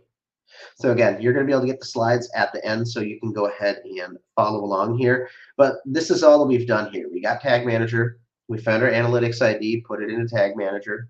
Found our Pixel ID, put it in a Tag Manager. Found our Google Ads Tag Manager. So now I'm going to go ahead and show you how to actually install it on the website, because it's, we've built this thing. It's not on your site yet. And then we'll look at conversion tracking at the end, and hopefully we'll have some time for Q&A. I think I'm making some good time here. Got about 20 more slides, and we're only about 30 minutes into it. So, and Hannah's not yelling at me in the chat, so hopefully everything's going really good. All right, so how do you install Tag Manager onto your website? Now, if you're using WordPress, I would recommend using SiteKit, and I'm going to show you how to do that. But in general, if you're not using WordPress, or if you're using something like, I don't know, like a ClickFunnels, or like a Wix, or if you have like a CRM, and you can put tracking scripts on it, all you need to do is install the header code, and then there's a no script body code version of it. So when you're looking at Tag Manager, if you go ahead and click on the Tag Manager ID, it's going to bring up the header and the body code. Install the first one in the header, install the second one somewhere in the body, and that's how you've installed Tag Manager. So this is good to know, because again, if you're using like a CRM or some other tool that's not WordPress, this is going to be the way that you have to do it. So that's how you do it manually. I'm going to go ahead and show you how to do it with SiteKit. Now, there is a prerequisite to use Google SiteKit. You need to verify that you own the website first. You got to prove to Google that you've got the rights to do this.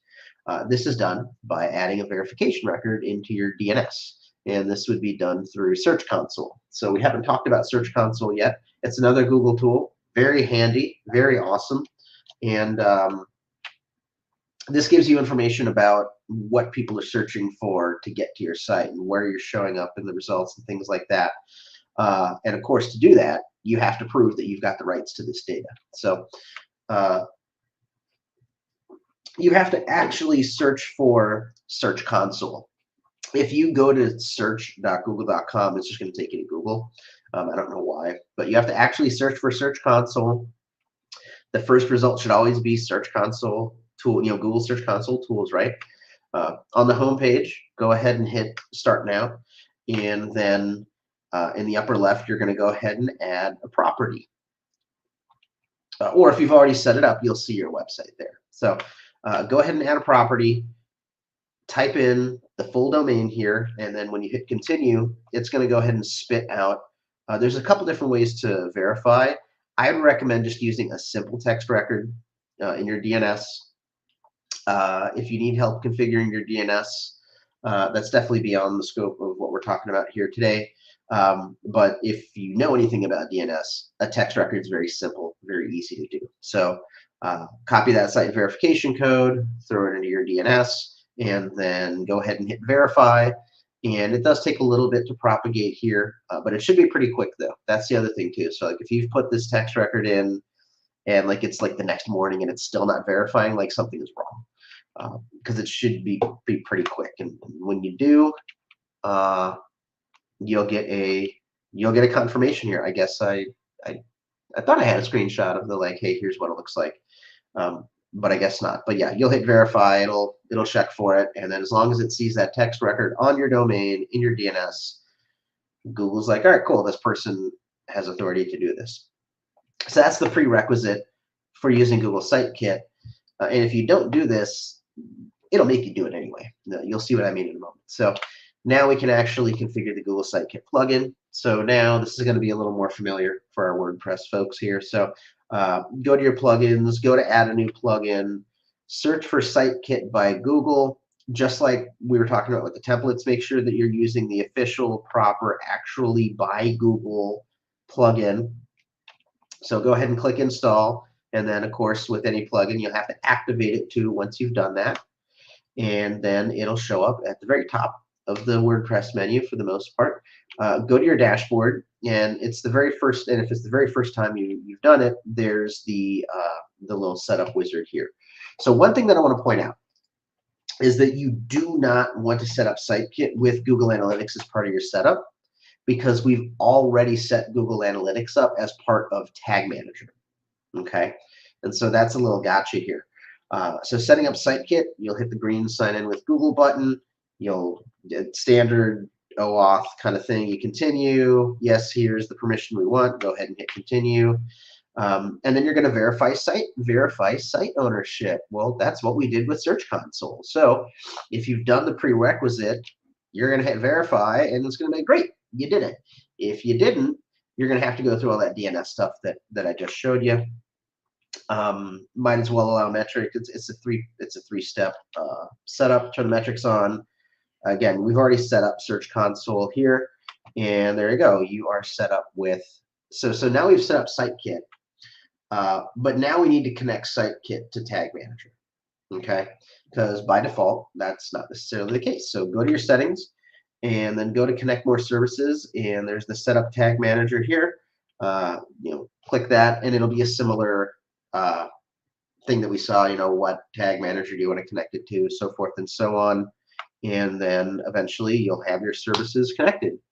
And that is how we configure SiteKit and connect it to Tag Manager. So that way we're doing all our tracking and all that jazz in Tag Manager, and then we're using the official Google SiteKit. So how do we feel? Are we down the rabbit hole far enough yet? We entered the twilight zone here.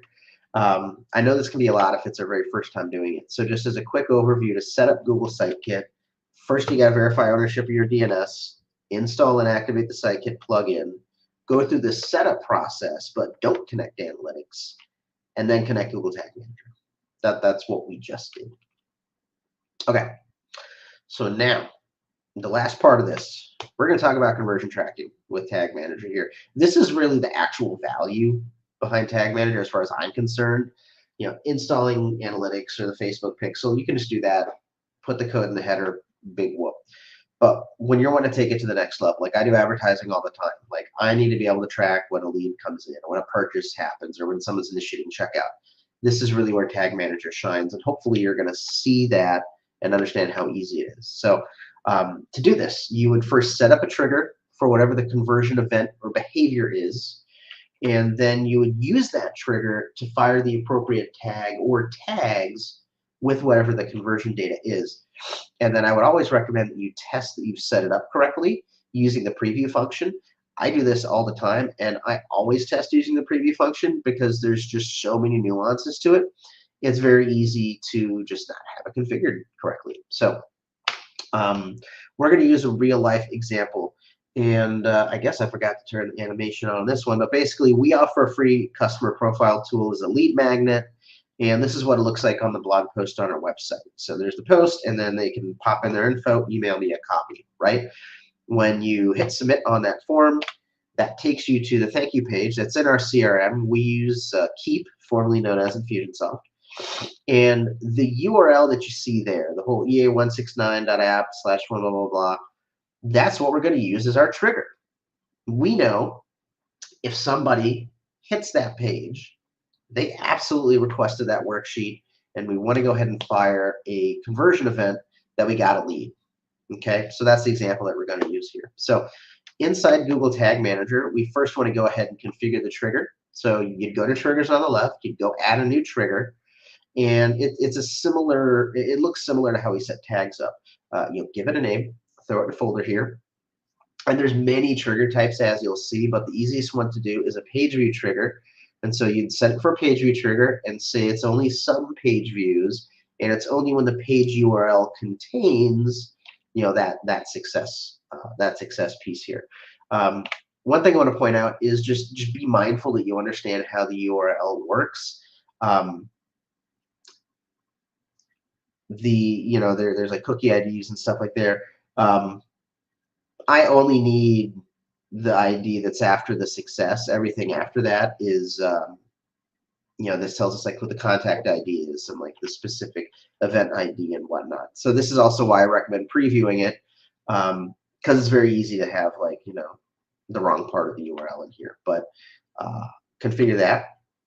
And now we've configured the trigger for that. Now we're going to go ahead and configure, in this case, we're going to do a Google For event. We're going to configure a tag to use that. So we go ahead and create it, and the tag type, in this case, it's Google Analytics, but an event. And then it's the same measurement ID that we used before. So I was talking about variables earlier, right? If you're going to do a lot of this stuff, you may just want to go ahead and create it as the measurement ID as a variable. So as you're doing these things, you don't have to copy and paste it every single time. You configure the event name. In this case, the event is sign up. And you can also send parameters over with this. In this case, I'm sending over a method called lead customer profile. Why am I doing this? I'm doing this because the documentation tells me to do this. So you're going to become very familiar, the more you do this, with the pixel tag tracking documentation here. So like when I hover over the little information bubble and I click on learn more and I look at the sign up event, the documentation is telling me, listen, I can send over a parameter called method. It's actually not required, but it's a string type. And this seeds the data even further. Okay, and it even gives an example of like, hey, here's how you would do this with code. But we're using Google Tag Manager to make our life easier. And so that's why I've sent over a method with that lead customer profile value. And from there, we configure the trigger for that particular tag. So we say, okay, cool. This is not going to fire on every page. Obviously, it's only a sign up if they hit that thank you page. So now this is where we say, okay, cool. Fire this lead customer profile sign up event only when they have that page view of the customer profile opt-in. Okay, so this is the, and it's very easy. And that's how we do conversion stuff. And then similarly, we can use the exact same trigger for a Facebook event.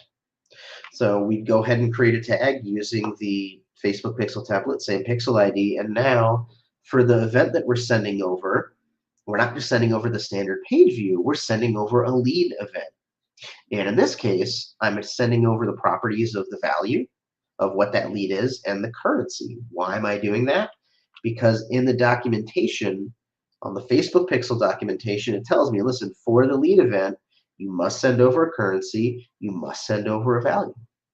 Okay, so this is also why previewing the stuff, making sure it works is very important here. And then we would use the same trigger when they hit that customer profile. Okay, so before we publish this, again, use the preview function, make sure everything is configured correctly here. So I'm going to go ahead and click on the preview, and then I'm going to go ahead and put in the website of the blog, and I hit connect. It opens up the site in a new window, and then this is it's the Google Tag Assistant, tagassistant.google.com lets you debug this stuff. So we can see that, okay, cool. On this page view for the blog, we can see that the tag that was fired, we had the Facebook pixel fired, and there's a bunch of other ones here, but we can see what tags fired as well as what tags did not fire. I go ahead and fill out the form on that blog post. I get to the thank you page, and then cool, we can see that the next page that loads in this session, indeed, the customer profile, Facebook lead tag fired, as well as the Google Analytics event fired. That's what I want. So now I can confidently publish that version of the, I can publish Tag Manager knowing that, cool, next time somebody opts in, it's going to go fire lead events to Facebook as well as Google Analytics. And this data is going to show up in Google Analytics here. So in the test that I did for this presentation to develop these screenshots, I'm looking in Google Analytics, I'm looking at the events, I'm looking specifically at the sign up event, and you can see, there you go, the parameter of method, which it's expecting lead customer profile. That's where it's coming from. So this is certainly an advanced topic. I'm not going to try and say that it's not, but I know we're a little more of a technical crowd here, so I wanted to make sure that I cover this, because again, I usually don't cover this. This is usually like, digital tracking black magic that I do like one-on-one with clients, because it can be very heavy. If you're not used to doing this kind of stuff, it can be it can be overwhelming. I'll be totally candid. But sometimes, what's if your conversion tracking doesn't work, right? I got a couple of troubleshooting steps in the order that you should go through them. So first thing you want to do is just, hey, is Tag Manager on the associated pages or pages that you need, right? So like, maybe it's on the blog, but I forgot to put it on the thank you page of my CRM's thank you page, right? That's a real easy way to, that's a real easy fix. You got to remember to have the Tag Manager code on every single page in the flow. Next thing you want to check is debugging enabled on all of those associated pages. By default, Google isn't just going to assume that debugging is enabled. So you may have to say, okay, yeah, enable it for this domain, enable it for this page. And then you can actually look at that data. And then you can start looking at, okay, well, if we have the code there, we're debugging it, we're getting the data, but it's still not coming in here. Okay, well, is the trigger configured properly? As you go through the steps, am I seeing it? We were using a page view trigger in this example. There is also a form submission trigger that I actually prefer to use that because it's a little bit more accurate, because it's actually looking for a form, HTML form being submitted on the page, and then you can say, okay, if the form of this like class ID is submitted, then we know that that's the trigger here. And so you may need to debug that a couple of times, and using that Tag Assistant, you'll be able to see all the data, all the logs of, why did it work, why didn't it work. And sometimes you have to mess around with it a little bit. And if the trigger is going correctly, but the tag for some reason isn't going, or it's not sending over the right data, you want to make sure that that's configured properly. Are you missing any of the required parameters? Are any of the parameters incorrectly configured? So like, for example, when you're sending over a purchase event to Google Analytics, you have to send over the product information as an array. And you can put it in array style in the parameters in Tag Manager, but if you're not sending it over as a properly formatted array, it's not going to report the data correctly in analytics here. And so again, you're going to be really, really intimate with the pixel documentation, all that kind of stuff. So okay, now we've got to the end. Here's your reward. It's special gift time.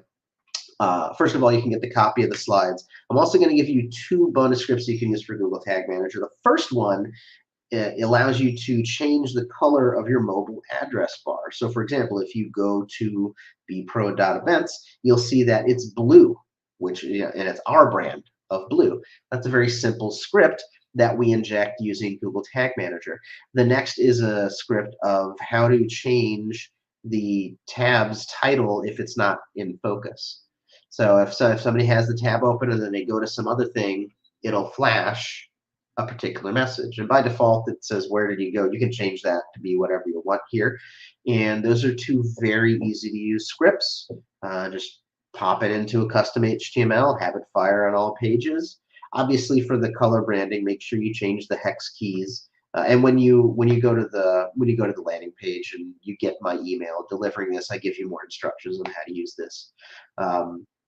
But it's pretty straightforward. Oh, and also, I don't know why I couldn't get it figured out, but if you go to bpro events /cadence24 on mobile, the form is like right justified and it's kind of small. So I apologize for that. I know that's a thing. I don't know why it does that. Perhaps if you're watching this replay in the future, it's not like that anymore. But anyway, that is that. That's all I've got. And it looks like we got just under 10 minutes for some Q&A, which hopefully there is some Q&A, because this is a lot, especially if you're brand new. So anyway, Hannah, how is this for you? Is smoke coming out of your ears? It is, but it was amazing. I'm so glad that we're going to have replays of all of this, and we're actually going to break everything down so you'll be able to access each session individually. And I'm so glad because we'll be able to just share this with everybody creating a website, because this is invaluable content that really is not talked about enough. And it's so clear that you have such education here and so much knowledge. So we really, really appreciate you taking the time today to share with us. But yeah, a couple questions. One from Steven. He said, do you have tips on getting access to GTM/analytics to do this for clients on their behalf? Yes, absolutely. So that's a great question. How do you get access proper? What you don't want to do is like get their login. That is not the correct proper way to do it. The correct proper way to do it is to actually use the the user management kind of stuff. So I'll show you how to do it in both ways. So let's go ahead and, so now I'm actually live. You can see my tag manager now, right? Yeah. Okay, cool. So when you're here in Tag Manager, if you go up to the admin section, there's the user management section, and you can go ahead and add users. And and make sure that they add you with the ability to, with like publishing permissions. And then that way you can actually set it up and publish it here. What's cool is that you can get added to the account itself as a user, or you can just add a user just to the container itself if you want. And then when you get invited, standard, you'll get an email, you've been invited, and then at the very top of the home page of Tag Manager, there'll be, hey, you've got an invite, and then you just click to accept it. And then for Google Analytics, it's basically the same thing. Let me pull this up because actually we can get to Google Analytics right from here for the Google Marketing Platform. There it is. Here's Analytics. It's a very similar process for Google products. We would go to, no, please don't email me, thank you. Go to the admin section, and similarly there's the account access management, so you can add users to the account, or there's access to the specific property itself. I want to say that if you want to create conversion events, you have to be an admin of the property. I think that's something that that's one of those gotchas here. But that's how you would do it with with Tag Manager, with Analytics. Google Ads is similar. They can add you as a user to the Google Ads account. There is also the partner distinction as well, so you can create a Google Ads Manager account and then they can just add the manager, which is also the same way that you would do it with Facebook. You would want to make sure that you're not added as like a proper employee to the business that's not pro. You would rather give them your business ID and have them invite you as a partner. So let me go ahead and show you where that happens. I'm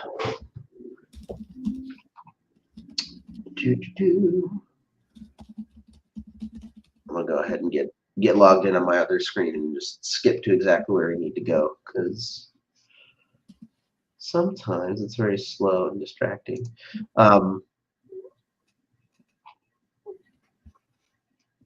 It's not even loading for me.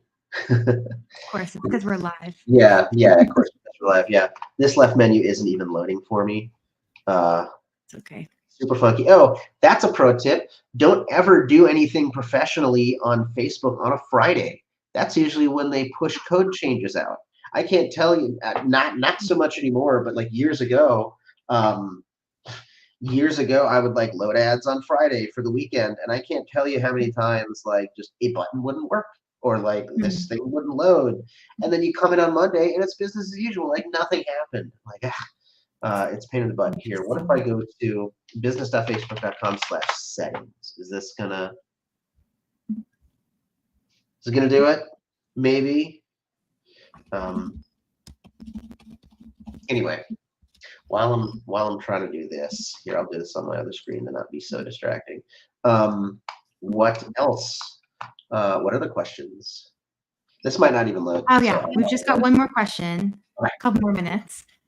This one's from P Designs Creative Media. He said, "Would you recommend the SiteKit plugin, or since GA, GSE, and GTM had already been set up, to just add the scripts into a WP site instead?" It's a great question. So if you already have something that's doing Tag Manager, you already have something that is injecting the scripts, just use that. Might as well. But if it's like a fresh install, you might as well use SiteKit, because it does give you a dashboard of like the analytics and Search Console info right there, which is sometimes really handy to see in the back end of your site. But yeah, if you Facebook, it ain't it, fam. It's not loading the settings at all today. So I'm glad I don't have to load any ads later today. That would be quite frustrating here. But yeah, when we're here in Tag Manager, again, just click on the ID. You can, if you've already got something that's injecting scripts into the header, here's your header, and then here's the body or the footer. And you'll notice that the body, it's just a no script version of it. It's basically loading a 0x0 pixel with your tag ID in here, and then that hopefully it'll still be tracking stuff, even if there's like privacy blockers or things like that. So yeah, that's so yeah, if you're doing something else and not SiteKit, use that something else. That's totally fine. Cool. Yeah. So awesome questions though. Really good questions. Yeah, definitely do not get root access from your clients. Have them give you proper access professionally, being added as a user or doing it through a partner. Which, yeah, I'd love to show you the Facebook version of it, but nothing's loaded today. So yeah, there we go. It does look like there's a couple more questions in the chat. So Paul, if you want to hop over into YouTube after this and answer those questions in the chat, just so we can stay on schedule. Ooh, yeah. Can you put the link for, actually, you might have shared that already. I can send it to you right now. Yeah, if you can send it to me right now. And yeah, I'll go hang out in the chat and I'll answer a couple of more questions. Thank you everybody for hanging out with me. Definitely make sure you go to bpro.event/cadence24, get the slides, get those bonus scripts. And I'm going to go ahead and answer those couple questions in the chat. Thank you so much, Anna. This has been Paul, great. thanks for your time. Really appreciate you. Yes, I appreciate you. All right, bye. Okay, well, we have 1 minute for break, so I think we'll just kind of go right in. I've got Christian backstage. I think he's ready to go. So we'll right into it. To introduce Christian, he's here to chat with us about using Kadence to power up the blocks editor. I'm super excited for this. Christian is a YouTuber, entrepreneur, and content creator from Nashville, Tennessee. His YouTube channel, CrailerMade, features content about WordPress, online tech, and entrepreneurship. Christian is passionate about sharing honest and easy to digest info, love that, with his audience of over 45,000 subscribers. His channel has received over 8.5 million lifetime views, so quite the feat. We'll bring him in. Hello, Christian, how are you? I'm doing well. How are you? Good, thanks for being here today. Super excited. Yeah, thanks for having me. It's an honor to be here, and I'm super excited to dive into this. Cool. Okay, well, I'm going to give you the stage. I'll be backstage. If you need anything, feel free to just holler.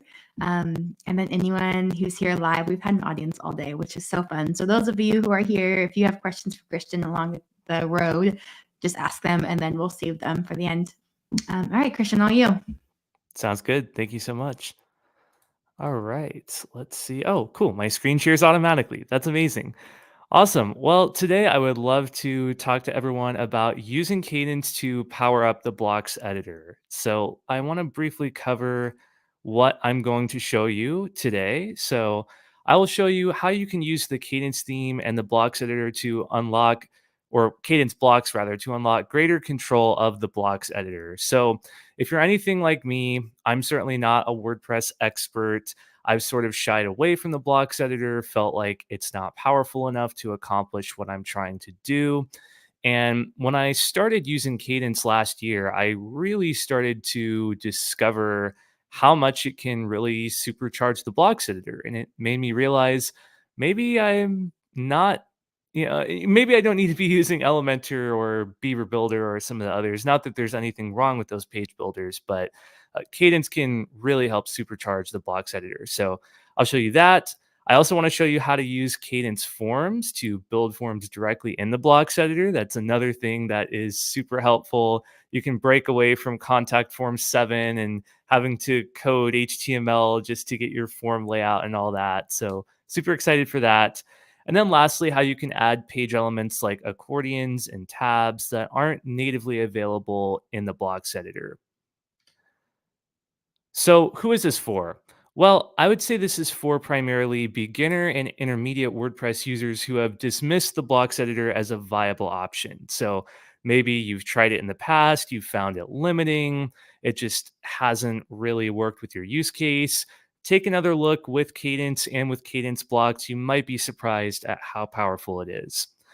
I would say this could also be for users who are looking to simplify their workflow and reduce their reliance on third-party page builders. So if you want to embrace Gutenberg and the blocks editor, the direction that WordPress is moving in general, and sort of reduce your reliance on third-party plugins, this could be a great thing to adopt into your workflow. So a little bit about me. I am a content creator with a passion for tech. I've been making videos on YouTube for over a decade, and I made my first WordPress related video 9 years ago.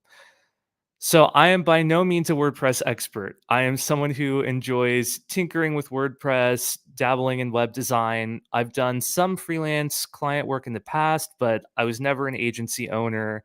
I'm not a developer. So, many in the WordPress community are way smarter than I am with the technical details and really getting in there and customizing WordPress. But as a tech enthusiast, I enjoy playing around with WordPress, seeing what it has to offer.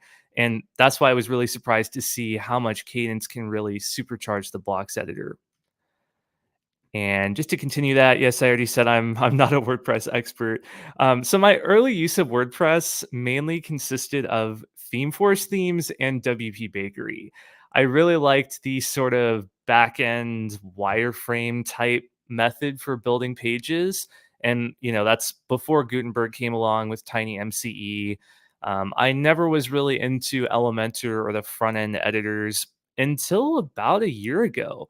I've started migrating to visual page builders, mainly the blocks editor and Elementor. And the blocks editor, my migration to that is directly thanks to Kadence, as you'll see later with the demos. I started using Kadence in 2023, and this year I released a course on building a WordPress site from start to finish using Kadence and the blocks editor. So why Kadence? Well, there's a number of reasons. Up to this point, I've avoided the blocks editor because I didn't think it was advanced enough to make elaborate designs. And that's mainly because I was using 2023 or 2024. I would go in and just get frustrated, and it seemed like what I wanted to do wasn't possible. Kadence changed that for me. I'm now using the blocks editor for certain pages and websites in addition to Elementor. And one thing that's not noted on the slide here, but I think it's important to bring up, is Kadence has a wonderful free version. That's what I'll be using in this demo. That's what I use in my course. And that's what I use on my own websites. The pro version is also incredible and unlocks some extra features, but you can do everything that I'm going to show you in these demos with the free version of Kadence. I also like that Kadence gives you flexibility to choose your preferred page builder. So if you like Elementor, Beaver Builder, or Brizy, you can still use Kadence. Now, this whole presentation is specifically for the blocks editor, so most of these things you'll have to do differently in other page builders. But if you really like Kadence, and I'm a fan, you can use your other page builders with it as well. Okay, so I'd like to start with a demo of the page layout with Kadence blocks because this is sort of the foundation of why I think Kadence is so powerful and really supercharges the blocks editor. So I'm going to head over to my WordPress site and I've got a Kadence demo that I've imported, but I'm actually going to create a blank page. And if you've used the blocks editor before with the stock blocks, then you're used to all these blocks down here. For your layout, you've got buttons, columns, groups. So you can create some layouts in the blocks editor by default, but just to sort of contrast, I'm going to start with a columns block and we'll do 3 columns. And then I'm also going to add a row layout. This is a Kadence block and I will choose 3 for that as well. Let's just go with this design. We don't actually have equal thirds to start, but that's okay. So right off the bat, when I got into the blocks editor, remember this here, this is the default block in WordPress columns. One of the first things that I noticed was, well, how do I change the width of the blocks? Like after the fact, there's no easy way to drag and change it. Now, it is possible you can do it right here under settings width. You can specify a percentage if you want, and that changes the block. But then, you're sort of having to manually enter those percentages for each block. Now, with our row layout here in Kadence blocks, all I have to do is click and drag. Like that alone just blew my mind when I saw that feature. Makes it so much easier to set up your blocks. And this drag and drop capability applies throughout the rest of the interface. So for padding, right here, you can adjust, you can think of a row layout almost like a section on your website if you want to. So if I want to add more padding, I can do that right here, both on the top and bottom. And all of these settings are accessible via typing as well under style and layout and advanced, all these tabs. But I think it's super cool that right off the bat, you can do that just by clicking and dragging. You don't have to go in and type percentages on all 3 columns if you don't want to. Also, you can click this right here on this little arrow. So if it's got this little figure 8, then it snaps to increments of 5%, or you can click right here and you can move it to very precise percentages. So that's the first thing that I really noticed with Kadence blocks that made me wowed. And that concept applies throughout the rest of the row layout. So column gutter, I can easily adjust that right here. I can also enter a number in pixels if I want to. Same thing for row gutter. All things that if you've ever played around with default columns in the blocks editor, you don't have a lot of control. You can adjust padding here. It's just not quite as straightforward or intuitive as the Kadence block. And another thing, a big key takeaway for me with Kadence is that there are responsive settings for every single option. So, your layout can be different for desktop, tablet, mobile, even so like mobile. If you wanted to have this type of layout with 2 columns on top, 1 on the bottom, you could do that specifically for mobile. And then on desktop, you can have 3 side by side. With the default, you'll see there's this option to stack on mobile, but that's basically it. And if you're a developer, you're comfortable with CSS, you can go into the advanced options and add classes, and you can accomplish all of this with the default blocks. But like I mentioned earlier, I'm an average user, someone who enjoys tech, but not a developer. So that's why I got very frustrated with the default blocks. And hopefully you're able to see right here just the value of Kadence blocks and the row structure. So for every single setting, you'll see there's dedicated responsive options, which I'm a huge fan of. Now, within row layouts, we have sections. And one of the things I love about sections is you can customize everything with the content, the direction of your content, the alignment, also your text alignment. And once again, you can customize all of this on desktop, tablet, and mobile. And another thing I want to point out is you can set a background image, gradient, video, anything you want on a section level, as well as the row layout. If we go back to our default block, I just think it's kind of fun to show the contrast here. So for columns, I can set a background color.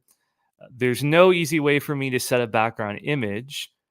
Now, if I wanted to set an image for a specific column, same thing. The only way that I would know to do that with the default option is you could use a group block, put it within the column, set your background image there, but that's just getting really complicated. So I love how Kadence approaches the page layout with row layouts being like your section where you can manipulate columns, and then your section is the equivalent of a column, super flexible.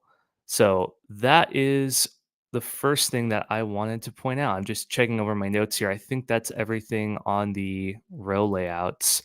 So let me go back to my slides here. Ah, yes. So the next thing that I love about Kadence really supercharges the blocks editor is Kadence Forms. So as I brought up earlier, if you've ever used Contact Form 7 or some of the other contact form plugins that are popular in WordPress, you're always having to use a third-party editor, an outside editor somewhere else in the WordPress interface. And at best, it's usually drag and drop, pretty simple, but a separate screen that you have to go to. At worst, sometimes you're having to edit HTML just to customize your form, and that's no fun. So I'm going to go ahead and clear out our columns here. And in this middle section, I'm going to create a Kadence form block. So in Kadence, there's the form block. There's also the form advanced block. I'm going to start with the regular forms block, and then I'll show you the advanced one after this and explain some of the differences. But right off the bat, just clicking form, I have a new form block here. I already have a contact form. I've already got a basic form with name, email, message. Now, for each of these fields, you can customize everything in the right sidebar. So name, I can make this required if I want to. Placeholder, all that. You can customize your field type. Also, super easy to add a additional field. So maybe I want to collect phone number. I'll just say phone number. And, as simple as this interface is and as easy as it is to build forms, it still allows you to do just about anything you would want to. For example, if I wanted email and phone to be side by side, all I have to do is on email, I can reduce the column width to 50%. I'm sorry, that was the phone field. I had email selected, but I was in the wrong one. But I would have to do that for phone as well. So you can see right here, phone number just went down to 50% width. And then for email as well, I can change this to 50% width. And then if I click this up arrow here on phone number, just like that, I've got email and phone number side by side. And as I pointed out earlier, a general pattern in Kadence is that there's responsive options for everything. So if I wanted these to be full width on mobile, I could set that option right here. And then if I preview these on mobile, it's not working in our demo, but on the live page, it would have email as a full width field and then phone under it as well. Now, if you wanted to add another field to your contact form, you could just do that with the add field button. We collapse these right here, and you can pick from email, text area, all these different options.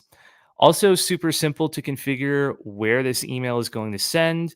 So, actions after submit, you could choose to subscribe them to your email list, or in most cases, you're just going to email it to yourself. So, I've got the email box checked here.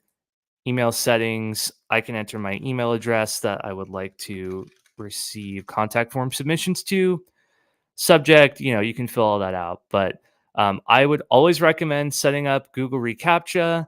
Unfortunately, WordPress in general has a spam problem. If you're not using Akismet or reCAPTCHA or some sort of solution to help with that, you're going to get a lot of spam mail. So definitely would recommend setting up Google reCAPTCHA. It's free, and I'm so glad that that's included, even in the free version of the Kadence Forms block. Now, let's talk about the Kadence Forms advanced block, because that is really cool if you want a complex layout. So essentially what that block does is it moves your form into an entire layout of itself. So right here, I've got form advanced. Within that, I've got a row layout. So Kadence has auto-generated a row layout with 2 sections. And just like I showed you earlier, you can adjust these sections in increments of 5%, or you could get really advanced with it if you wanted to by disabling the snapping right there. But as you can see, the Forms Advanced block allows you to put fields in specific sections of the website. So you could get as advanced as you wanted to with building this. And might I remind you, we're in the blocks editor right now. The same blocks editor that if you've used 2024 and just the stock blocks before and gotten frustrated and said, man, I feel like I can't do anything, this is that same editor. So hopefully you're beginning to see over these past 2 demos that the blocks editor is really powerful with Kadence. It's not necessarily the editor itself that is not capable. It's really that the default blocks included with WordPress just aren't advanced, aren't the most intuitive. And Kadence blocks really enable that power for you to do just about anything you want with your website. So I've typically just used the regular form block, but I just wanted to demonstrate that and sort of tie it back to earlier with the layouts, just to give you an idea of how much you can really do. And another thing with the advanced block is it also gives you access to the file upload field and the time field, which are not included in the basic form block.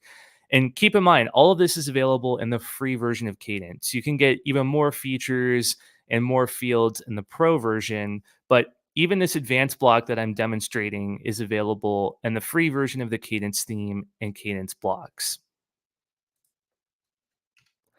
So the third thing I want to point out is just the unique blocks that are available in Kadence that you aren't going to find in the default WordPress blocks.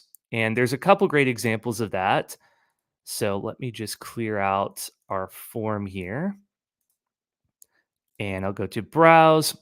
Accordion is going to be a very powerful block for most websites. If you've ever wanted to do an FAQ section on a website, you've tried to do that in the default blocks editor.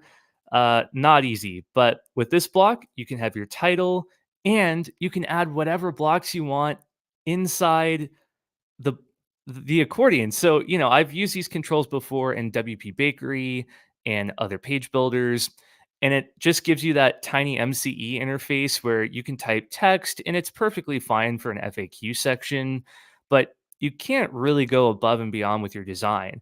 With this block, you can have an accordion that expands and you can have as many blocks as you want within it. So if you just want text, you just want to have an FAQ section, that's fine. You can do that.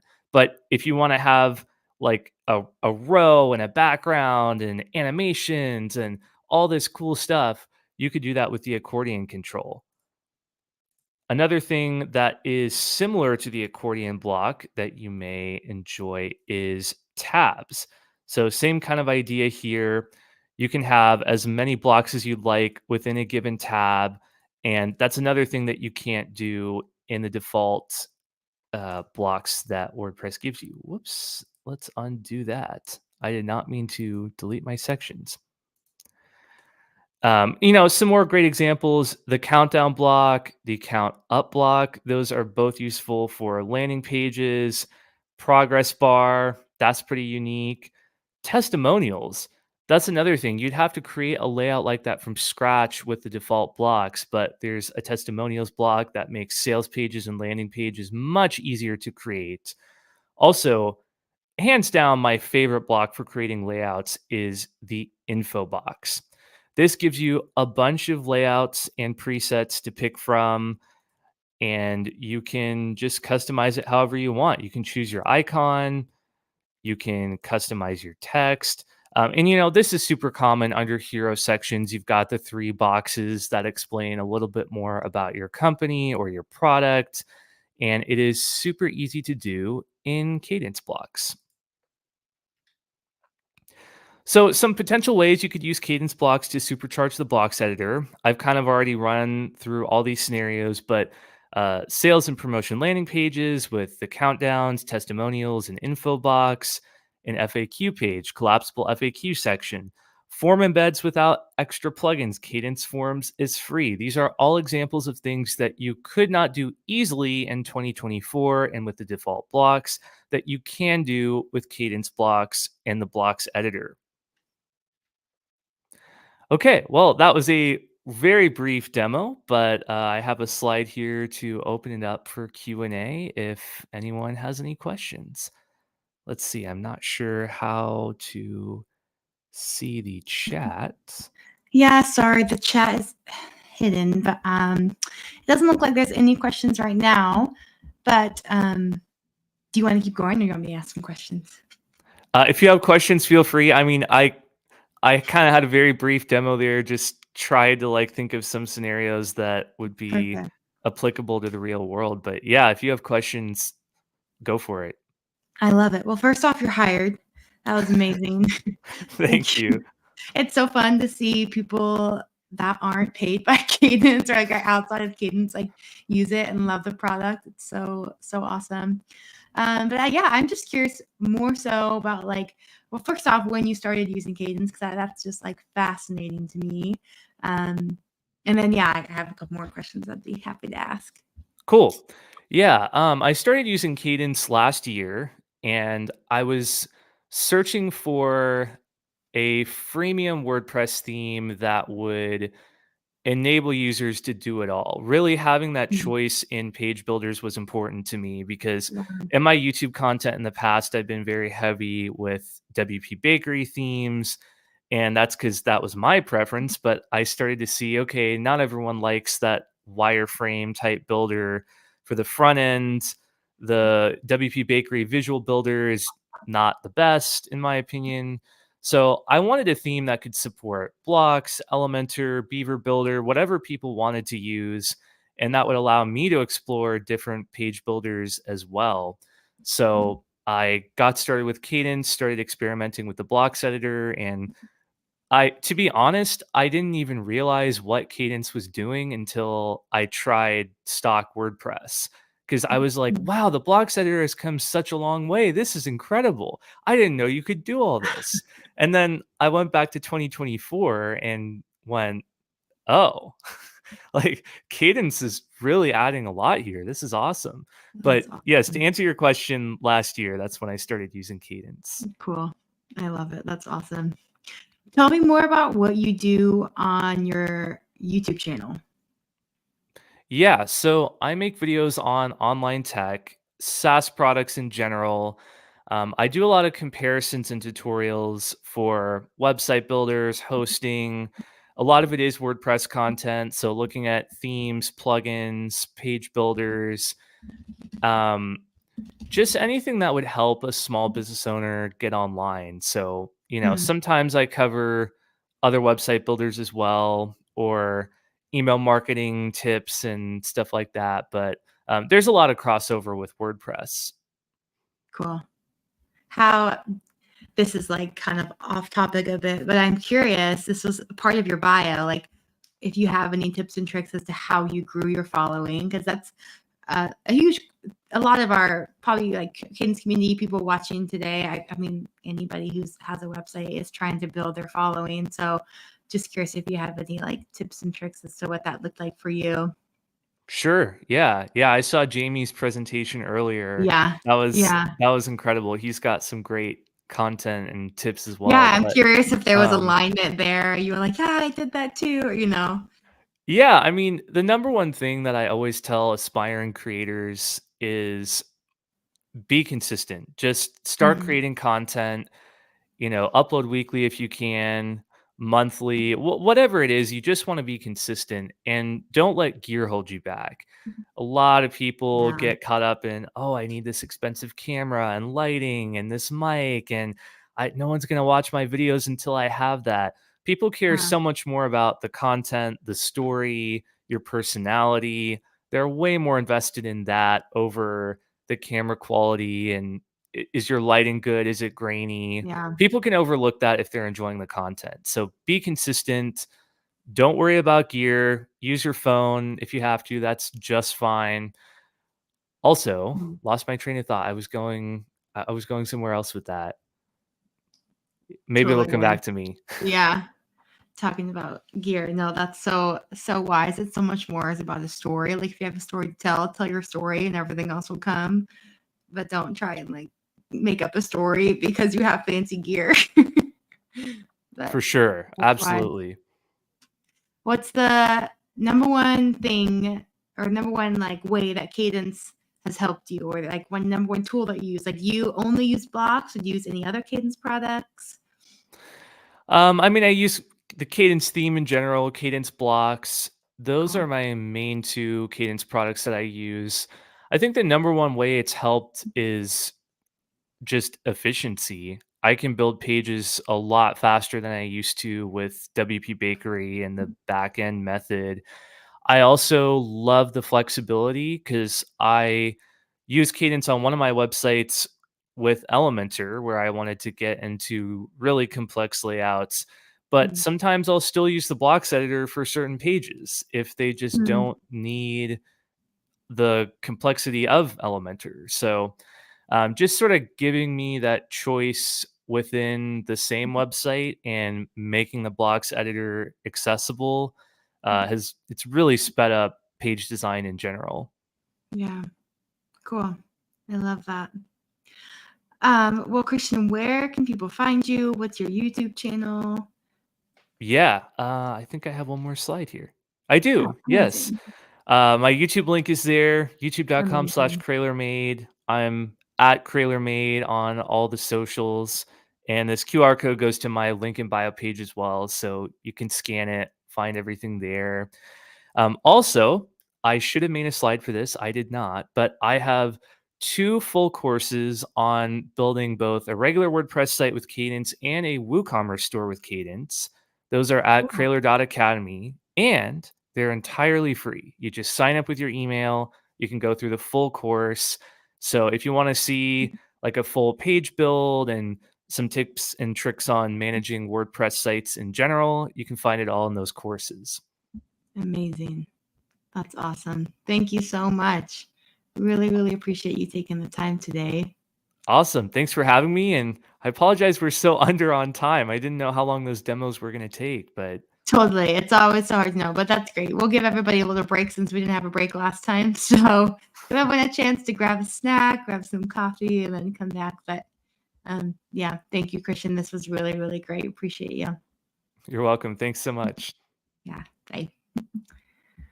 Okay, so like I said, we've got some time. Take a break, or you can head over to track one and kind of catch the end of, I think Nathan's speaking over there right now. Actually, I'm not sure who's speaking right now, but hop over there, see who's speaking. We'll be back here at track two with Kathy Zant. So excited. She's going to talk to us about WordPress security, which is, she has many niches, but that's one of her niches, and you don't want to miss it. She's amazing. So yeah, we'll see you guys at the top of the hour.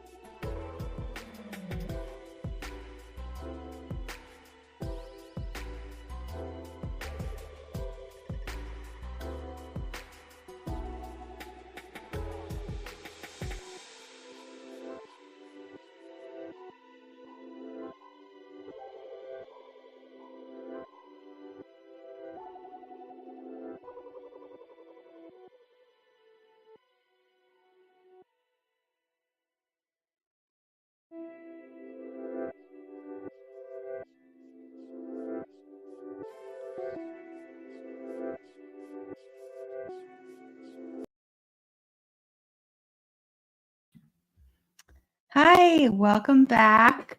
We have just 2 sessions left, but this will be our final session for track 2. Their very last session, we're all going to head over to track 1 and hear Ben, but we have one more here, and I'm so excited. And then just as a quick reminder, all of our sessions today are being recorded, so you'll be able to go back and listen to any that you missed, and then also listen to all the sessions from the other track that's happening. So don't worry, they'll all be available. And then I have the honor of introducing Kathy Zant, and it's very fitting that she's speaking today because she actually created Cadence Amplify, so we would not be here today if it wasn't for her. A bit about Kathy. She is an internationally recognized expert on leadership, security, growth marketing, and profitable website development. She's spoken at countless events worldwide, both online and on stage. She is passionate about your stories and believes everyone's voice deserves to be heard. And I would be lying if I said I didn't rig the system a bit to make sure that I got to be the one introducing Kathy today, just because she is such a dear friend of mine. We had the honor and privilege of working together, and whether she likes it or not, our hearts are probably connected for life. So let me bring her up. Hi, Kathy. Oh, It's so Hannah, good to you, see I, you.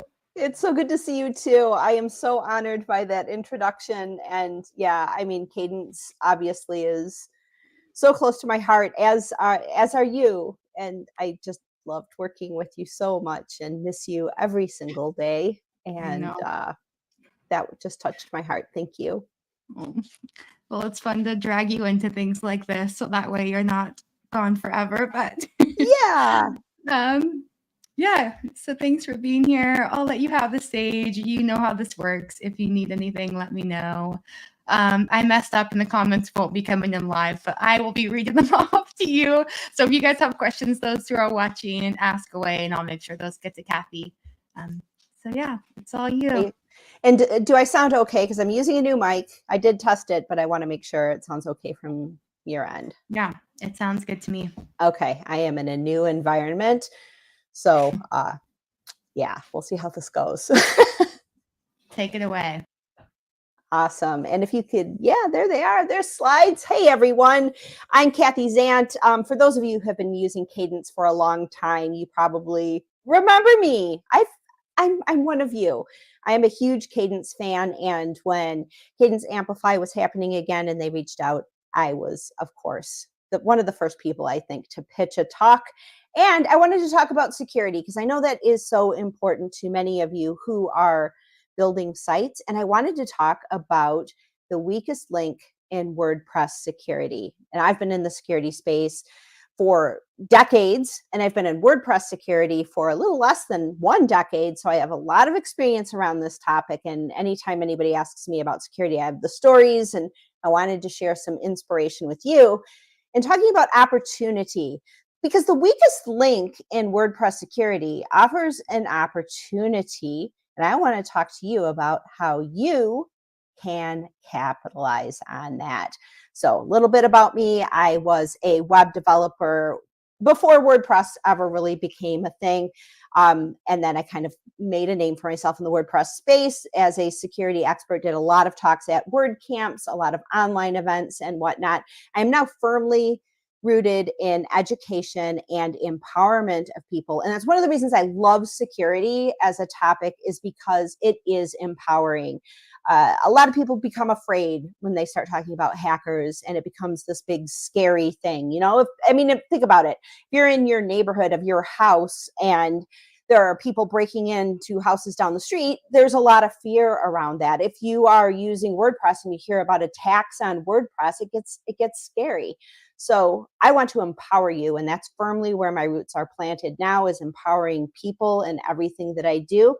And, you know, I've been around on the internet for a very long time. Look, I got a 4-letter domain. I registered my last name back in the 90s. So I've been doing this for a while, and I'm here to share my stories, my experiences, so that you can find greater empowerment in the sites that you're building and the clients that you're working with. Now, who is this talk for when we're talking about the weakest link in WordPress security?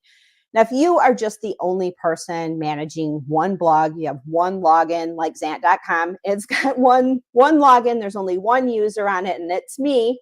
I I probably don't need to think about talking about WordPress security to other people if you're, just doing that. But if you're building sites for other people, if you're an agency or a freelancer and you're building sites for other people, security needs to come up as a topic. It's very important. But also, too, if you have people who are logging into your site, if you have a LearnDash LMS site and you have students logging in, if you have a WooCommerce site and you have customers logging in, or if you are building sites for others and they have customers or contributors, editors, there's all these different roles that come into play when you have a WordPress site. And if you have lots of people logging into a WordPress site, security has to be a part of the conversation. So if you have a site that fits that profile, if you are a developer that fits that profile, then security is a conversation you need to have. It's a part of running any kind of site, whether it's WordPress or otherwise. If you care about WordPress security, let's talk about how we can turn this into an opportunity. So basically, we're going to talk about the problem of WordPress security, kind of where we are right now, and just sort of the landscape, why this is so important, not just to WordPress, but to our digital lives, and how WordPress fits into that conversation. And then we're going to talk about the opportunities that we have when we talk about security. So let's just dive into it. Now, a lot of people that I've talked to over the years, when we talk about securing our sites, people will say, well, it's just my cat blog, or it's just my blog, or it's just, I'm just a small business. Why would a hacker consider my site to be important at all? They don't think about the motive behind what hackers are doing. And hackers target WordPress sites. Well, they target anything basically online for one primary reason. They're looking to make money. So they're looking for your server resources, your domain reputation, so that they can do things like spam, sending out spam, or even putting spam links in order to improve SEO on their Viagra sites and things like that. Phishing, basically to exploit unsuspecting users. Putting malware on these sites in order to redirect people to another site so that they can install malware on people's computers. And of course, they put backdoors in there so that they can maintain access. But it really all just boils down to hackers are going to hack because they want to make money. When we understand that, we can understand the landscape a little bit better. Now, how prevalent is this? Well, according to Sophos, they report that 30,000 websites, and that's not all just WordPress, but 30,000 sites across the board are hacked every day. And Sokol, a security firm in the WordPress space, has reported that 10% of WordPress websites are vulnerable to hacking due to outdated software. 10%. Now, we hear a lot from the security companies. We hear a lot about, vulnerabilities that have been patched in various software, and there's all of these vulnerability reports or attacks on a particular plugin that has a vulnerability, these types of things, and they have firewalls that are there to protect you. But think about it. 10% of WordPress websites are vulnerable. What about the other 90%? Like, how did those get hacked? Interesting, huh? 90% of these other sites are vulnerable for some other reason. All right, let's dive a little deeper. Now, why are they targeting WordPress? Well, WordPress, because it powers over 40% of the internet, what are hackers going to do? They're going to find economies of scale. Well, if WordPress is powering it's the number one CMS, basically, of all the CMSs. I think it's like 60% of all sites using a CMS are using WordPress. They're going to place their attention on exploiting vulnerabilities associated with the largest CMS, the software that's most easily hacked because it is the most installed, most utilized CMS or content management system that is out there. So they're trying to hack as many sites as possible. They're not going to waste their time on, another CMS that only has 1% of market share. They're going to focus on basically the lowest hanging fruit. And they know economies of scale. They understand that if they can compromise 10 small businesses It's the equivalent of attacking one large business that has an entire security operations team defending one singular website. So if they can get 10 small business websites that aren't paying attention to security, that's a heck of a lot easier. And they don't expect small businesses, they don't expect individual proprietors to be protecting their site and making good security decisions. Hackers are betting that you're not paying attention to your site security. Hackers are betting that your clients are not paying attention to site security. So this is their bet. That's what they're doing. Now I want to tell you the story of one agency that I helped with remediation. It was an agency down in Brazil. Could be any agency. I've had so many conversations with agencies that have cPanel. And cPanel, if you have ever used it, is a website management. It's a panel thing where you can go and like do all sorts of things, manage your email, blah, blah, blah, manage your database. It has a feature called add-on domains. And this agency had a cPanel installation. And within this one installation, they had 30 sites. So they had one primary domain, and then they had 29 other add-on domains. Now, the problem here is all of these sites were operating using the same server-based user. So PHP on the server was running with the same permissions of one user. So one site, all 30 sites were using that same permission. Now, what ended up happening as we did the incident response is we found that there was an intrusion on one client site. There was only one admin account, and this agency's customer had access, the username and password, to log in to that admin account. Well, that was compromised. Either they had reused passwords or something had happened on their end, maybe an info steal or something had happened, and that one account had been compromised. The password was exposed somehow. The hacker logged into that one site, and then they went to the theme editor. They went to the 404 page for the theme. They replaced the 404 page with a backdoor. So any 404 on that particular singular site that was an add-on domain showed a backdoor. And then they were able to use that backdoor to append a string of JavaScript to every JavaScript file for which it had permission, which was 30 sites. So in one user account, one compromised account had led to 30 sites being hacked. You can see where the weakest link in website security is, with WordPress security especially, is the user. It is people. It is our customers. You have one setup like that, and it was a bad day for that agency. We were able to fix it relatively quickly, but they had 30 sites of their customers that were redirecting to a bad area of the internet. And it was like malware that was going to be installed, like, Flash, something like that, where it just like popped up, your Flash player is out of date. And so it was trying to install malware on site visitors' computers. And so we had to take all of those sites down while we did that remediation and pulled that JavaScript out. So bad scene. And it's not just this one agency, and it's not just cPanels with add-on domains. According to Thomas Rafe, who runs a company, We Watch Your Website, who watches millions of sites. I can't remember how many. Every time I talk to Thomas, he's watching more and more websites. I think the last time I talked to him, it was like 8 million or 9 million sites that he was watching. It's probably more by now, but he did an analysis and he watches the log files of all of these sites. And what he saw and the research that he published at the beginning of 2024 is he found that 60% of sites were being hacked, not because of software vulnerabilities. He was finding over 60% of sites were being hacked because of the user. Either it was a reused password or a brute forced password, or it was an info stealer that was installed on a person's personal device and session cookies had been stolen, but it was the user and the user's security decisions that were causing the intrusion on the websites that he was remediating. So this is relatively new information this past year. This is what Thomas has been seeing.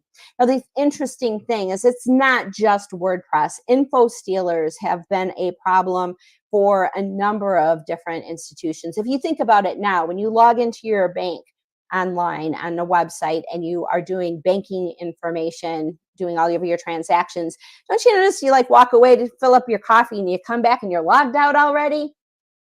Interesting, huh? Now, when you log into your WordPress site, your state, your session is stored for quite some time. And if you click that box of remember me, it's stored up to 2 weeks.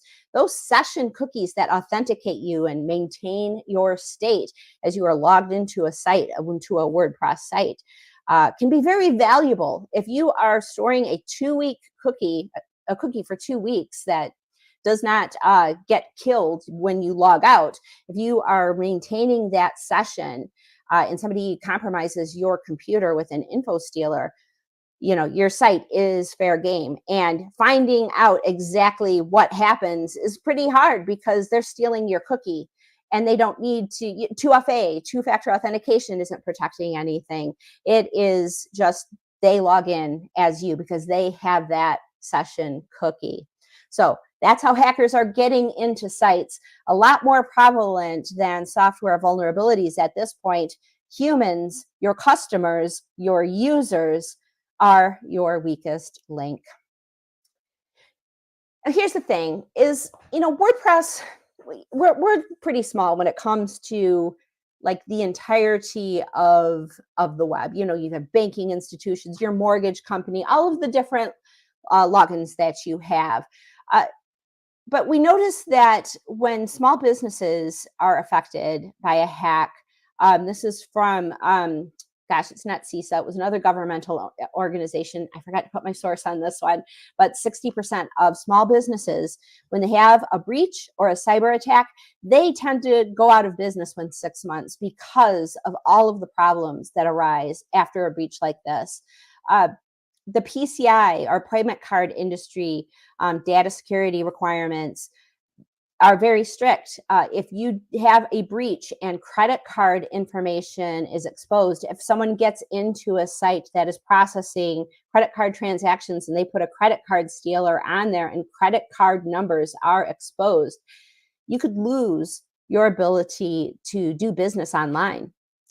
Plus, if you think about all of the breach notification requirements that exist, many jurisdictions require that if any personally identifiable information is exposed to a hacker, to malicious attackers, you have to notify your customers and let them know that their information has been exposed. And the thing is, you know, we've all been hacked, right? You can go on haveibeenpwned.com. You can do it right now as I'm talking. Open another tab, go type in your email address. If you've been online for any length of time, your email address has been in a breach at least once. They also have the statistics on there. They're showing here like 14 billion accounts that have been exposed, and they show some of the largest breaches. This was a screen capture from yesterday, but you can go look and see. I mean, if you've had an Adobe account, if you've had an account with Facebook, many large organizations have had breaches. They have been attacked. They have had customers' information exposed, and it's kind of just the background of the internet. Hackers are hacking and information is being exposed. This is not just a WordPress problem. The thing is, though, the fact that we're working with WordPress and we're working with customers who likely don't have the expertise, we have opportunities here. People are just not prepared for this. Funny story, my husband requires medical attention at home, so we have nurses that come, and I was talking to a nurse, oh, what do you do? And this was a couple of years ago, and I was talking about security, and she's like, I have a hacker that lives in my Facebook account. Like, tell me more. And her account had been hacked, and there was malicious activity happening on her account, and she just gave up. she just gave up. And I told the story at a WordCamp, and somebody else came up to me after a talk and told me another hilarious story of a friend of his that had their Netflix account hacked, and they had just this other user, and he had set up a profile for himself and had all of his favorite movies, and he was just like, oh, well, I guess he's just here now. And people just live like this. Like, to me, that's horrifying and terrifying that people would just live like this. But it's becoming like this norm of like things that we just deal with. This is just life. People are not prepared to manage their security in a way that legal requirements like and compliance requirements are requiring, like with breach notification legislation, with the PCI DSS standards that we have to adhere to. There's just this gap in compliance of what's happening. And so it is our responsibility as security professionals, as people who are committed to security, to up-level everyone so that they can be in compliance, so that they can kind of come to a parity with what organizations are requiring of them. You see, we have this opportunity. We have an opportunity to be of service. But really, if you think about sort of like just this landscape of security of where we are right now, I would implore that if you are working with people who are clients who do not have the security acumen that you have an imperative, a moral imperative, if I can be so bold, to help folks get to a place where they are more cognizant of and more empowered to secure themselves. And the great thing is there's so many opportunities in WordPress to kind of tune people to that security awareness. You do it with WordPress and it spills out into other areas of their life. You do it with one client and you have one client and you up-level their security awareness. Think about how you have an effect on everyone else in their life. So if Aunt Mary is living with a hacker in their Facebook account, your client can then help Aunt Mary get the hacker out and like live a normal life and not have to deal with this kind of intrusion. The thing is security is such an opportunity to be a differentiator. Other agencies, like if you look at most agency proposals or freelancer proposals, security and ongoing security relationships are not a part of the conversation.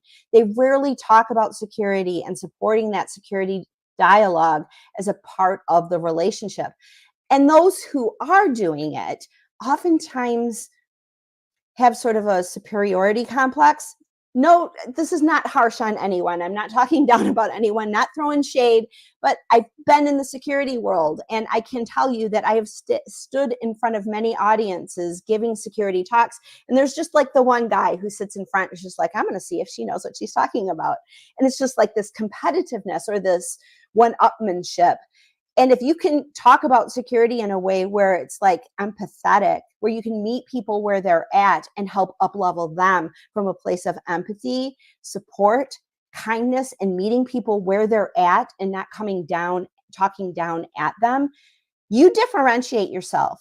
You become the assistant. You become the trusted advisor. You become intertwined in the business in a way that those other agencies just can't do.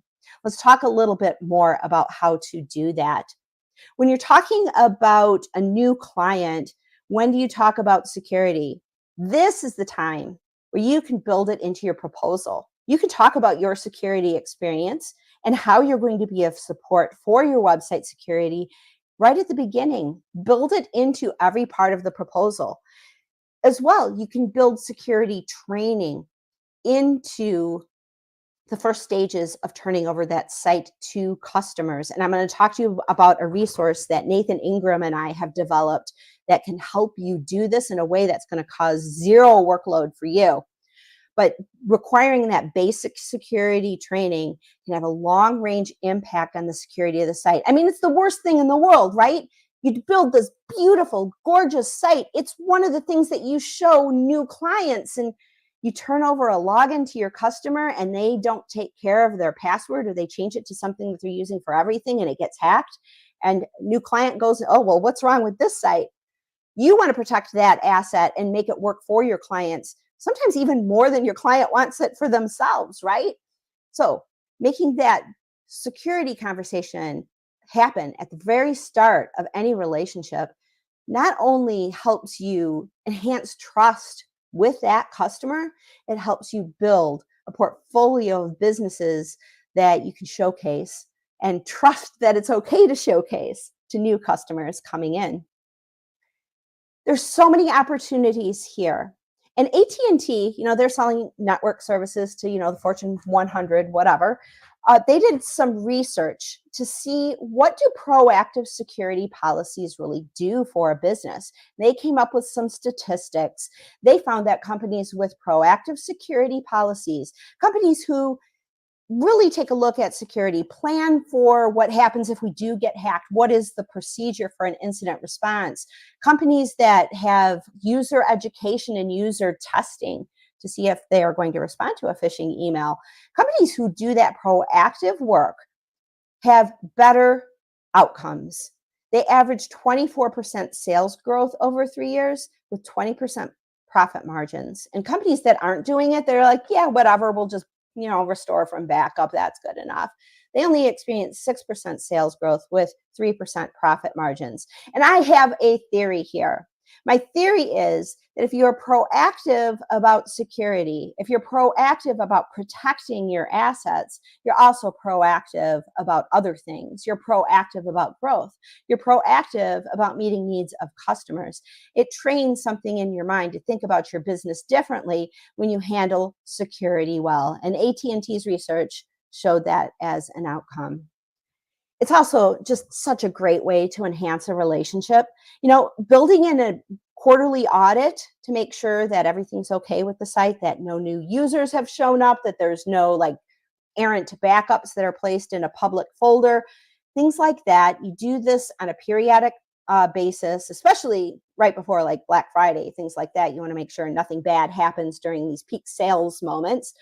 It's a great way to solidify your role as a freelance or agency partner with your clients. You're not just selling a one and done website and moving on to the next one. Establishing a relationship where you are the security advisor for your clients is so critically important. You can use security news as a trust enhancer. I mean, one of the things when I was doing security marketing, it was more like security news, right? Something happens, this plugin has a vulnerability, get the news out as fast as you can, make sure everybody gets patched, make sure everybody has their firewalls updated, whatever needs to happen. This is an awesome time for you to establish your reputation and your credibility as a trusted partner.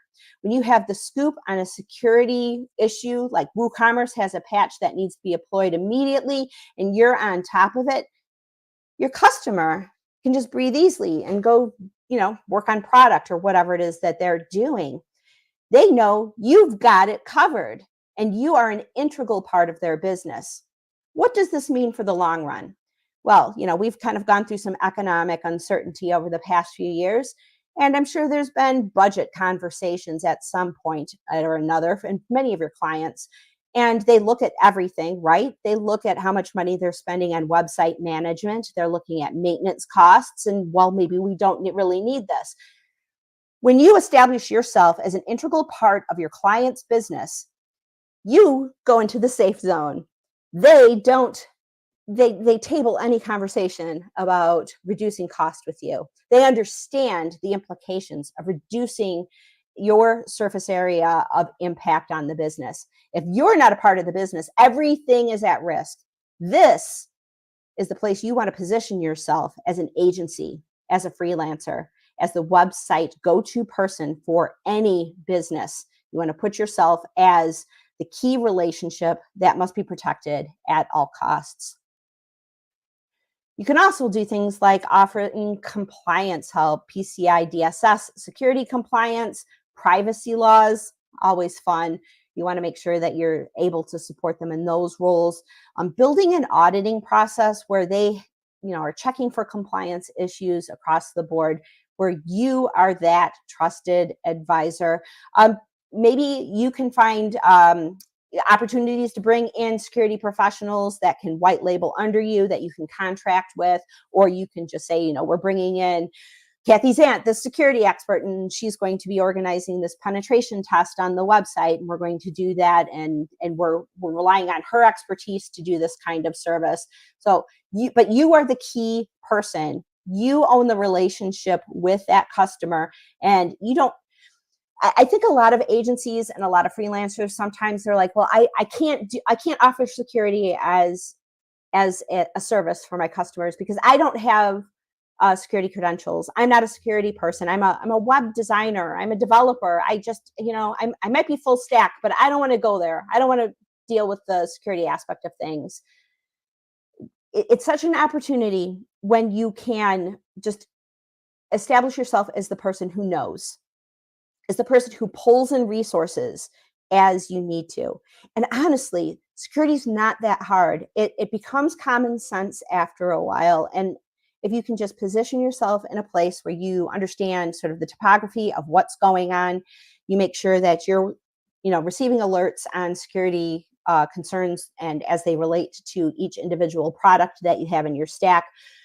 Establish yourself as a security professional, and wherever you feel insecure, just up-level your skills, because it does become worth it. And it's not just worth it in terms of like establishing your reputation in your business. It becomes worth it in sort of that larger imperative that we have to up-level everyone's security across the board.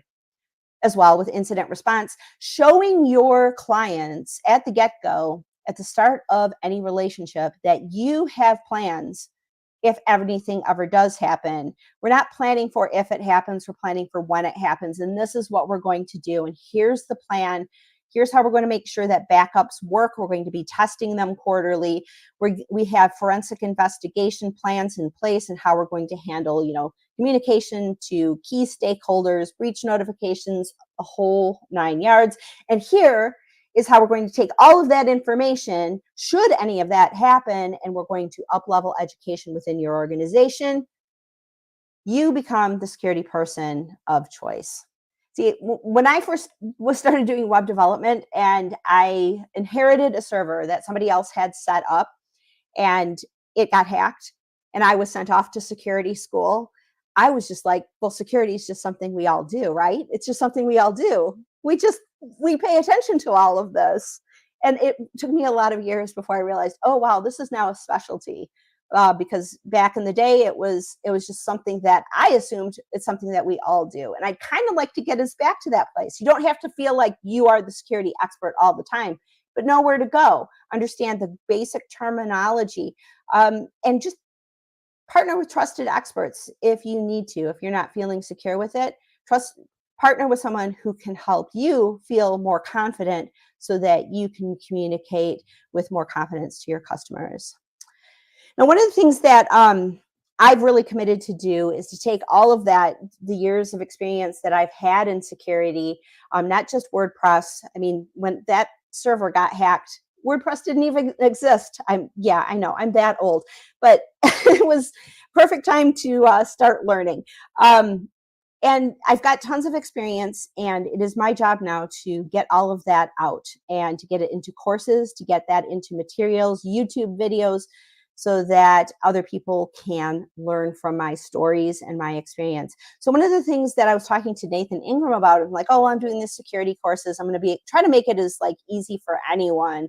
And he actually was like, hey, what if we did this? Because this is a problem for a lot of agencies where they have people who are just like, yeah, we just share the same password for everything. And they need support in up-leveling their security awareness. So we created Monster Secure, which is, it uses LearnDash, and there's a way that I just did the course. He set this all up in such a brilliant way so that every agency who becomes a customer of Monster Secure, you set up your customers here, they go through my course, take the quiz at the end, they pass the quiz. You as the agency see that they've passed the quiz. You have something in your contract that says, you know, you don't get access to the site until you've gone through this 30-minute, very easy to go through course, but it gives you just some parameters. And once you see that they've passed the course and they've taken the quiz, you can give them credentials and you know that they have some basic parameters of what to do. And we've really built this around like what agencies need. I mean, you need somebody who's not going to hire an SEO person and then just give them credentials, the admin account or whatever. So there's directives in there about what to do if you do need to add someone as a user to the account, that you need to notify your web firm that handles your security so that they're aware that there's a new user. Otherwise, that's an incident and an investigation needs to happen. So they understand, you know, how to do these things in a way that is going to protect the site. Two-factor authentication, how to set that up with a couple of different providers. It's very, very simple. And it's taught by me. So I try to make it as easy as possible, as relatable as possible. No talking down to anyone. Just like, here's what you need to do. Here's why we do it, so that they have a full understanding of why their decisions matter with WordPress security.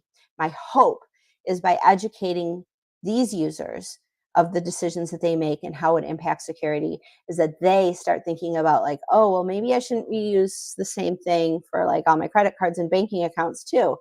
Hopefully they start understanding some security best practices and start applying them in other areas of their life, and that they'll tell two friends and they'll tell two friends. And all of a sudden we have a movement where everybody's secure. And of course, you know, hackers will find another way, but we're going to keep trying, right? So monstersecure.com, you can go there, you can sign up for an account, you can go through the course and see what it's like. If you think it's good for your clients, you can sign up over there, but you can see everything that's there and how it all works. I'm also just going to shout out to my friends over at Solid Security. And of course, their brand new Solid Backup. It's got another, like, it's Solid Backups. But you can go to solidwp.com and you can see how those tools can support your website security and help give you some tools that can help you and your clients make better security decisions. One of the things I love about Solid Security is that it is built with agencies in mind. It takes you through that onboarding where you get to tell it, okay, this is kind of site we have here, and it helps you make those kinds of decisions for your users right at the get-go with onboarding. And of course, you should go to Zant.com. You should sign up for my newsletter that is moving providers, hopefully very soon. And when I do, that is where we're going to have even more discussions.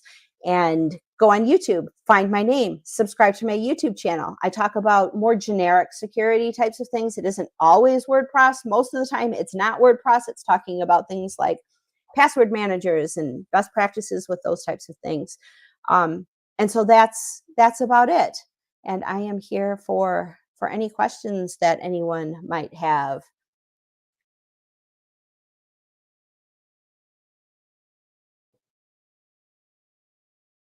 Literally I can't hear you, muted. Han. Oh, there you are. You're a wealth of knowledge. That was amazing. I Oh, think you're the only cool. person that can make a security talk so exciting and intriguing. And it makes me think right. that I should absolutely go take your course, because I'm 100% one of those people that's like, oh, I probably won't be the person that gets hacked. But then you're like, oh, we've all probably already been hacked. And I was like, oh no, she's talking to Yeah. me. Go to Have I Been Pwned, put in your email addresses. I and was it's too like, scared oh. to do it. Yeah, it's wild. Yeah, it is. It's fun stuff, though. Yeah. No questions in the chat right now. All right. I'm just curious, what got you into security? Because you also like have this, your foot in marketing and your foot in like in web development, and then also you're like a motivator and like you have your hand in so many areas. And yeah, when you talk about security, it feels like security is all that you do because you have so much knowledge in it.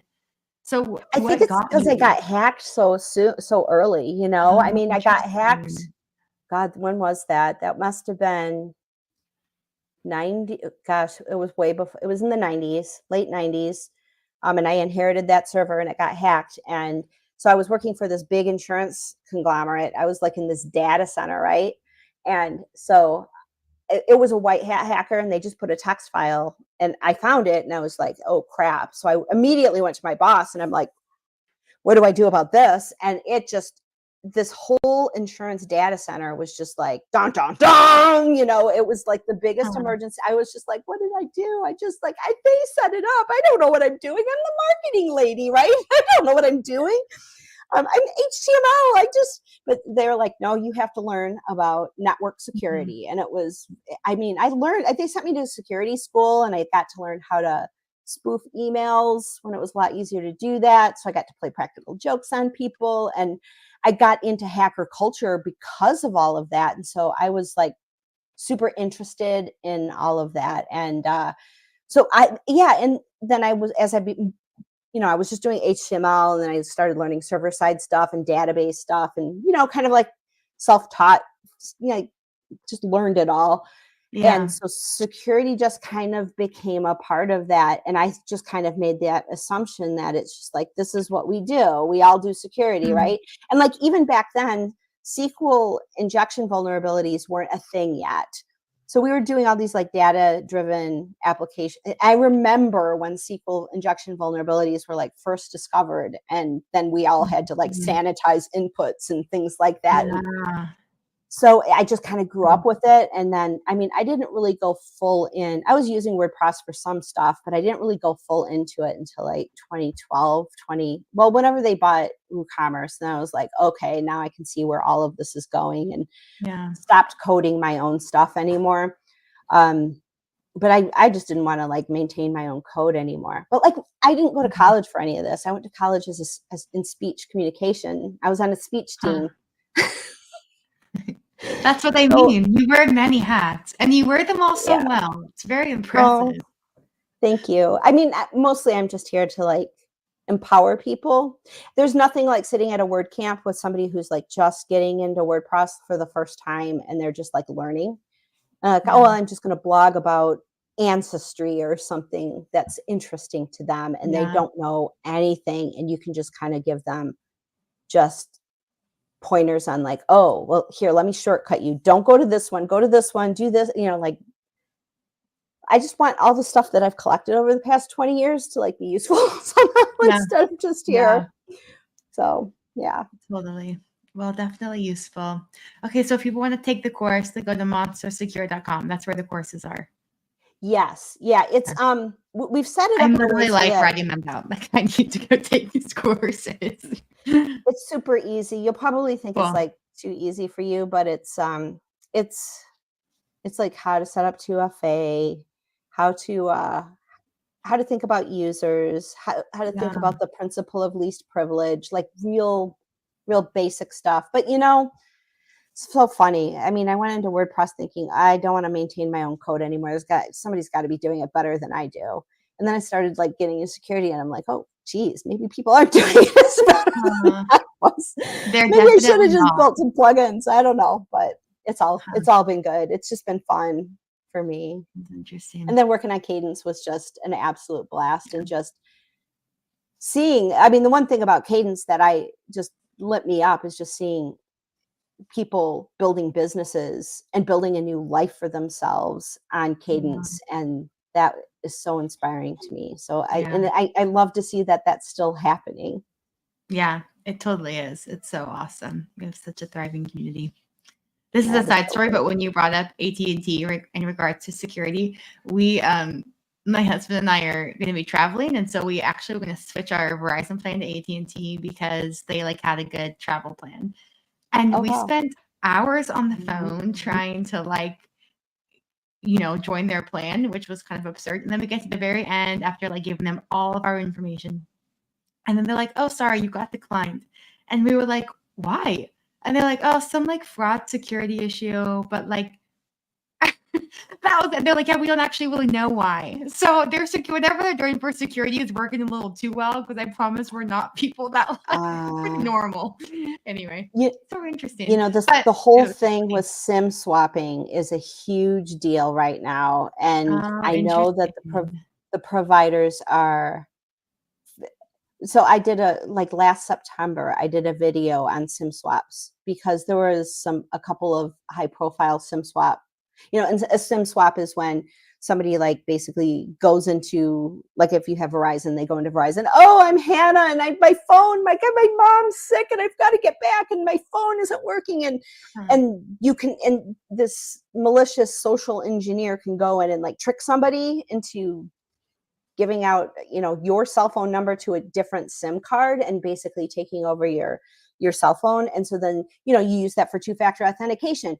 You can use your phone and SMS messages to take over like your Gmail account. Like there's tons of different things that can happen there. And it happened to a few high-profile people, especially like in the crypto space. I've seen it, over the years, it's happened a lot. But I made this video and it was like, 200 views. To this day, like it started popping off in like maybe February of this year. And it's just like, I should probably do another one, but it is a huge deal. It must have, some big things must have happened in order for so many people be searching that up. And yeah, that's interesting. so I'm sure the providers are just like holding on to that with very tight reins right now. Yeah, that's a better perspective, because I was pretty frustrated with the company about it. That's interesting. Okay. Yeah. We'll get to know. I'm sure that's what it is. Yeah. Where are you going to travel to? I'm sorry if that's too personal for a live stream. It's not. We're actually, my husband and I both work remote, and so we're gonna take 6 months and just go kind of wander through South America and see where we land. So we'll be around, but just virtually. Yeah. Amazing. Oh, that's so good. I'm so excited for you. Do it now while you can. I know. That's what everybody has been saying. We're super stoked. Well, that is it for track 2. Thank you guys so much. Thank you, Kathy. Seriously, it's such a gift to have you. I miss you so much, Hannah. I know. I miss you too. Really, it's such a treat. All right, we're all going to head over to track 1 now. Well, we actually have a 15-minute break, 14 minutes. So grab another drink or a snack, whatever, and then we'll see you in track 1 to hear Ben give a talk on something new that's up and coming. So you never know with him. Yes. Okay, bye.